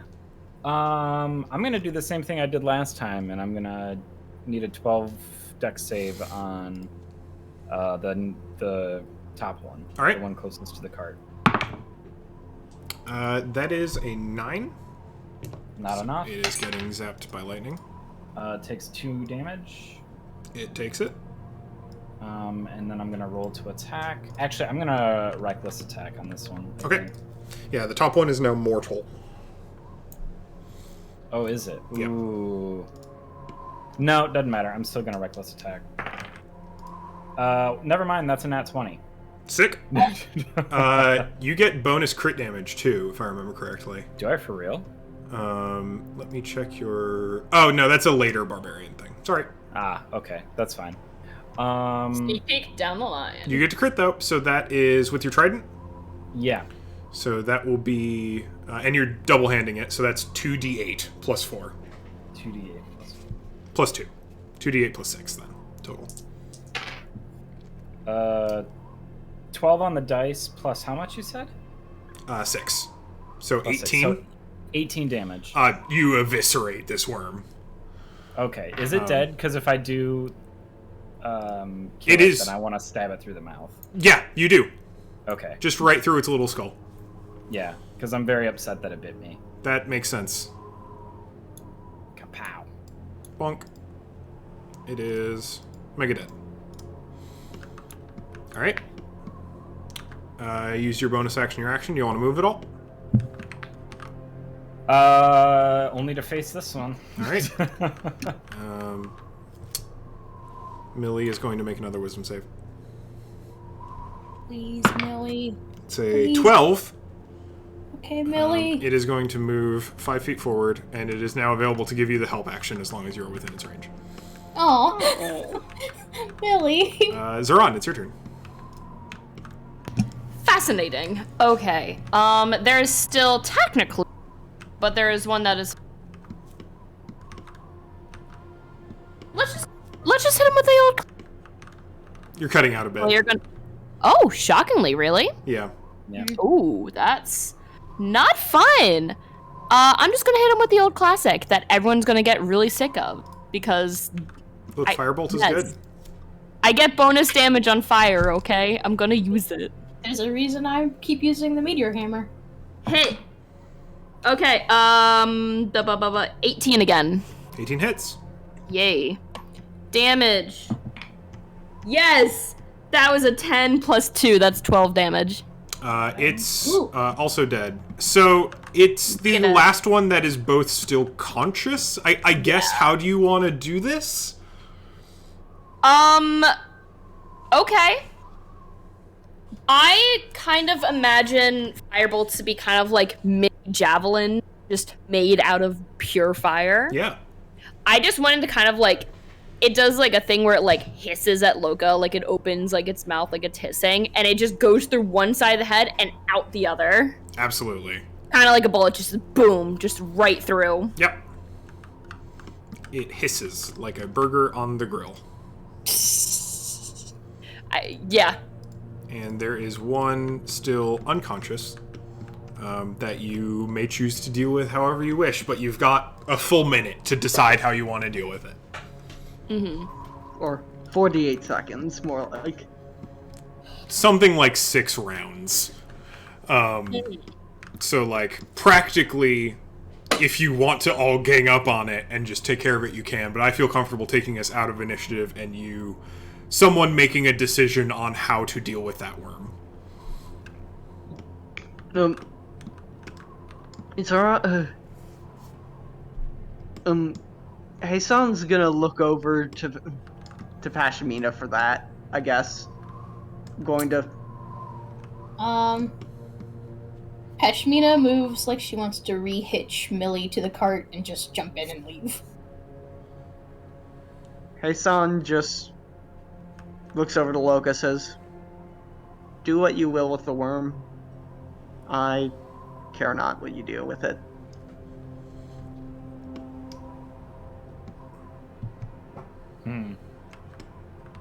I don't even know if Loka knows that there's a worm over there. It's literally not even his line of sight. Mm-hmm.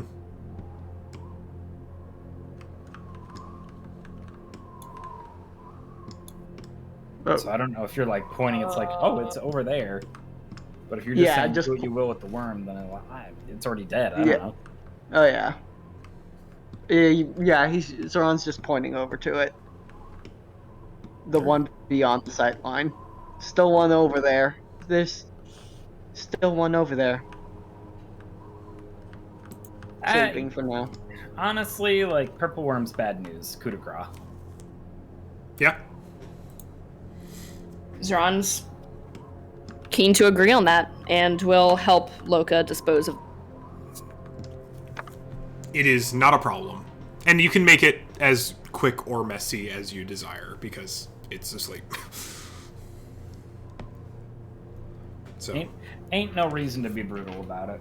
completely reasonable. And don't need to describe it. Just, you take care of the last worm. They're dangerous. Dangerous as fuck. Alright.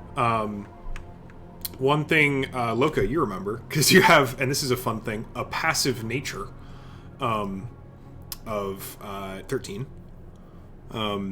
You know that one of the most valuable things about purple worms is their poison.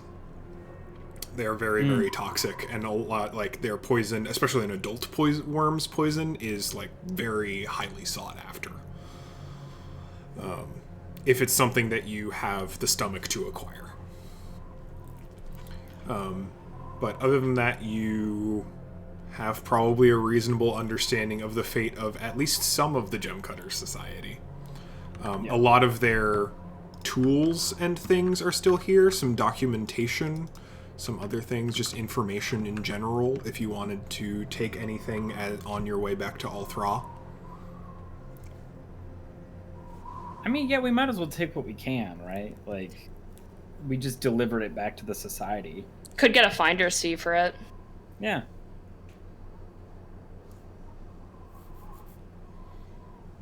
Yeah, I mean, just, I guess, like, big, like, valuables and, like, anything that, like, associates them truly with Cutter Society, so they don't think we're kind of talking out of our butts. Yeah, there's definitely things bearing the, like, official seal of the Gemcutter Society. Specifically, like, there's, like, a full toolkit, like, toolbox with the Gemcutter Society, like, seal emblazoned on the top of it. Plus a few, like, in-progress gems. Yeah, makes sense to bring those. They're not worth much now, but later. I mean, that's a lot of money losing. It's a lot of money they'd be losing anyways, so makes sense to return it. Yeah. In that case, Peshmina is definitely like rehitching Millie and kind of leading it up, like next to the carts to Yeah, absolutely. gather everyone and the things up quickly.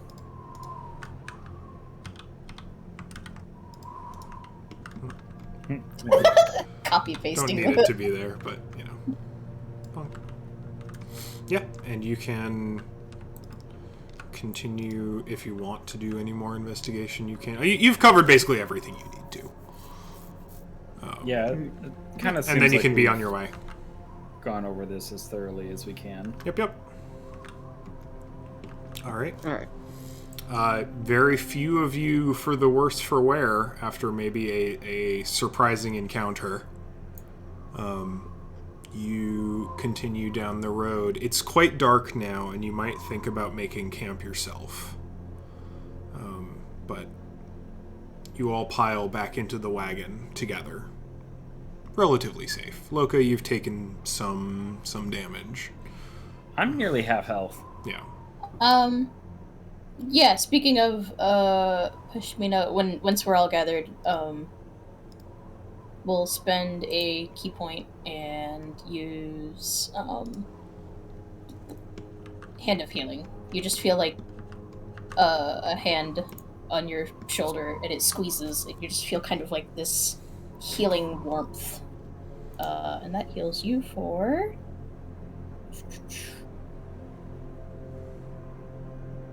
1d4 plus 2. Is that a... It doesn't have like a handy little thing for me to just do that? It does not. So... 1d4... So 4. Alright. Thank you. Very quietly, she says, "You're welcome." Sits back down. Hassan kind of just like sits down in the like kind of hesitantly like flaps over, trying not to touch the sand into the cart. And I'm still in Oh, here. Bonk. yeah, I can't move. Exploration mode. Oh, I never changed the music. No. Oh, It's okay. It's pretty good music for the tents. It's pretty okay. Hassan thinks for a moment, says, "Forgive me, I'm not from Al-Thrah, so on, but is there something we should do for them?"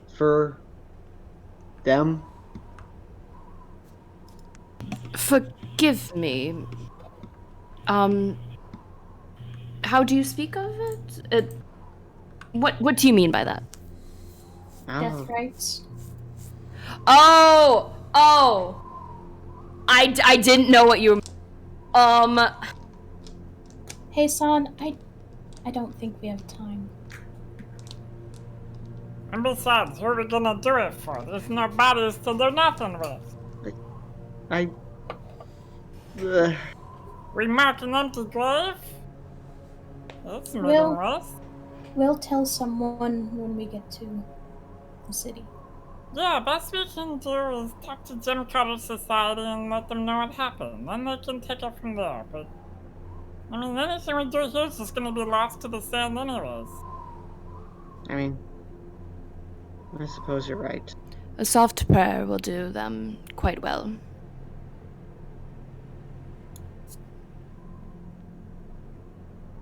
And Zoran will pick up the reins for the carriage, give them like a slight like snap, and let them all be off. All right. Away from where they are. Millie takes you away from the camp. And given a moment to reorganize yourselves, to think for a moment, you now know that you all do know how to take care of yourselves, even in a less than desirable circumstance. I think that's an okay place to call it for the night.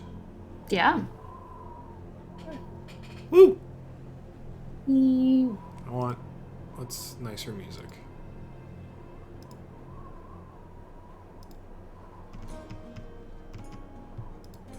Can you upload music to this? If you mod it, yes. I need to look a little bit more into how mods affect the multiplayer experience. Because there's things about like everyone having to download stuff potentially. Yeah. But yes, if you mod it, you can also have like custom models and stuff if you mod it. Okay. But it's not super simple, and it does get broken every time there's an update. Yeah, I'm sure. And there's quite a few updates with this game. Am still gonna look into it though. For sure. I'm sorry, but with this music, I'm just now imagining like one of those like day end screens that says "Session 2 complete," and then it starts like tallying up points like Quest that, complete. bling, bling, with all the little rewards. All right. Man, those worms rolled like fucking shit. Fuck them worms. Those were they missed. They hit like 2 attacks, and that was it. Yeah. They had advantage on most of those attacks, and they still missed a lot of them. To be fair, we also rolled shit on damage. That's true. Also, quick rules for clarification for you, Zoran. You do not have to do fire damage to get extra fire damage. You literally just have to do damage. Oh, and then you just get... And you just get plus 2 fire damage. Attack roll. Oh, when wow. you hit with an attack roll. There's no other requirement. Bro. Okay, then for clarification's sake, because I want to ask this now before I ask this like down the road. Yeah. Because obviously I'm a warlock, baby. I got Eldritch Blast. Yeah, of course Eldritch I get Blast. to roll every single one, so it'd be a +2 on every single roll. That is correct. That's stupid broken. Okay, I like that a lot. I mean, Okay. also imagine, like, what is that spell? The Agatha's no, not The Scorcher. no, the fire spears one. It's like it's like magic missile, but with like fire spears or whatever it was. Oh, That'd be cool. It's not Firebolt, it's something else. Mm-hmm. But yeah, I know what you're talking about. That's fun. Interesting. Okay, I didn't know if it was just or not. I just completely like phased over that version. No, it is absolutely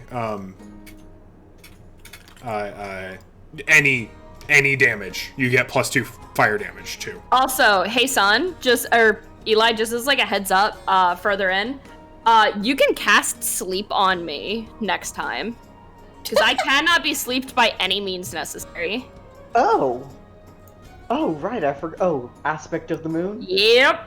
Fuck yeah. I am the ultimate just watch at night. So I cannot be magically put asleep, or like even physically put asleep. Wow. So you can just cast it on me next time if you need to. Shall do.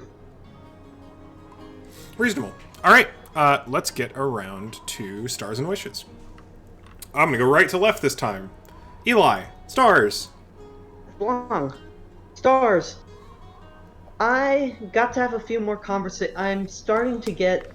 Well, this is something I'm just happy about. I'm starting to get to Heisan a little bit more, I feel like, even though it's still tough to figure him out, since I'm still writing him, essentially, always. But it was nice to get into a few nice little conversations, especially with the last one with Faye, brief one with Faye, who I thought was fun. Stars, Pashmina is freaking wonderful. Aww. And is just an absolute joy. I'm very much looking forward to more of Zeron and Loka as just this weird, odd couple duo kind of thing. For sure. Also, I just thought the ambiance of the entire fight was very, very nice. Cool. It all worked well. I'm happy that we're on the road and that we're not missing too much time getting onto the road and doing stuff. It's very nice. Yeah. Let's see. Wishes.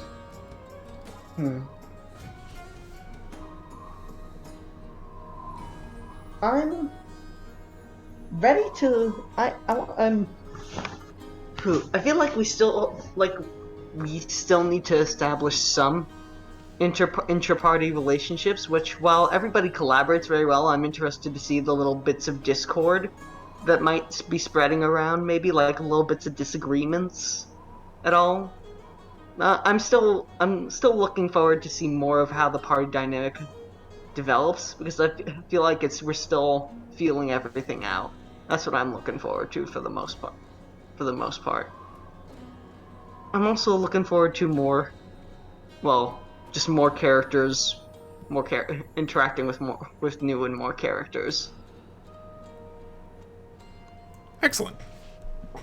Matt, stars and wishes. Stars.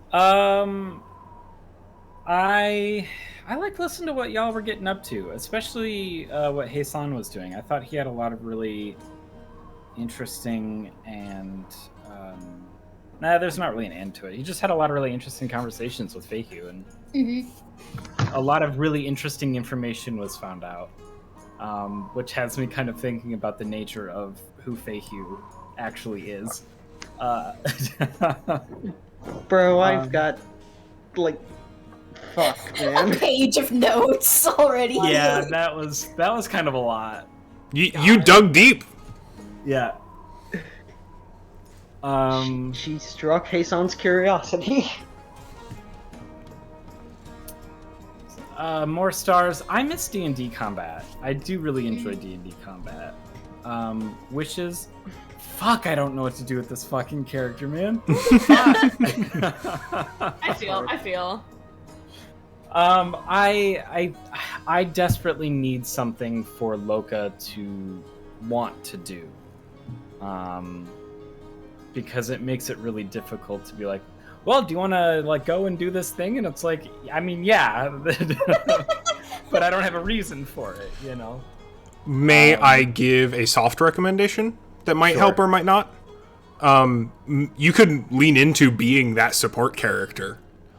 Like, when other people are interested in stuff, also be interested in that stuff. Be there to support people, ask people about weird things about them, like, try and, like, instead of worrying about what your character is, like, really supposed to be doing or wants to be doing, maybe, like, try and lean into their relationships with other people and let what they want to do develop. If what you want to do is going to be innately related to the people around you. I don't know if that's helpful or not. Potentially. I appreciate it. Yeah. Also, if you want to do some scheming, let me know. Ooh, okay. I'm always down to scheme. Maybe. I'll let you know if I get into some nature Give me bullshit. some kind of incident to kind of Get you into some barbarian nonsense. Yeah. Tell me about the incident, Loka. What do you know about the incident? I know nothing! We don't talk about it. Are you related to the bite of 87? Jesus.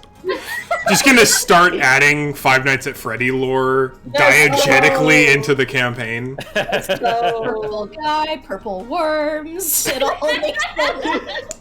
You just gotta think about it, man. Oh my god. Amazing. Alright.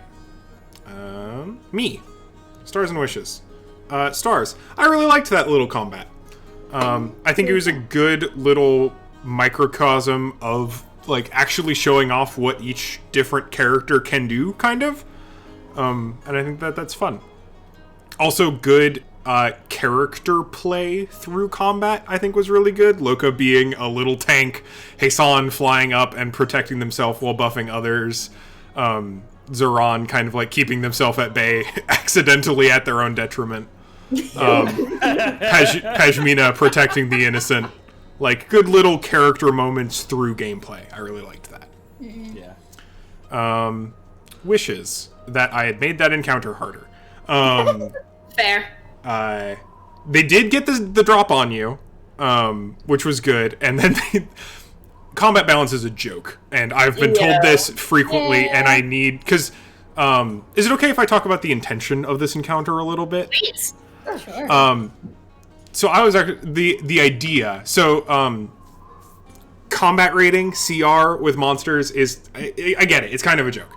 Also, three of you picked Tasha's subclasses, which are really strong. Which are disgusting, yeah. They're super strong, which means I need to kind of, like, crank my thoughts about balance in the first place. Because the idea was these would be very potent individual threats, but they can't get you if you're on something. So if you're on the rocks or on the carts, then they wouldn't be able to get to you, but also you'd probably have a little bit of a harder time getting them in melee. But then you just fought them, and that's fine. Maybe, I mean, there's more worms in the world. Yeah. I was gonna say, I was more terrified just because, especially with, like, the strength thing, I would have been a goner. That's true. Maybe the next Absolutely, one will I be would have been a goner. Yeah. And I had a plan in place for if that was the case. So that's cool. But I really like this Next time combat. They're spitty. They're speedy, yeah. Give them some ranged attacks. Oh, trust me, I've got schemes. But I'm glad that this encounter has given me a better stars for this encounter. In addition to the other things, is giving me a better sense of all of yours abilities, broadly speaking. Because that's definitely helpful for me. Style. Definitely, and just strength in general. Like, I think I was thinking of y'all too much as, like, level 1 characters. And you're We not. very much are not. No, you're very much not. You're level 3 and some. So, yes, stows of stars, wishes, stars. Hasan casting spells, superstar, love that. Hey. Well themed. Zoran, remind me at the beginning of next session to make you roll on the wild magic table. Okay, let me just put that in our. Good to know. Because you cast a whole bunch of spells. How many times do I need to roll? Just once. Oh, just the once. Okay. Just thank you. once you start getting down to rest, that's when we'll roll it. So yeah, those are my stars and wishes. Zoran, and by Zoran I mean Caroline. I was not expecting to go literally immediately middle of typing. Okay, yeah, sure. Stars, D&D, yay, fun, good. Star, I liked this group of characters. It's, I hate to say it's so very different than what, but I kind of love it.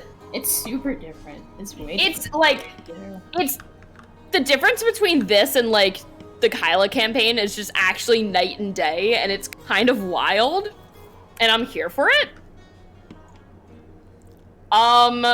Another star also said earlier, I really like the dynamic, but like it's one of those things.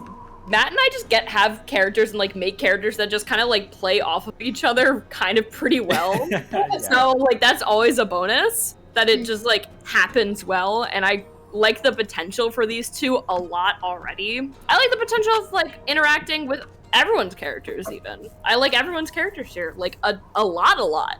Mhm. So it's fun. That was good. Star's first combat, of course, obviously, was fun. Starting to like get an idea of how I want to play my character, so we'll see. Wishes. I thought there was going to be something that happened this session, which I guess is just going to be coming in, and I'm excited to see that. I'm very excited for Al-Thrah, actually. So that should be a lot of fun. Yeah, wishes otherwise? Seeing how I mess up on the wild magic table? Is that a wish? Yeah. Sure. No, Promise. yeah. I Threat. cannot wait. I could quite literally end the entire party. So, fun. Well, at least I have an idea for a backup character. That's, it should always be... Because I will say one of my things cast Fireball centered on myself at like 5th level, I think? So a nuke. So, yeah, literally just a nuke on me. Yeah. A self-nuke. It's very fun. So, fingers crossed I don't get that. We'll see though. Yeah. And I'll pray for you. Thank you. I think that's about it. Awesome. And Hananan. Stars and wishes. Stars. I feel like I'm usually very wary of, especially like D&D combat, but this time I was very excited for it, and I felt like it wasn't a slog. It was good. I feel good about this. So that's a plus for me. Yay. I love all the little character interactions all the time. I love it.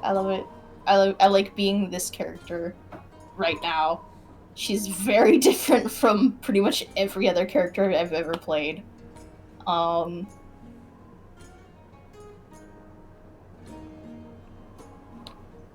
Any other stars? I'm liking Tailspire. I like that it's just kind of a nice backdrop most of the time, and it was actually kind of useful for combat. I also like Tailspire. That's pretty cool. Yeah, it's really nice. It's I like the music in it. It's actually really good. Shared music is so good for tone. Here, wait, let me play the battle music I was gonna play. Oh, please. I'm sad I missed it, actually, because it was very good. It was specifically battle, ambushed.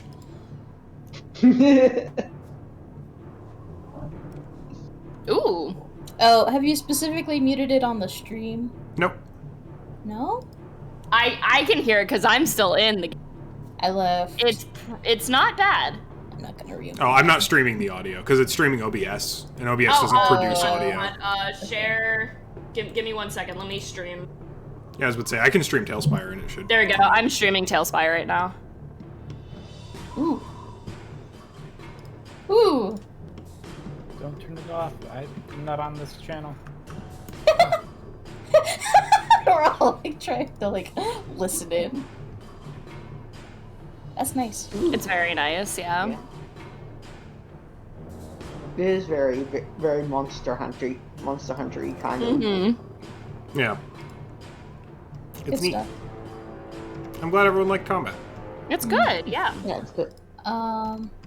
As far as wishes go, I hope we get a little bit of time right before we do any like resting to kind of like do sort of like the post-battle like chit chat and like getting to know each other a little better. Yeah, I live for that kind of thing. I hope with my hope with this is that we, since it is D&D and it's basically made for these quiet moments, is like we don't just skip ahead a bunch of time anytime there is downtime. I intend to open next session with making camp. Yeah. It's also like a lot of us are still technically strangers, sort of. All acquaintances at the very. I think the only ones that are like different is literally Peshmina and Hassan, just because they're quite literally traveling companions. But all the rest are like sort of acquaintances. I like being kind of the social jock to Hassan's like inquisitive nerd. Yeah. Oh, also, superstar lore. I love writing and regurgitating lore. Just makes me feel good. It's fun. Yeah. Hassan gives me such a massive excuse to do that, too. No, for sure. I just hope it's not too... Ooh, I that's hope so everybody else likes it. No, it's good. It's cool. Oh, yeah. I also have another star that I just remembered going into my personal channel. The cards. Like the little like Cute. those are really cool. I saw it and I went, I like this. It reminds me a lot of like the Dragon Age tarot cards. back in the day. That is specifically what the artist who made these was referencing. I'm so glad because it's one of my favorite things. It's been one of my favorite things since Inquisition was the tarot cards. Mm-hmm. So seeing these, I'm like, oh, this is good. I like this. Super cute. Awesome. Well, that said, thanks everyone for playing. Yeah. Thank you. I'm very glad we got to play a full session today. Thank you. And again, thank you so much for everyone for changing. Absolutely. So last minute. Yeah. I hope your second job is good. Thank you. I am working quite literally right across. Ooh. Want to bowl? Cut out a little bit again. I work literally right across from Wrigley Field. If any of you want to bowl for free, I got you. Oh, are you working at the Lucky Strike? Yeah. Yeah. Nice. Fun. It's cool. So I got you. All right. Well, good to know. Good to know. Yeah. I have been scheming like D&D group activities in Chicago. That would be fun. Picnic in the summer/spring is mandatory. Oh, absolutely. If you don't come, I will kick you out of the group. Get wrecked. Damn. Okay. It's gonna have to be later in the day though, because yes, it will. Maybe a picnic dinner, summer evening beach dinner. I mean, come on. Ooh, there we go. Yeah. Margaritas all around. A Ren Fair trip in the summer if you have the money. Ren Fair. I've never been to a Ren Fair. It's the one up in like Wisconsin is honestly really fire. I've been once before and it's very nice. We'll see. It is very nice. That could be a fun road trip. That would be a fun. We'll see what we're all up to. is also only fingers February. crossed, maybe the pandemic ends and we can all meet together. I would love that. That would be great. That would be great. I would enjoy that. But we'll see. All right.